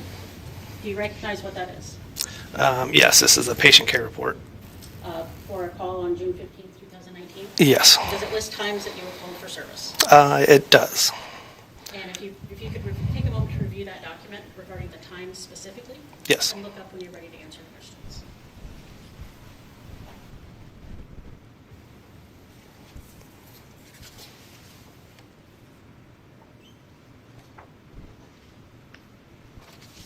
Have you reviewed that document? I have. Does it refresh your recollection as to the time you were dispatched for a call? Yes, it does. What time were you dispatched for that call? 9:26, 21. And it's listed in military time, is that Yes. correct? Yeah. Okay, so approximately 9:26 you received a call. What time did you arrive for that? Well, 9:26 you were dispatched, that means the 911 call came in, Yes. and same time you were dispatched to go out. Yes. What time did you indicate that you were en route to the scene? We have to be out of the station in under a minute. And were you? Yes. What's your role specifically that night for that call? Just assist with the paramedics and what they need.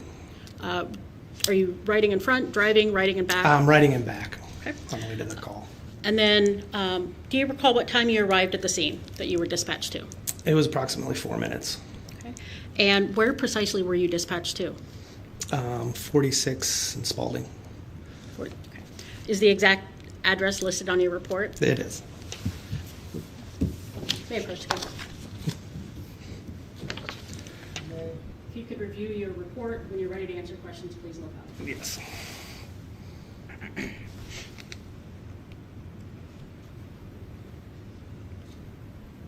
Oh, man, I can't read that.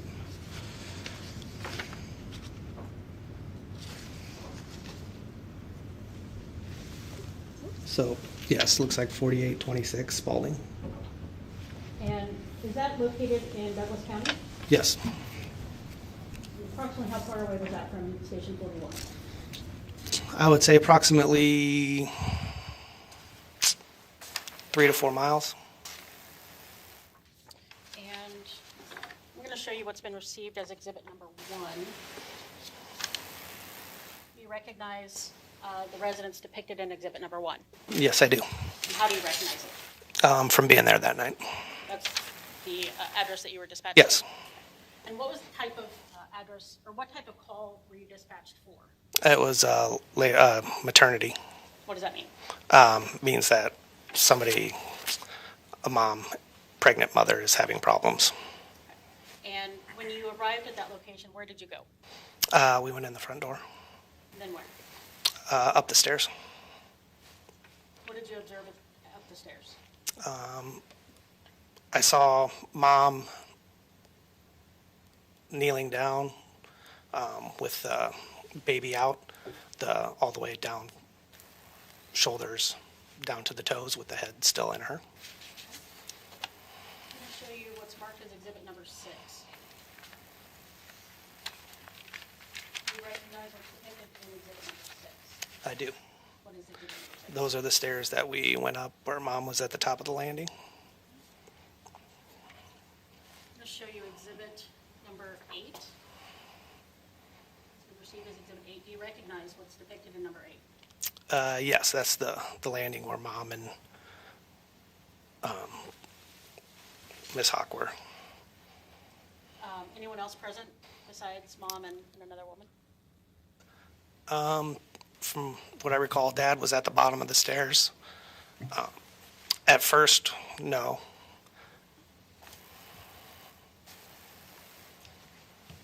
For the record, just turn your report, please. Oh, sorry. So you indicate you arrive at the home, you go to the top of the stairs and see mom with another woman and who's assisting her, and baby has been delivered, everything except the head. Is that correct? Yes. What's your reaction? Oh, crap. Fair. How many of you went on that call? The 2 paramedics and my captain were in front of me, and then the driver of the engine was behind me. So your first reaction of, oh crap, why? That's not a good situation. I mean, the baby was hanging out there, obviously, being, not delivering the head, so basically it's hanging by the neck, getting suffocated. You indicated this other woman was present. Did you make any observations about that, what the other woman was doing when you made that first initial observation? She was talking to the medics. She was, trying to deliver the baby still. Okay. Did you make any assessment or observations about that individual? I noticed she was wearing a uniform T-shirt. I didn't pay much attention to that, but I kind of assumed that she was some kind of specialized nurse or specialized medical personnel that knew what she was doing there. Did you make that assessment simply from the clothes she was wearing? And the way she was behaving. Yeah. How was she behaving? Just like she knew what she was doing. Specifically, what did you observe this other woman do? She did ask, she was still trying to deliver the baby. She asked for a pair of scissors, which we thought was kind of odd, but somebody handed them to her. And she continued to do an episiotomy on the mom. Okay. Prior to asking for scissors, well, let me back up. You said the woman was trying to deliver the baby. In what way? What specifically did you see? I can't really recall exactly. I just know that's what she was there for. And you indicated somebody asked for scissors and they were handed over. Is that a yes? Yes. Who specifically asked for scissors? The lady at the top of the stairs. Okay. Wearing the T-shirt that you've just. Okay. And you indicated that she attempted to perform an episiotomy. Is that correct? Yes. You say attempted to perform. Why do you say that? I mean, she did it with our trauma scissors, which are made to cut clothes.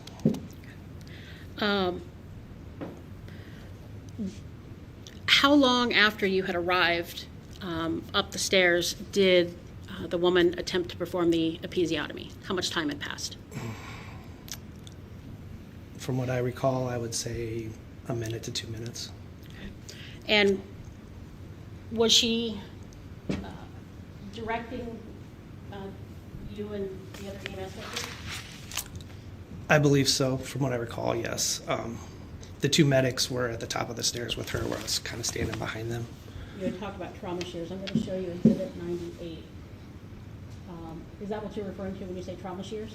Yes. And you indicated those are to cut clothing. Why do you say that? They're trauma shears for when we have emergencies where we need to cut clothes off a patient to open up and see what we have for injuries. They would certainly work the cut skin, wouldn't they? They could, I guess. I never tried it. Why not? It's not what they're made for. Do you have anything else in your kit that would be appropriate to cut skin? In our trauma box, no. Let me take another step back. When everybody arrived on scene, you said everybody went up the stairs. Did you bring any equipment with you? We had the stretcher and the soft bot at the bottom of the stairs outside the stoop. Okay. Knowing that it was And some blankets and sheets. Knowing that it was a labor and delivery call, do you have any specialized gear? The medics have a bag, a maternity bag. Okay. Are you familiar with that bag? A little bit, yes. And you indicated that she attempted to perform an episiotomy. Do you know, or were you able to observe whether that was successful? I didn't see it being performed. I just heard the scream. How did the scream sound? Not good. It was loud, and very, you could tell it really hurt.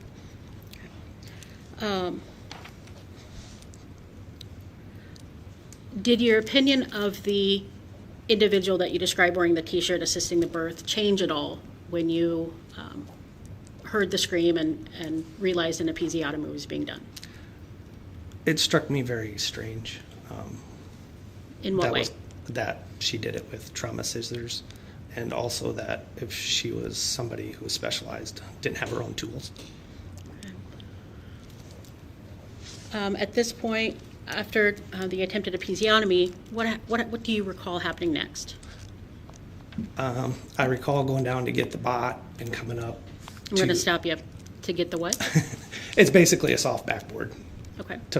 Something to put the patient on to get her down the stairs and into the stretcher so we can move her into the squad. Did anyone direct you to do that?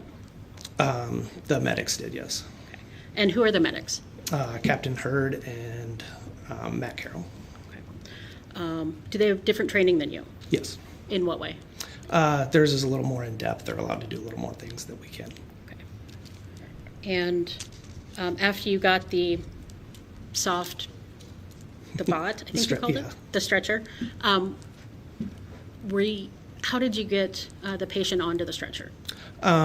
We just set it next to her. It kind of folds long ways. So we kind of folded it, and then she scooted over onto it. We strapped her in and toweled her up as good as we can to carry her down. Your voice dropped off a little bit at the end. Sorry. You said you set it down next to her and then what happened? And had her just kind of crawl on it and on her all fours with her hips up. Okay. And were you the EMTs directing her to do that, or was this other woman doing that? I can't recall that. Once she was on the stretcher, what happened? We picked her up and moved her down the stairs. I do remember there too, and a second person sticking their head out of the back bedroom window, our back bedroom door. Okay. Separate from the woman that you've Yes. previously described. And did that woman, that second woman, was she involved in the birthing process at all? While we were there, no. That was the only time I saw her. Okay. It was for a quick second. As you're carrying the patient down the stairs, did you receive a name of who the patient was? I can't recall. When I first got there, I was talking to the husband downstairs, so I'm sure he told me, but I just, The information, would that be logged in the report? Yes. And did you ever get the name of the other woman that was assisting at the top of the stairs? Not until you guys called me for trial. Okay. So we just want to focus on the information you had at the time of the scene. You said you carried her down the stairs. Was there anything special or different that the way you carried the patient down the stairs? Well, she was kneeling. Usually they're laying down. So that provided a little bit of difficulty. But, we got her down safely and onto the stretcher. Okay. Do you have any specific training on how you should carry a patient who's mid-labor downstairs? Or in this situation where the baby is we have delivered but for the head? Yes, we have some recommendations and just kind of whatever works depending on the situation. You can't really train for every little lift. Was she carried down head first or feet first? Head first. Is that normal? No. Why not? It's just safer to go head up towards the top. Safer to go feet first? Yes. So are you familiar with the reasoning that she went down head first? Yes, we were trying to take as much pressure off the baby's neck and head as possible. And did you assist in carrying down the stretcher? I did. Were you at the head, at the lower part of the stairs, or at the feet, the upper part of the stairs? The lower part. Okay. During this transport, was the patient saying anything? I can't recall that she was. Okay. As you carry the person out, where are you carrying her? We're carrying her outside the front of the house. We had the stretcher ready, and we put her on the stretcher, and then moved her to the back of the ambulance. Okay. Now, once everyone is transferred to the ambulance, what is your role? I jumped up to drive the ambulance to the hospital. Okay. Once you jump up to drive, do you do anything? Do you make any notations? I called dispatch to let them know that we were en route to the hospital immediately. And then I started to go. And then the medics from the back asked me to wait so they could try to do some more things back there. Okay. The woman at the top of the stairs, did you have a conversation with her? Did you overhear a conversation? Let me back up a step. Was she in the ambulance with you all? No, she was not. Do you know why not? The medics asked her if she was going to come to the hospital, and she refused. In your experiences, is that common? No. Why not? There's a abandonment of care issue for medical personnel. If you do a procedure or if it's your patient and you want to do things that are above our scope, then you can't leave that patient to somebody lesser qualified. What was she doing that was above your scope? She did the episiotomy. Are you all allowed to do an episiotomy? No. Why not? It's a hospital setting thing. We're not trained. Okay. What was your reaction to hearing that she was not coming in the ambulance? That's kind of when I realized that she might not be an actual medical person, per se. Okay. Like I said, when we first got there, I assumed that she was some kind of specialized nurse or nurse practitioner, PA or something for delivery. And then when she refused to come, well, first of all, when she used the trauma scissors, it was kind of a red flag. And then when she refused to go to the hospital, it was, okay, why not? So when you got there and your initial reaction was she's a trained professional, was she directing the scene at that point? Yes, until we got there. Okay. And once you got there, was she giving you all directions? From what I recall, her and the medics were engaging in what was to be done, but I can't recall exactly what was said. Okay. And do you know if that person directed you all to take the patient at any particular time? No. What led to the decision that whatever was the right time to take the patient, to no longer wait upstairs? Definitely after the episiotomy attempt and then the baby not coming out still. Like I said, that's a pretty issue where we would like to go as fast as possible normally. Now, you indicated that you got in the ambulance squad and indicated to dispatch that you were en route, but you didn't actually go en route. No. Are you familiar with what was going on? I just know they were trying to do some more stuff in the back of the ambulance. Okay. Were you able to overhear any of the conversations? I was not. Are you able to see back there? Not really well. And at some point, did you actually go en route? Yes. What time did you get to the hospital? I'd have to.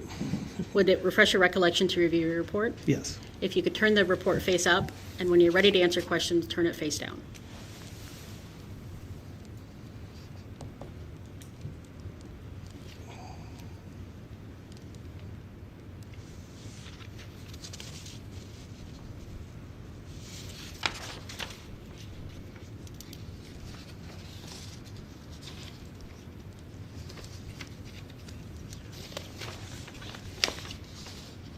I'm going to direct your attention to the first page of the report under times on the right side column. Yes.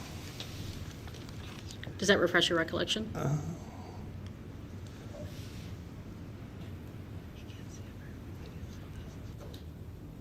I'm not seeing the. Oh, yes, 21:30. Or no, that's on scene at patient 21:30. Okay. I'm not seeing the arrived at hospital. Do you see an entry for transport?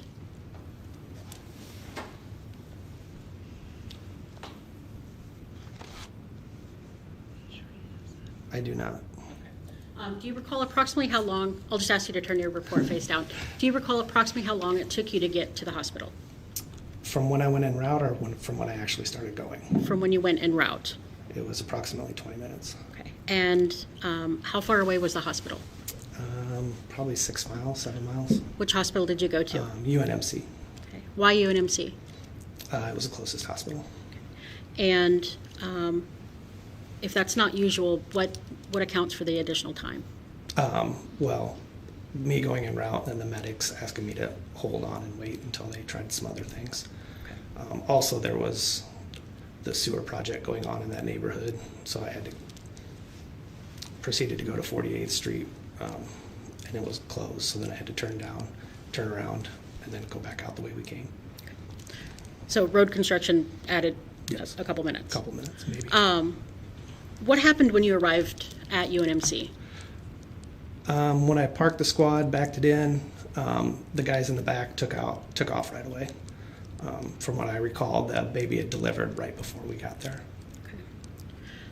You've talked about the woman that was at the top of the stairs that you believed a medical personnel. Do you see her in the courtroom here today? Yes. For the record, could you point out where she's seated and what she's wearing? The black and white shirt over there. Let the record reflect the witness identified the defendant. Record was so reflect. Did you have any further involvement in this trauma run? No. Okay.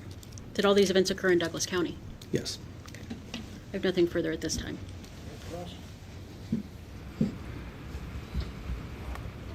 I'd like to go back to your training, officer. Sure. I'm sorry, is it officer? Could be, yes.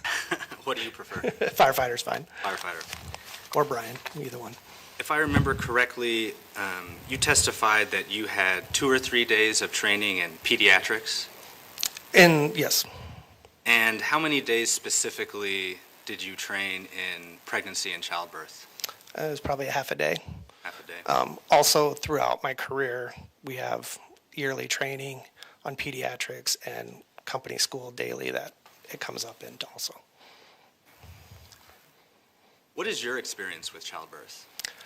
I've had maybe 3 or 4, but they've all been premature stillborns or miscarriages. Sorry to hear that.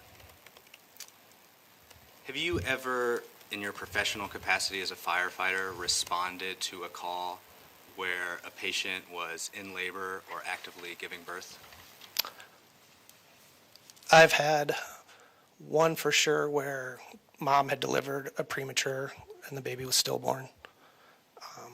Another one where it was a breech, but again, she was only 4 or 5 months pregnant and the foot was hanging out.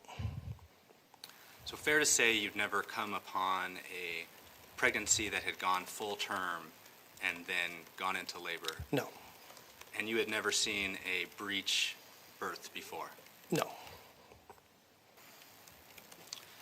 Can you describe the best practices for an EMT responding to a childbirth that is experiencing complications like breech? As an EMT basic, we're taught and trained to just try to get the mom in the stretcher and in the squad and to go as quickly as possible. Are you familiar with the term pack and ship? No. Is it fair to say that as an EMTB, one of your roles is to transport as quickly as possible if that is the proper protocol for what you're responding to? Yes, but we also have paramedics there also. Can you tell me about your scope of practice? As far as Would you start with what is a scope of practice? what we're trained and legally obligated to be able to do for injured people. And are you only allowed to take action that has been approved by medical direction and physician orders? Yes. So you're very limited on what care you can provide. I don't know if I'd call it limited, but there are limits, yes. Well, you're specifically limited in regards to specific medical situations. Yes. And there are best practices to follow in those situations. Yes. And you are legally obliged not to go beyond your scope of practice. Yes. Are you familiar with the Nebraska EMS model protocols? Yes. And do those contain the best practices that EMTs and paramedics should follow? Yes, they do. Are surgical interventions within your scope of practice? No. Do you know what an episiotomy is? I do. Could you describe that, please? It's where they cut the perineum to give more room for the baby to be born and the head to come out. In a situation like this, where the baby is presented in breech and is partially out, would you agree that is it the perineum? The perineum? The perineum? Would you agree that the perineum is located in close proximity to the infant? Yes. Would you agree that using a scalpel to cut the perineum in that situation would carry a risk of cutting the infant? Sure. Would you agree that trauma shears are specifically designed to not cut below the object or area that is intended to be cut? Rephrase that? May I approach, Judge?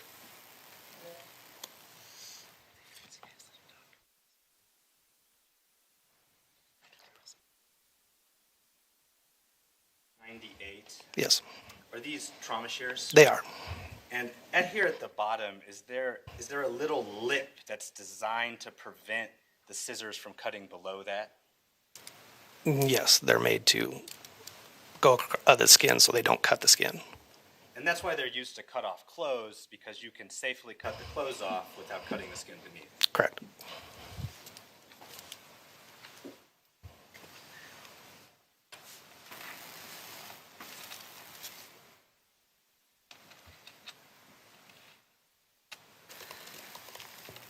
Based on your training and experience, do you believe that an episiotomy was a reasonable medical intervention in the circumstances that were faced when you arrived on scene? Objection, speculation, outside the scope. I've never been trained in it, so I couldn't answer that question correctly. Fair to say that you wouldn't attempt it because it's beyond your scope of practice? Yes. You didn't. Did you hand the scissors to Mrs. Hock? No. Did you see one of the paramedics hand scissors to Mrs. Hock? I don't recall who handed them to her. Do you recall whether any of the paramedics, verbally or otherwise, objected to Mrs. Hock performing an episiotomy? I don't recall that conversation, no.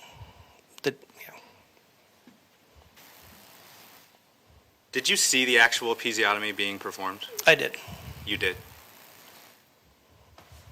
In your opinion, were those trauma shears effective in cutting through the perineum? Compared to what should have been used, no.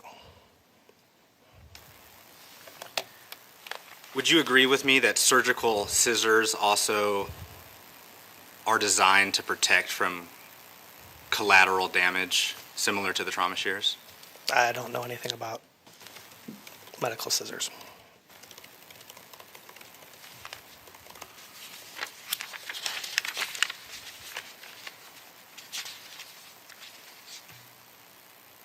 About how long were you in the residence before you transported Emily Noe?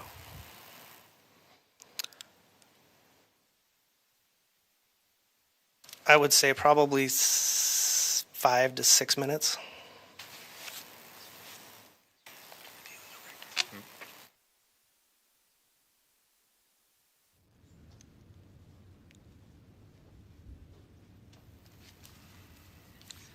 About how fast can you prepare a patient and transport them on a typical call?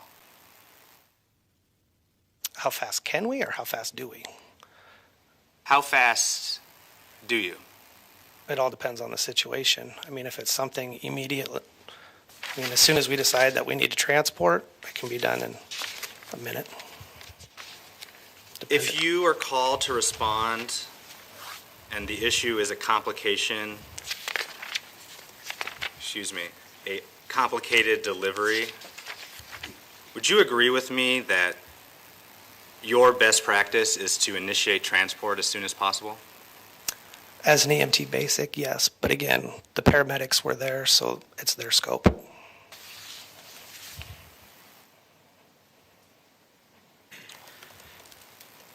Firefighter, earlier you testified about abandonment of care. Yes. You would agree with me that if you initiated care to a patient, that it would not be abandonment of care if you pass that patient on to someone with a higher degree of training? Yes. Such as a paramedic? Yes.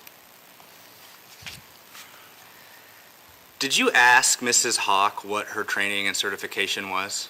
No. Did you hear anyone else ask Mrs. Hock if she had any training or certification? Not that I recall. Is there a protocol that emergency responders follow when they arrive at a scene and find that someone else has already initiated care? Yes. What is that protocol? Usually they tell us who they are, whether they're a doctor or a nurse or so on, and if they've initiated care, or if they've done procedures that are beyond our scope, then they're required to assist that patient to the hospital. If they haven't initiated care or done anything beyond our scope, then we can take them. If you respond and someone, not a doctor, not a nurse, not a paramedic, not an EMT, someone without a medical certification that the Omaha Fire Department recognizes, is the best protocol to take care over from that person? Yes. Was that done here? Yes. Who did that? The medics. We loaded her up and put her in the ambulance and took her. Before that happened, did they provide Mrs. Hock with trauma shears? Like I said, I don't remember who handed them to her. But that's your understanding of what occurred? That's my understanding of what occurred, yes. And is it your understanding that they actually provided 2 different sets of trauma shears? I don't remember that either, but there's usually 1 or 2 in the trauma box, so. Is it your understanding that the paramedics allowed Mrs. Hock to attempt an episiotomy?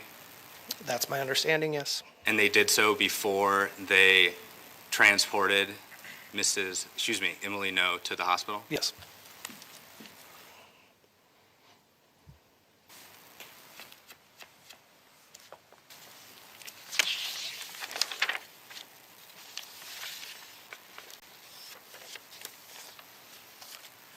Are you a mandatory reporter? As far as, Is it your understanding that if you suspect that abuse or neglect of a child has occurred, that you have an obligation to report that to the appropriate authorities? yes, Do you understand that you are a mandatory reporter in regard to injuries that are a result of a crime? yes, Did you make a mandatory report pursuant to those duties as a result of this incident? I did not. Did you cause a report to be made pursuant to your duties? I did not. If you believed that child abuse had occurred, would you have made such a report? Yes. Fiction, Oh, sorry. speculation.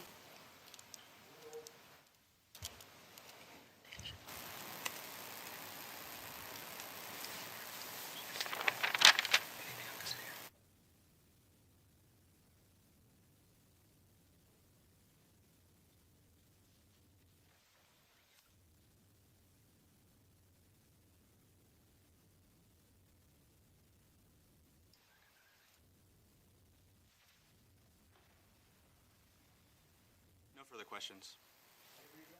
Briefly, did you receive information how long this woman had been laboring? When I first came in and the husband was standing at the stairs, I asked him how long this had been going on. And he kind of went into a spiel of how she didn't want to go to the hospital because she had PTSD, and that this lady was here helping her. And he said more than 45 minutes. Okay, more than 45 minutes from what?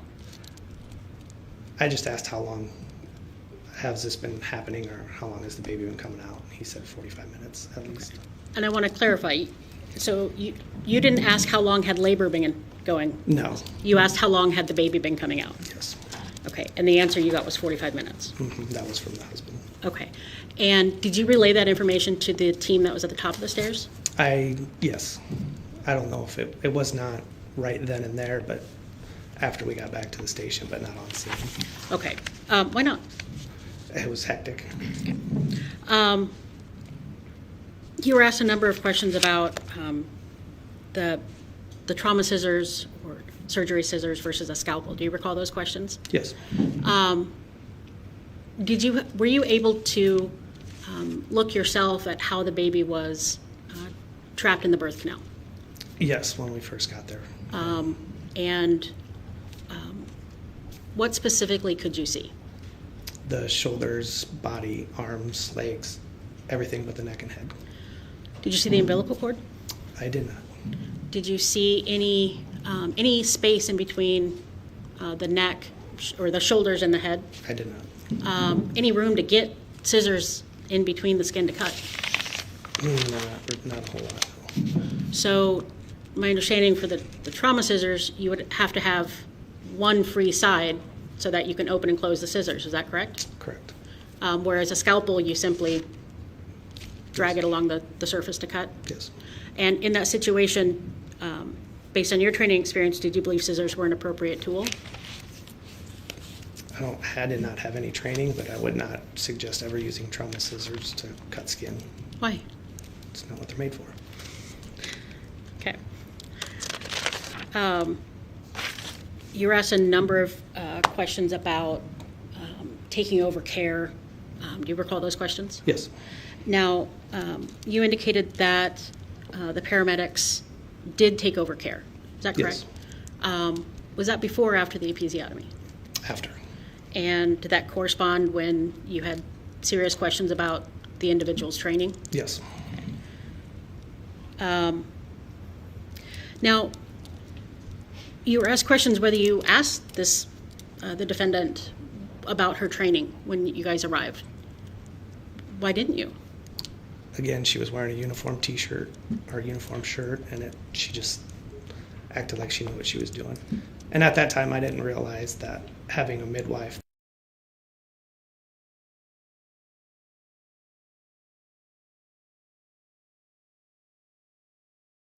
Is it fair to say that due to the actions that you observed the defendant doing, you believe that she was properly trained? I did, yes. And you believe that she had the proper training to do an episiotomy? Yes. So you believe that she had the higher standard of care? I do. Or did. Do you still? No.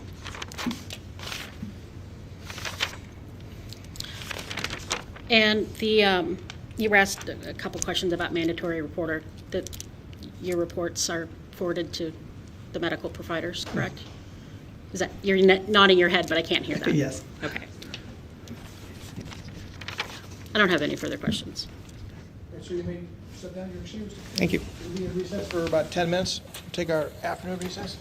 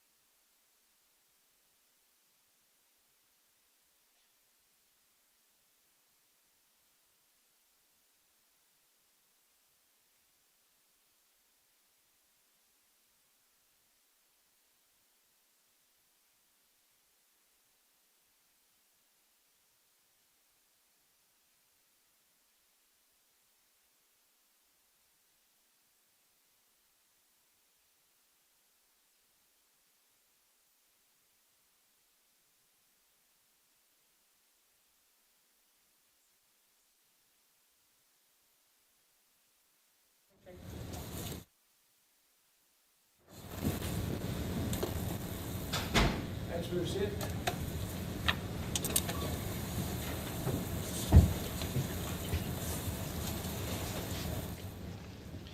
All right, we're back on the record. State may call their next witness. Thank you, Your Honor. The state calls Omaha Fire Department firefighter James Morrison. Over to my left, sir.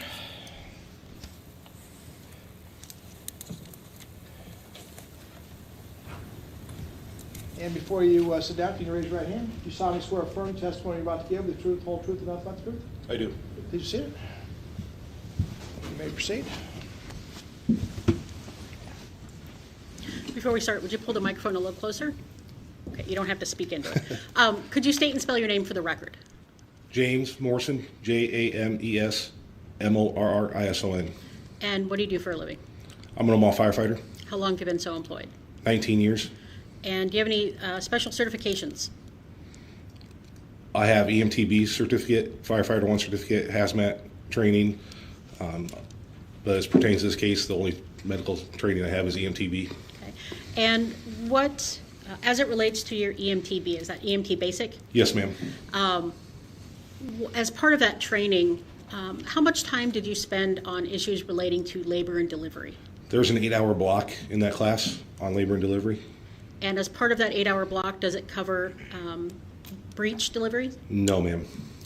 Do you have any training or experience in assisting with breech deliveries? No, ma'am. What are your current duties? I drive the fire truck. I'm a fire apparatus engineer. I've been driving the fire truck for 16 years at this current location I'm at now. And which station are you assigned to? Station 41, 4515 North 61st Street. Is it part of the normal, part of getting a call that records are generated? Yes, ma'am. And part of that is it fair to say, taken from the 911 call? Yes, ma'am. Okay. And then part of that would be manually entered by some of the individuals who respond. Is that correct? Correct. Okay. Were you on duty on June 15th, 2019? Yes, I was. Same station 41? Same station 41. And who all was on shift that night? Myself, firefighter Brian Strazdas, Captain Lou Isold, and I believe firefighter Jay Chandler was there as well. On the med unit was Captain Paramedic Dave Hurd and firefighter paramedic Matt Harrell. And what's different about the med unit? They're trained above and beyond of what our training is. They're paramedics. Their schooling is a year long compared to our 120-hour class. Theirs is a year-long class. Approximately 9:26, did you receive a dispatch for service? Yes, we did. And where were you dispatched to? I don't recall the address, but I know there's a report ahead. If I could review that, please. If the report indicated that it was 4826 Spalding, would that sound familiar? Yes, ma'am. Okay. And is that within, the closest station would be Station 41? Correct. Is that within Douglas County? Yes, it is. Okay. And did you in fact respond to that house? Yes, we did. What information did you have when you arrived? We got dispatched to a maternity problem. On the way to the call, dispatch gives us updates on via radio, and via the radio to traffic. Dispatch advised that baby was born, breech baby with the feet and everything exposed except for the head. In the evaluation of that type of call, where does that fall? That's a high priority call. Okay. When you arrived at the home, what equipment did you all take in? We took our trauma box from the med unit. They arrived with us. We took our OBGYN kit, which is a birthing kit we have for any babies that are born. We took our airway bag in for the O2 in case you need any airway assistance, and that was it at that time. Do you have any stretchers? Do you have any stretchers that you took in? At that time, we did not take the stretcher in. Okay. Where are you in the order of individuals arriving from EMS to the house? That might be a bad question. Let me try again. 6 people who arrived from EMS, correct? Do you all go inside? We do. And which order? I don't recall the order.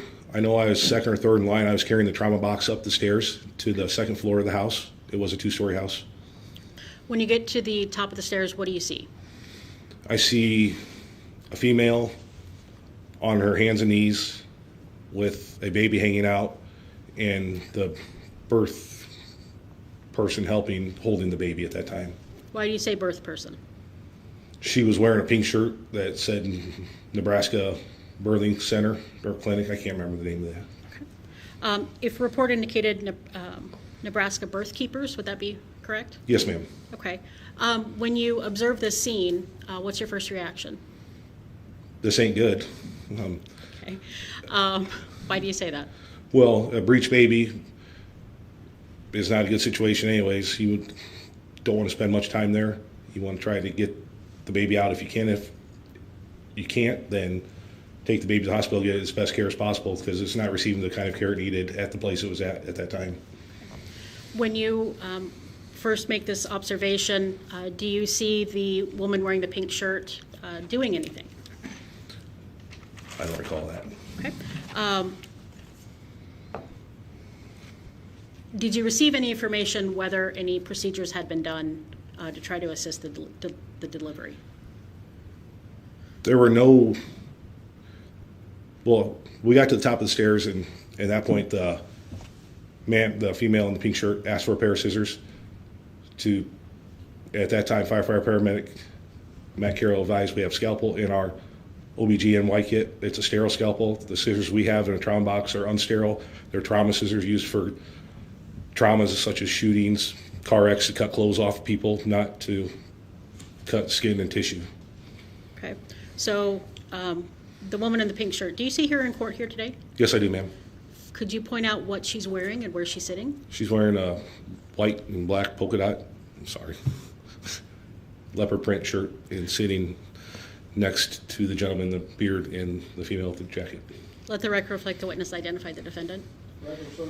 You indicated the defendant asked for scissors. Yes, ma'am. And that was the first contact you recall? Yes, ma'am. As an EMT basic, are you allowed to perform anything with scissors? Well, let me one step back. Did you have any idea what she was going to do with the scissors? Not at that time. Okay. What happened?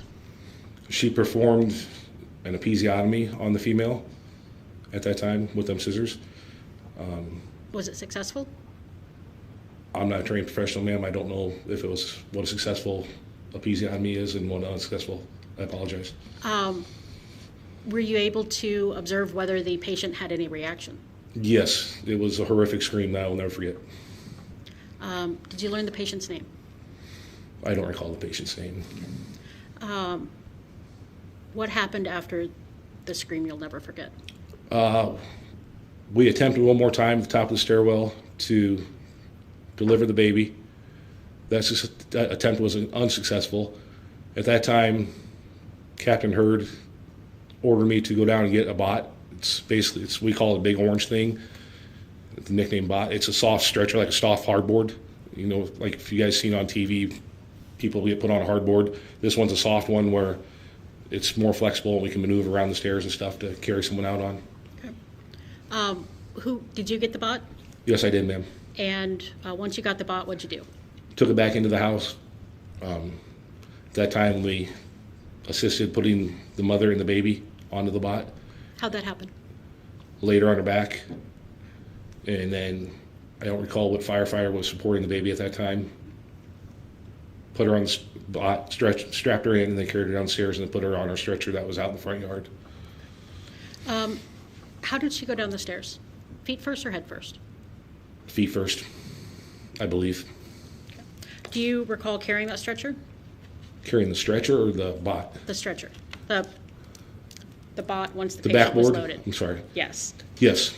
Were you at the I was bottom at the part foot of the of stairs? it. Yes. Okay. About how much time do you think passed from arriving at the house to carrying the patient out on the backboard? I'd say no more than probably 10 minutes, but there's official records on that. If I could refresh that, please.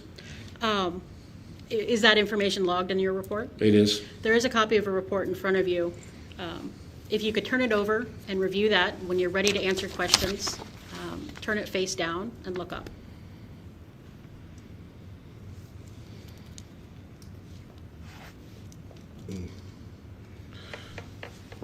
This doesn't have the current times that the one that we printed off at the fire station has, ma'am. That would have the current accurate times. May approach. So is it fair to say that there's a report that EMTBs do and then a report that paramedics do? That is correct. Okay, I'm going to hand you this 2-page document, 2 of 5 pages. If you could review that. Are you familiar with what that is? Yes, it is. It's our patient care report off our RMS system. And that's... Or EMS charts is what it's called. And that's the report that the paramedics would have completed? That is correct. And it has additional times listed on that report, is that correct? That's correct, because them times are associated with the med unit, them times are associated with the fire truck. Okay, so I'm just going to have you review these 2 pages, and when you're ready to answer questions, look up.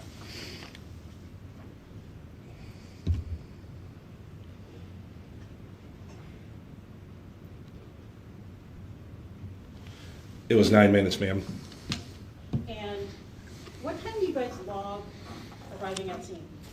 When we arrive on location, we key the mic and tell dispatch, engine 41, med 41 are on location. And then it's logged in the CAD system at 911 dispatch. And that's, so when you pull up to the house? Correct, ma'am. Okay. And then time to leave, is that, well, do you add any of those times?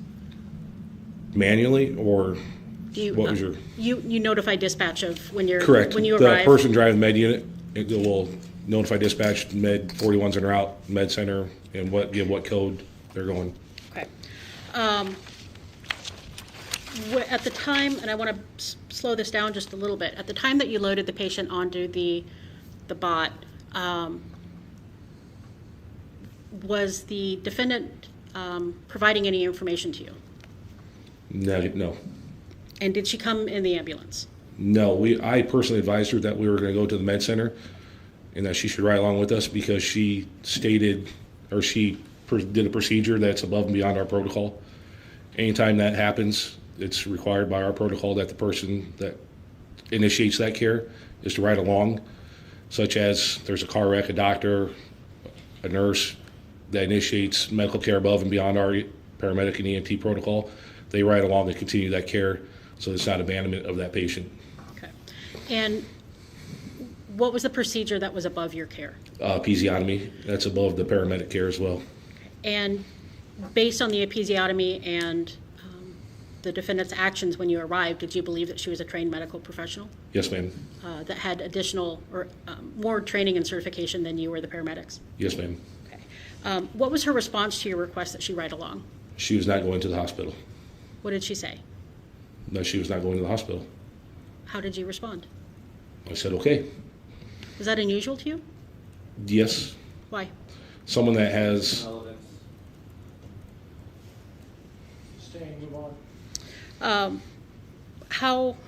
Once the patient arrived in the ambulance, did you assist in getting her into the ambulance? Yes. And did you ride in the ambulance? I did not, ma'am. What did you follow to the hospital? Well, let me rephrase that. Did you go to the hospital? I did go to the hospital. I drive the fire truck, so obviously we can't leave the fire truck at the house and have everyone help out. So I drove the fire truck to the med center. Okay. I led, actually, Firefighter Strazdas drove the med unit. I followed him through that neighborhood to get him out of that neighborhood. At that time, that neighborhood was under a sewer and water separation construction, so there were several closed roads that we were unaware of at the time, so that delayed our response to the hospital. When you arrived at the hospital, did you provide any information to medical providers as to the events that had happened? I did. The nurse asked, one of the caregiving nurses asked what was going on. They were kind of confused what's going on. We stated that a midwife, is that the correct term? I'm sorry. A female helping give birth at home performed this procedure, started this procedure. She waited over an hour to call 911. Objection. How did you? Seems facts. How did you? Where did you receive the information that it was over an hour before 911 was called? From the family member and the female. The female patient, or the female defendant? The female defendant. Okay. And tell me about that conversation. That they waited an hour to call 911 and finally decided to call 911. Was that in response to a question? Or was that information volunteered to you? The information was volunteered to my best of knowledge. And when the defendant said that they waited an hour to call, what was your reaction? My personal reaction is, Professionally, was that important to you? professionally, yes, that was way too long. Was that against training that you had received? Objection, relevance. You can answer.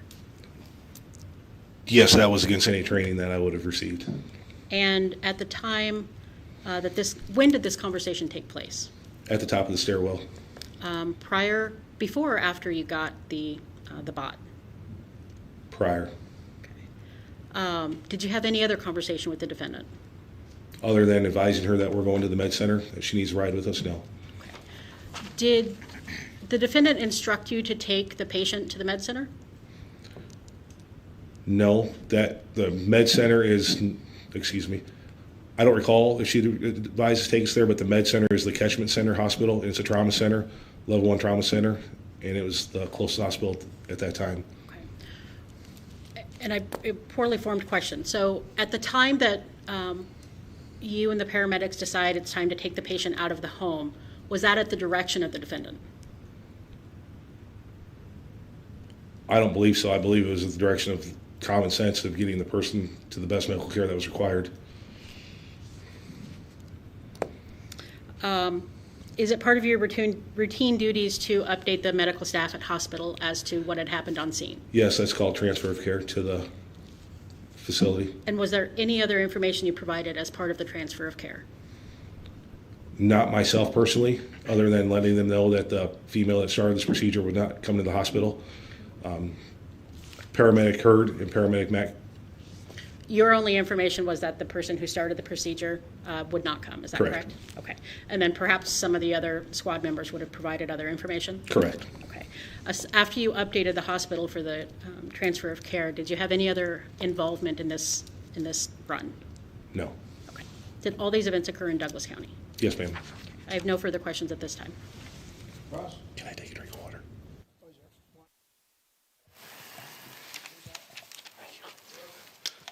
Thank you, sir. Do you prefer to be addressed as firefighter or officer? Doesn't matter, sir.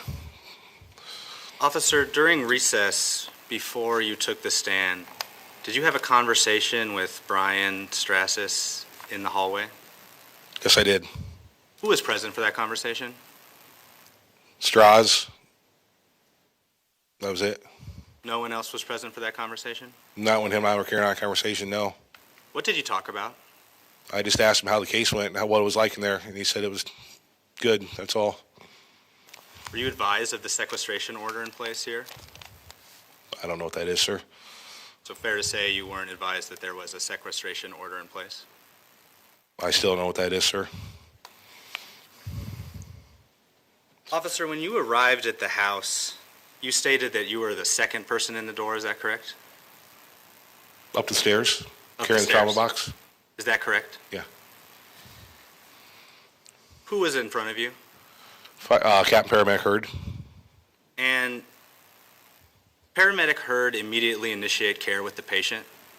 He assessed the situation first before he immediately initiated care. And how long does a scene assessment, or did this scene assessment take? That'd be a question for the paramedic captain, sir. Well, the purpose of a scene assessment is to ensure the safety of the That's understood. EMS, correct? I understand that, yes, but that's the person in charge of that scene was paramedic captain Dave Hurd, not myself. In your recollection, was he assessing the scene for minutes? That's hearsay, isn't it? Please answer the question. Not minutes, no. Seconds? Could be seconds. I mean, it's a Assessing- hypothetical question. Would assessing a scene and where there's no obvious dangers to EMS personnel typically take more than a matter of seconds, or at least less than a minute? Yes, sir. Thank you. After paramedic Hurd assessed the scene, did he immediately initiate care?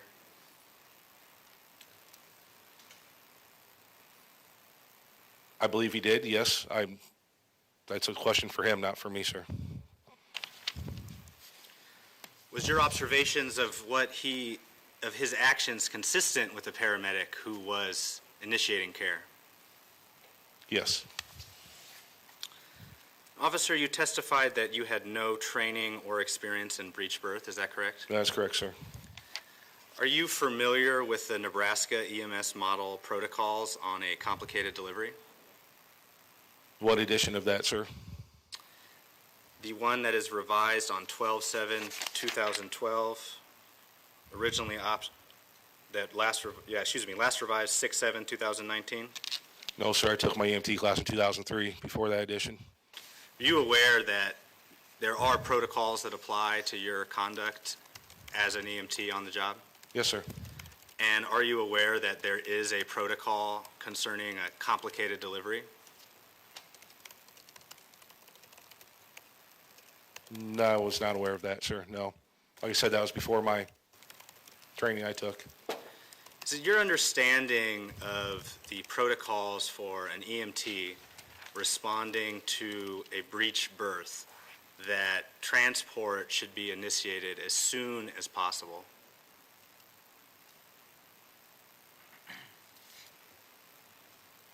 I believe the best option at that time was for them paramedics to try to deliver that baby to get it out and breathing. They attempted that first, and then we transported the baby and mom as soon as that was attempted, and after the episiotomy. To your knowledge, is that the protocol applicable to a EMT or a paramedic who responds to a breech birth to attempt to successfully complete the birth? I can't state for a paramedic protocol, but I would say that would be in our probably EMT protocol. I would assume so.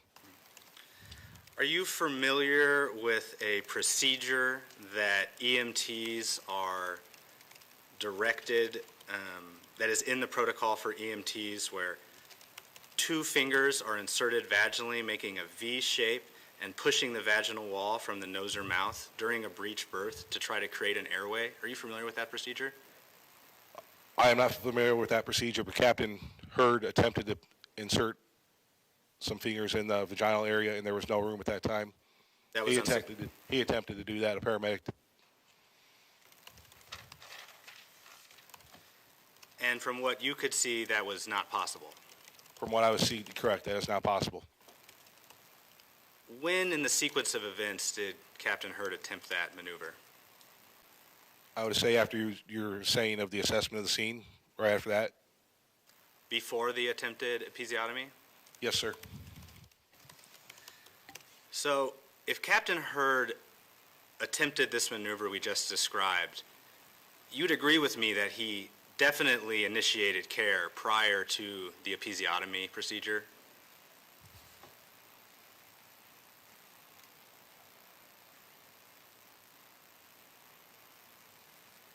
I would assume, yes, initiate care, but yes. Officer, once you initiate care, does that create certain obligations or duty to you as a responding EMS personnel? Yes.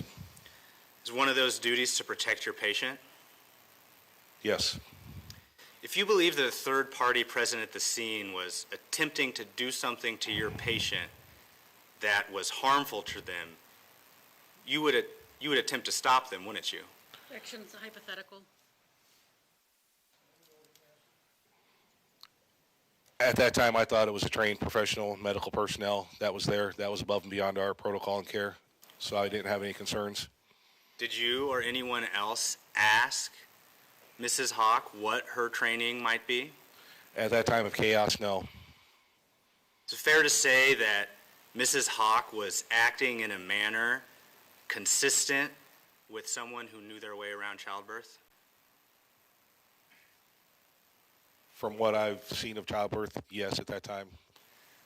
And so your decision to allow that to continue,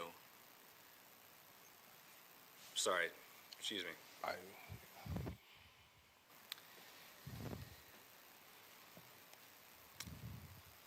You would agree with me that had you brought the bot in immediately to the scene, that you could have initiated transport sooner?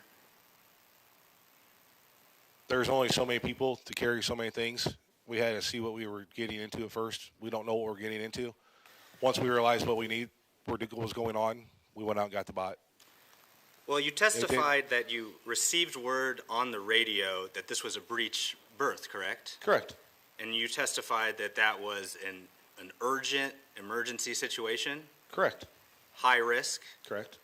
And as you understand the protocols, at least for you as an EMTB, the proper practice would be to transport quickly?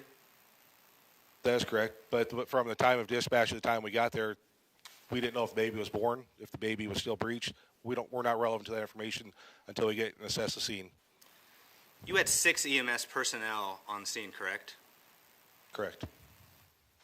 Based on your experience responding to based on your experience, when there's an urgent call and a report of a serious medical situation, you would anticipate that you're going to transport, you would presume that you're going to transport that patient, correct?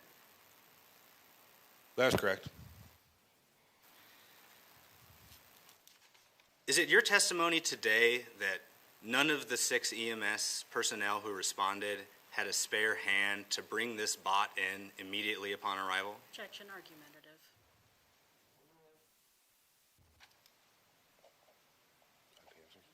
Okay, sorry. Can you repeat the question, sir? I'm sorry. Is it your testimony today that none of the 6 EMS personnel, when they initially entered that home, had a free hand to carry the bot inside?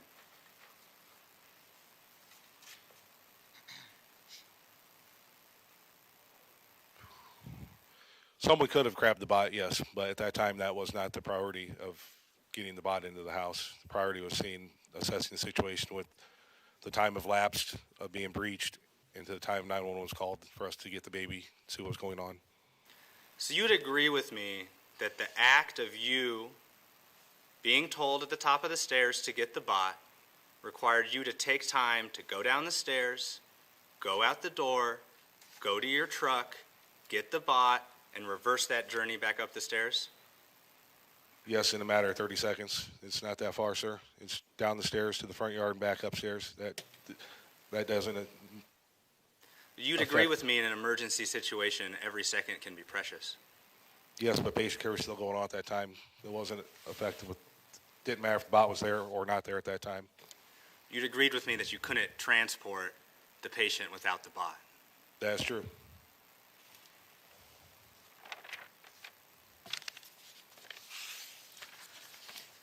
Officer, are you aware that you are a mandatory reporter? Are you aware that you're a mandatory reporter with respect to suspected child abuse? Yes. And is it your understanding that if you suspect child abuse or neglect, that it is your duty to report or cause a report to be made to law enforcement? That would be my duty to inform my superior officer, and then they do that. As a driver, I respond to Captain Isehold and Captain Dave Hurd, and then they would make the report. Did you cause a report to be made with law enforcement?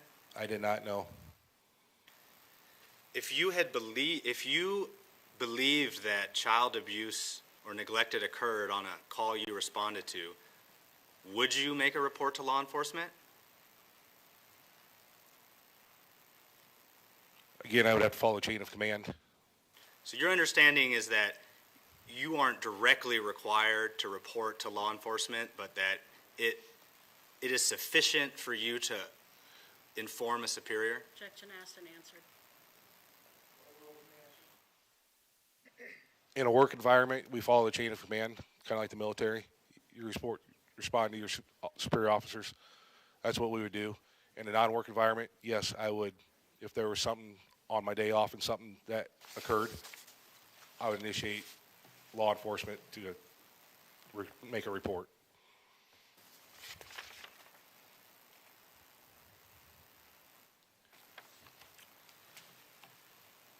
Are you aware of protocols that should be followed by EMS when they respond to a scene concerning establishing who is the highest credentialed or trained personnel at that scene? Repeat the question, sir. That was kind of. When you respond to a scene and there are other people giving aid, are there protocols you follow? Yes. And is the protocol that the person with the highest medical training should take the lead in providing that care? Yes. And you spoke, I believe, about abandonment or transfer of care earlier, is that correct? That's correct, sir. And is your understanding that that concerns when a licensed medical professional is transferring care, that if they transfer that care, it must be to someone with a higher degree of training? That's correct. And you testified that no one determined the qualifications of Mrs. Hock. At the time, no.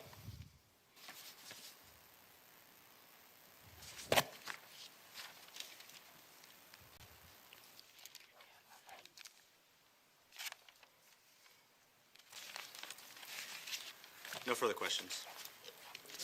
Very briefly, at the start of your cross-examination, you were asked about talking with Strazdas. Did you talk about anything concerning the topic of his testimony? No. Okay. So you were asked about continuation of care and if somebody's already treating a patient when you arrive on scene. Is there, as part of the procedure of assuming care, is there a procedure that the person who has already initiated care is to identify themselves? Yes, and give a report of what they've been doing. Okay. Also, what their credentials are? Hi, I'm so-and-so, I'm a doctor. Yes. Did you get that here? No. You saw the T-shirt, saw that the person was doing procedures that you wouldn't be able to do. Is that fair? That's fair. And based on those observations, did you presume that the defendant had a higher level of training than you did? Yes, ma'am. Okay. And that was based on your direct observations? Yes, ma'am. You talked about a chaotic scene. 6 firemen, the patient with the baby hanging out, and a midwife at the top of the stairs. You talked about, was there a lot of other discussion going on during this time frame? Or was it Discussion simply, of. was a discussion, a calm discussion of, hey, you know, I've tried this, maybe we should try this next, or was it just, we need to move now? It was a calm discussion. I mean, people call 911 at their worst day of their life, and then we show up and they expect us to fix it. So.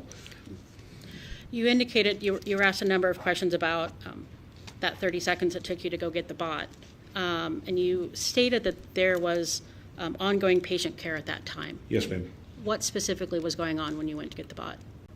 They were trying to still perform paramedic care on paramedic Hurd. We're still trying to get the baby out at that time. Okay.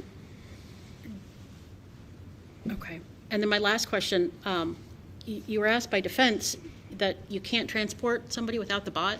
Is that fair? That's fair. So if you get somebody out of a burning building, you have to get the bot first? That's true. No, you don't. You just carry them out. Okay, so you don't always have to have the bot. No. I don't have anything further. I get my next witness? Make.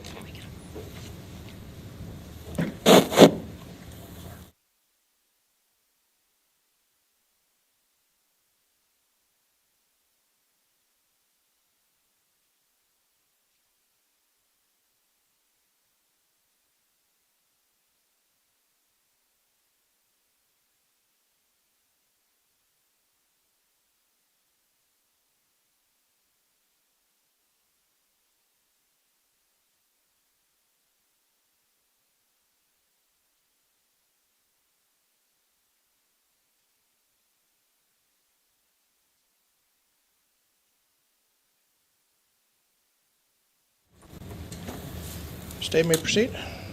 State your name and spell your last name for the record. David L. Hurd, H-U-R-D. How are you currently employed? Frame houses right now. Are you retired from the Omaha Fire Department? Yes. When did you retire? August 7th, 2021. 2021. Congratulations. How long were you with the Omaha Fire Department? 23 years and 8 months. Prior to being at the Omaha Fire Department, did you have other fire department experience? I was on the Millard Fire Department for 7 years. Okay. And then did that actually merge with the Omaha Fire Department? Yeah, Millard merged with Omaha in 1998. Okay. So how many total years did you serve with the fire department? Around 30. Okay. At some point, did you become a paramedic? Yes. Tell the court about your paramedic training. What exactly does it take to become a paramedic? You got to go through, you got to take it like an EMT quiz to see if you're qualified for it right off the bat. And then if you pass that, then you go on to the paramedic. It's like a year of training. You go through classroom training, and then you do clinical stuff, like you go to the hospitals. So a year of training, are you literally just training for a year? You're not going out and doing firefighters? Yeah, we're still doing You're still doing your firefighter firefighter stuff, yeah. but the training for paramedic takes a year to get it all done? Roughly a year. Okay. And you said sometimes you go to hospitals? Yeah, we do clinicals. Okay. Like we work in the ER, and then start IVs and stuff, practice. All right. And I assume that's under the supervision of a doctor? Uh-huh. Yes. Okay. Once you get your paramedic, is it a license? Yes. Once you get your paramedic license, do you have to do ongoing training to maintain that license? Yes. What's the ongoing training look like? They just, like, the department has us do certain, like, ALS stuff, cardiac. You got to have so many hours. I think it's maybe roughly 40 hours every 2 years. And ALS, is that advanced life support? Yes. And I assume since you've retired, your paramedic's license has now lapsed? It should have. Okay. Maybe in January. All right. Not looking to recertify at this point? There's no need for it now. Okay. During your paramedic, either the initial training or ongoing training throughout your career, have you ever received training specific to dealing with birth, childbirth? We go through it, yes. What kind of training do you receive? Just like if their heart stops and stuff like that. So you get how to deliver it. How's that training done? Do you actually observe babies being born in the hospital and on that? When we went through paramedic class, we did. Okay. But once we're out, we don't usually. Okay. During your time as a paramedic, do you recall if you've ever had to deliver a baby? I've been involved probably with 3. But they were usually out by the time I got there. Okay. One was with another paramedic, but I was driving the engine then. So you've responded to babies being born and you arrive and the baby's already there? Yeah. So are those pretty uneventful in the sense that it was a normal birth? Yeah, seemed like it. All right. And the babies were okay? Mm-hmm. And so, is that yes? Yes. And so is mom? Yes. Okay. All right. I want to direct your attention to June 15th, 2019. Were you working as an Omaha firefighter paramedic on that date? Yes. Do you recall being dispatched to, where's the address? 4826 Balding? I believe that's the address. All right. Do you recall being going that day to a incident where there was a maternity issue? Yes. Okay. Now, you as the paramedic, were you also the captain? Yes. Okay. Were you the lead person then? Were you the highest ranking individual on this call? Yes. Okay. And what role do you have when you're the captain? Are there special duties you have to do? Usually on the squad, we alternate runs, and that run was my run. Who do you alternate with? The other guy on the squad. The other paramedic? The other paramedic, yes. Who was that night? Matt Carroll. Okay.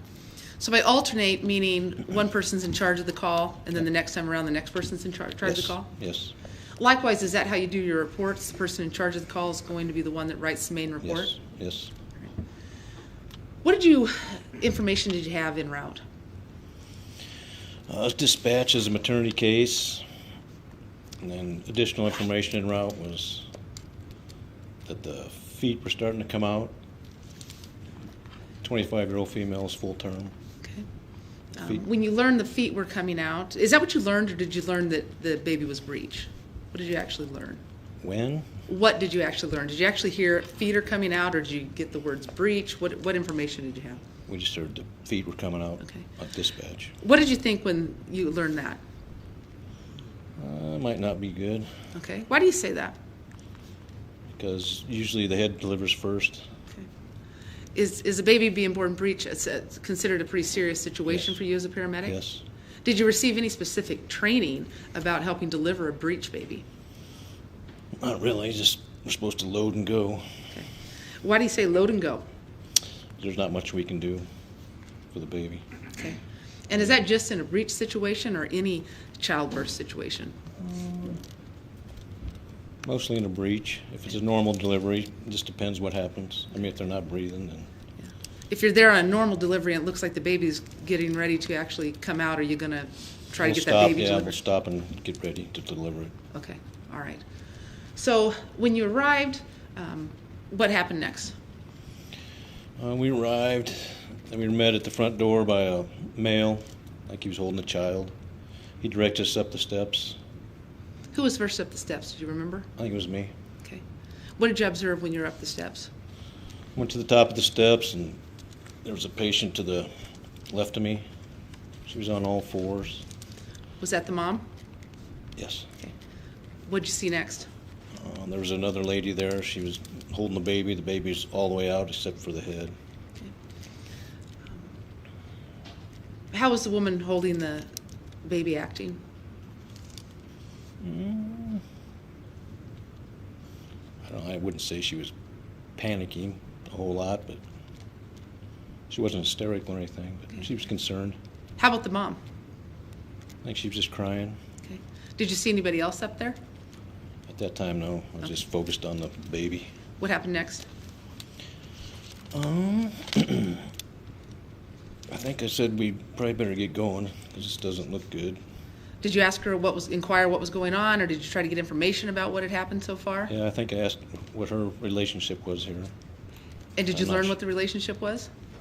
Not for sure. I didn't know if somebody might have said midwife. I don't know. Okay. Did you get the impression the woman holding the baby was someone there trying to help with the delivery? Yeah. Okay. What did you observe next?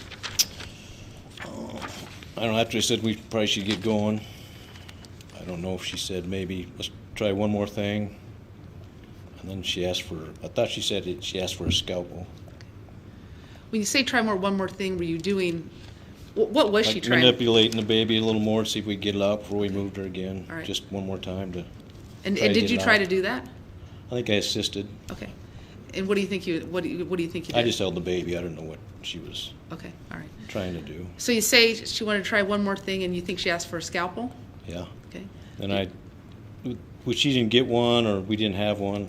Then I heard her ask for some scissors. Okay. Did she say scissors, or did she say trauma scissors? Scissors. Okay. Do you have scissors? Yeah, we have trauma scissors.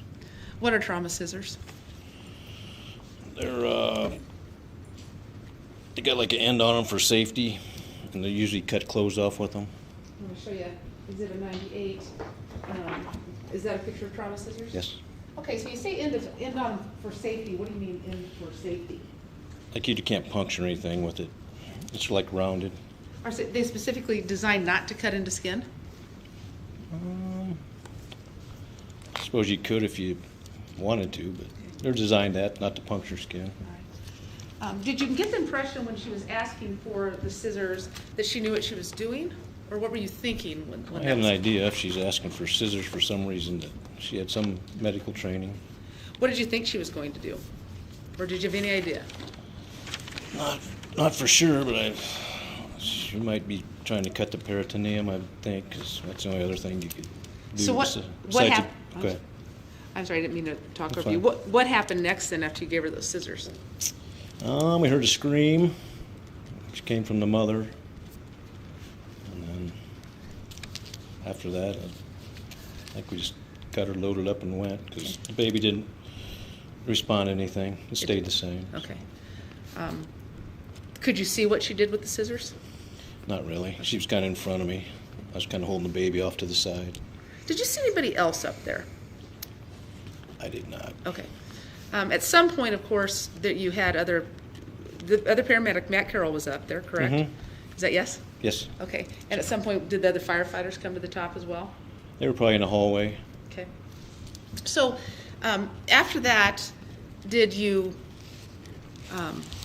well, first I should say, do you recognize the woman who was using the scissors? Do you recognize her today? If you don't, that's fine, but.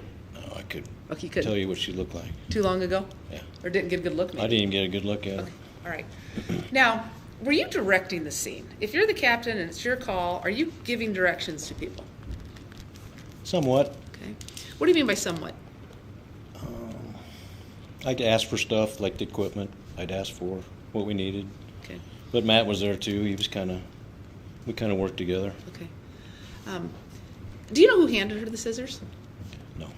Did you hand her was more than one pair handed to her? I don't believe so. Okay.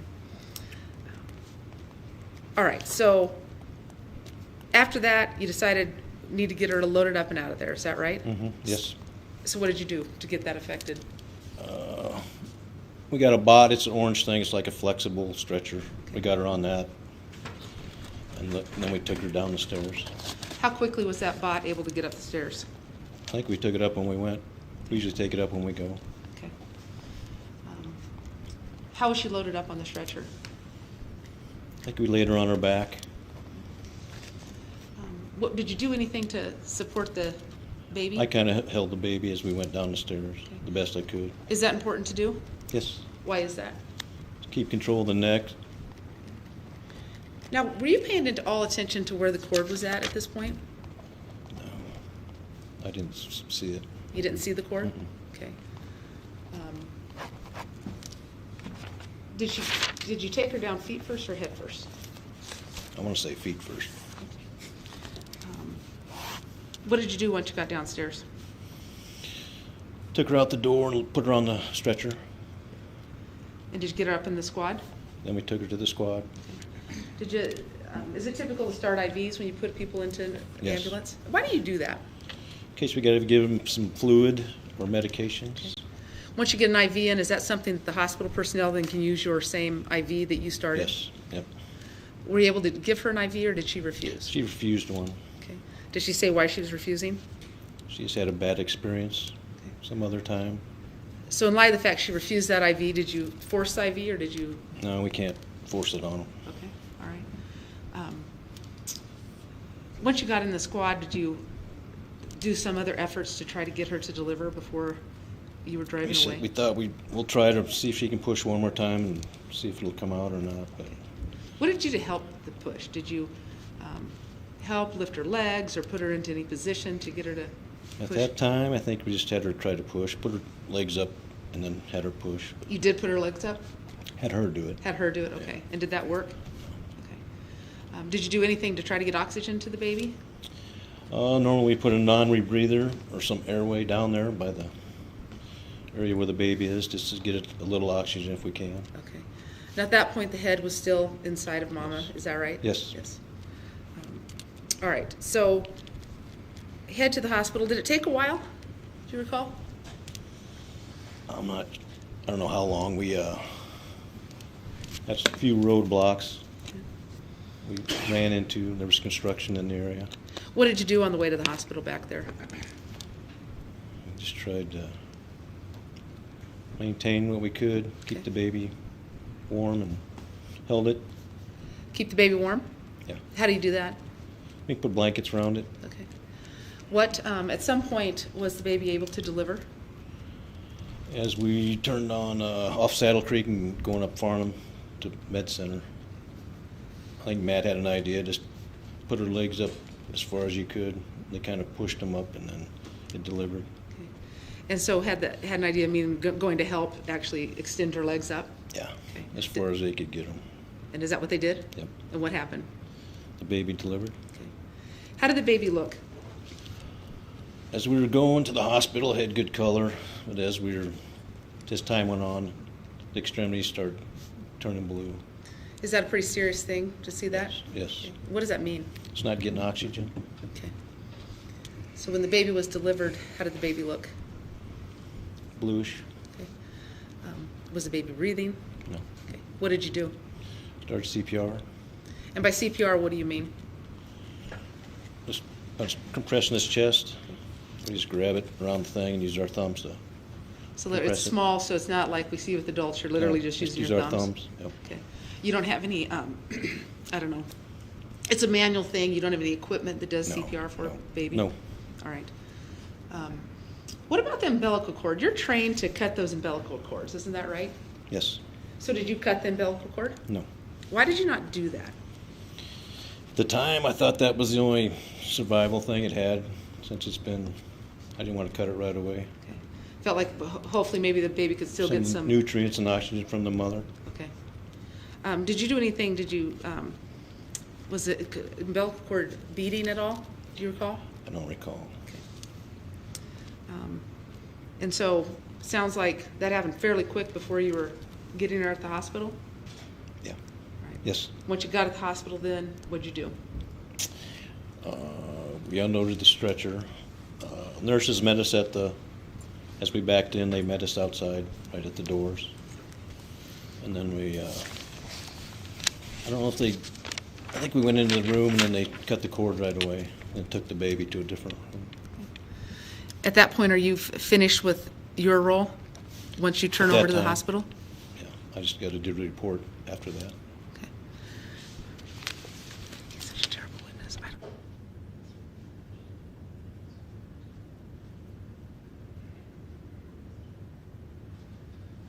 Did all these events occur in Douglas County, Nebraska? Yes. Thank you, sir. There's going to be some cross-examination, I think. Afternoon, Mr. Hurd. What's that? You said good afternoon. Oh, sorry. No worries. Could you please describe the training you received in responding to a breech birth? The training? All we know is that it's serious, and if it doesn't come out, we just got to get going as soon as we can. Fair to say that the training you receive in birth in general is relatively minimal compared to training in other types of medical interventions? Yes. And is that because your scope of practice doesn't include many interventions that you can use when assisting at birth? I would say that we don't come around it that often. It's not as often as one of our calls. Sure. Would you agree with me that, or excuse me, are you familiar with the Nebraska EMS model protocols? Somewhat. At the time that you were working as a paramedic, would you have been familiar? Yeah. And did those protocols more or less describe the best practices that EMTs and paramedics should do in various situations? Yes. And would you agree with me that if you responded to an uncomplicated labor, that those protocols might include preparing for a birth on the scene? Yes. And would you agree with me that the protocols for responding to a complicated delivery like breech birth, that the best practice in that situation is to transport as soon as possible? Yes.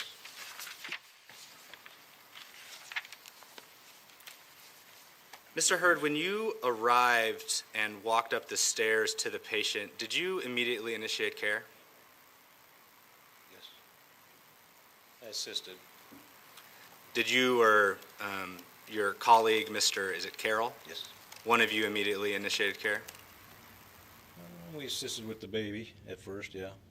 Fair We to weren't say, sure what was going on. fair to say that you sized the scene up Yes. and then initiated care immediately afterwards? Yes. And is there a protocol for EMS personnel when they respond to a scene and another person is already rendering care? If they're a higher rank, say, Like if a doctor's there and they run the call, then they're supposed to come to the hospital with us. So, higher ranking than us. in that situation, is it your responsibility to determine who has the higher training? Yeah. Because if you had higher training, you should be the one in charge of that scene, correct? Yeah.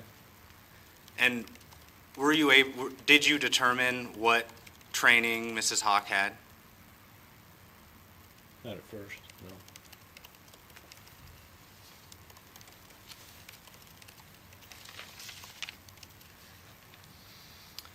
Mr. Hurd,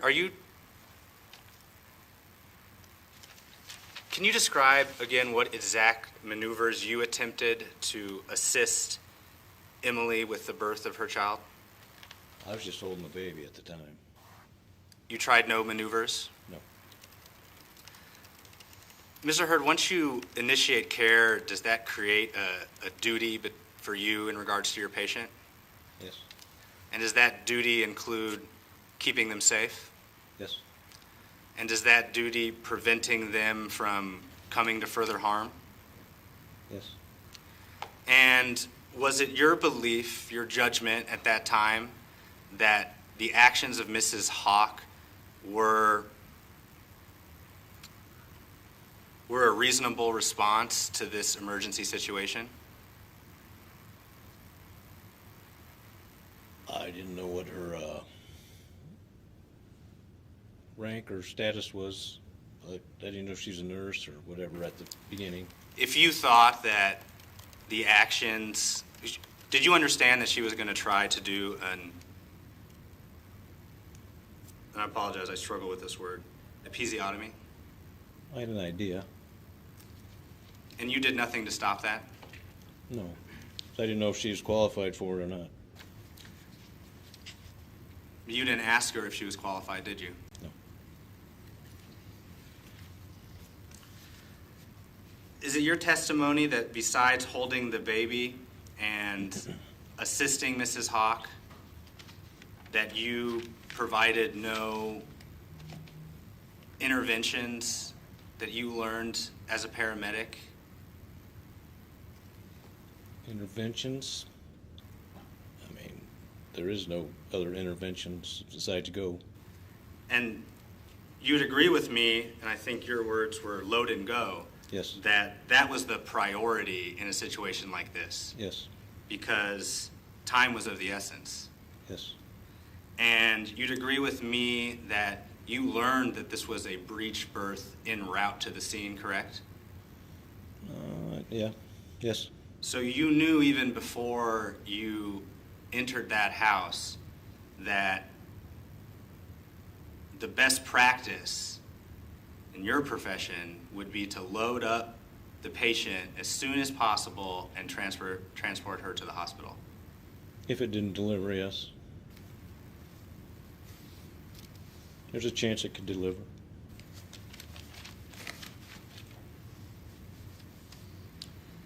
Are you aware of a procedure that an EMT or a paramedic is authorized to attempt in a breech birth where they insert 2 fingers vaginally to create a V in the birth canal? Yes. Did you attempt that? Yes. Was it successful? No. At what point did you attempt that? I think right before we moved her down the stairs. After Mrs. Hock attempted her episiotomy? I believe so. Mr. Hurd, how long were you, after you arrived at the scene, was the patient moved into the ambulance? I don't know. Without looking at my report, I don't. If I showed you your report, would it refresh your memory? Yeah. May I approach?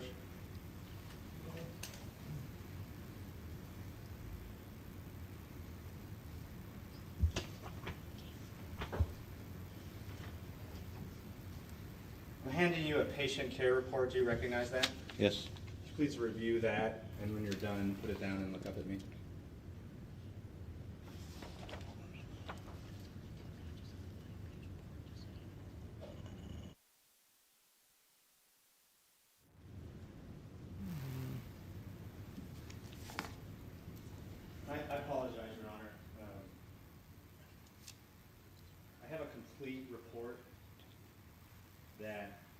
contains 2 pages that report doesn't include. I'd like to offer it this time.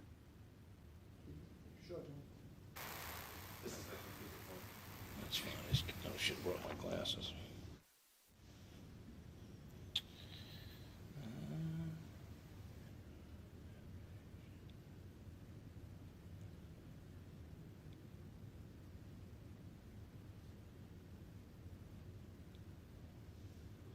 Looks like 9 minutes. And Mr. Hurd, in your training, are you and other EMS personnel trained to load and transport a patient quickly? Yes. Do you have to pass training scenarios where you're timed? No.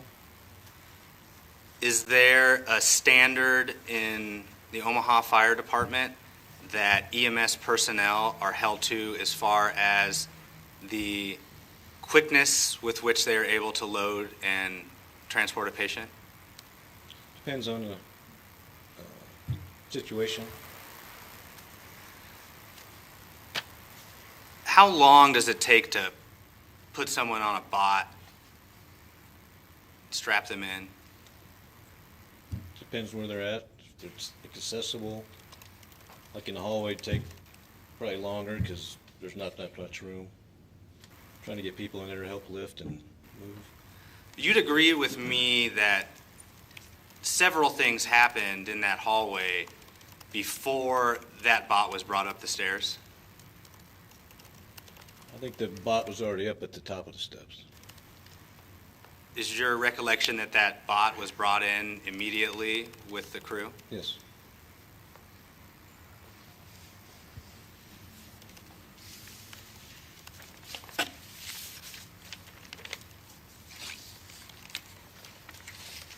Mr. Hurd, are you aware that when you were a paramedic, you were under a mandatory reporting obligation in regard to abuse and neglect of a child?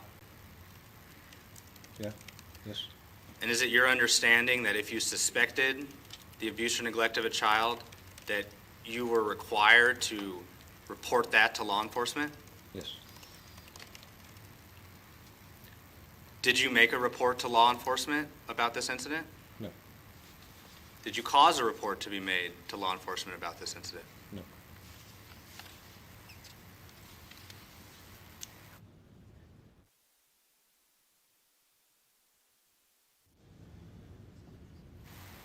What's your training in neonatal resuscitation?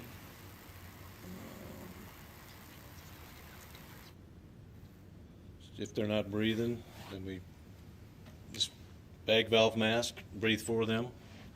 If their pulse is less than 60, we do chest compressions right away. Are you familiar with the normal rate of respiration for a newborn infant? I think it's between 100 and 140 maybe. Are you aware of differences between resuscitating an older child and a newborn, a neonatal patient? Yes. What are those differences? Their heart rates are different, their respiratory rates are different.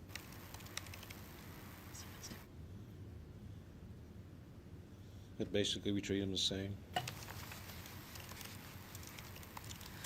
Mr. Hurd, how long did it take to, once the patient was loaded up in your ambulance, how long did it take to get to the hospital? I'll look at my thing. Can I look at my report? I don't know where I'm Yes, please. looking at it.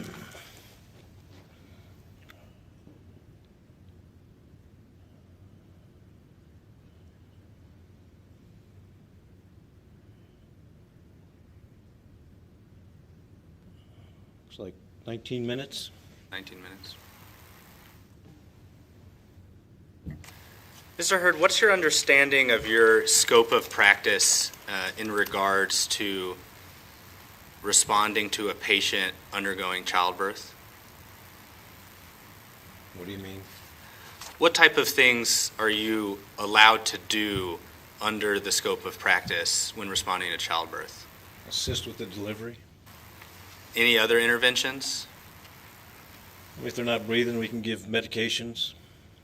What medications are those? Epinephrine we can give. Atropine.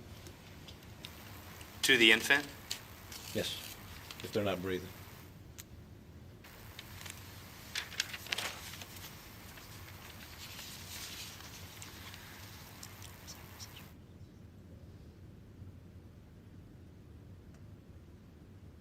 Mr. Hurd, are you aware that as a mandatory reporter, let me back up. If you believed that you responded to an event in your professional capacity as a paramedic and you suspected there was some type of child abuse or neglect occurring, you'd make a report, correct? Yes. And do you know that there is criminal liability that you could face if you failed to make a report? No. But you do understand that it's a very serious thing being a mandatory reporter. Yes. And is it fair to say that you would err on the side of caution if you believed that child abuse might have occurred? Yes.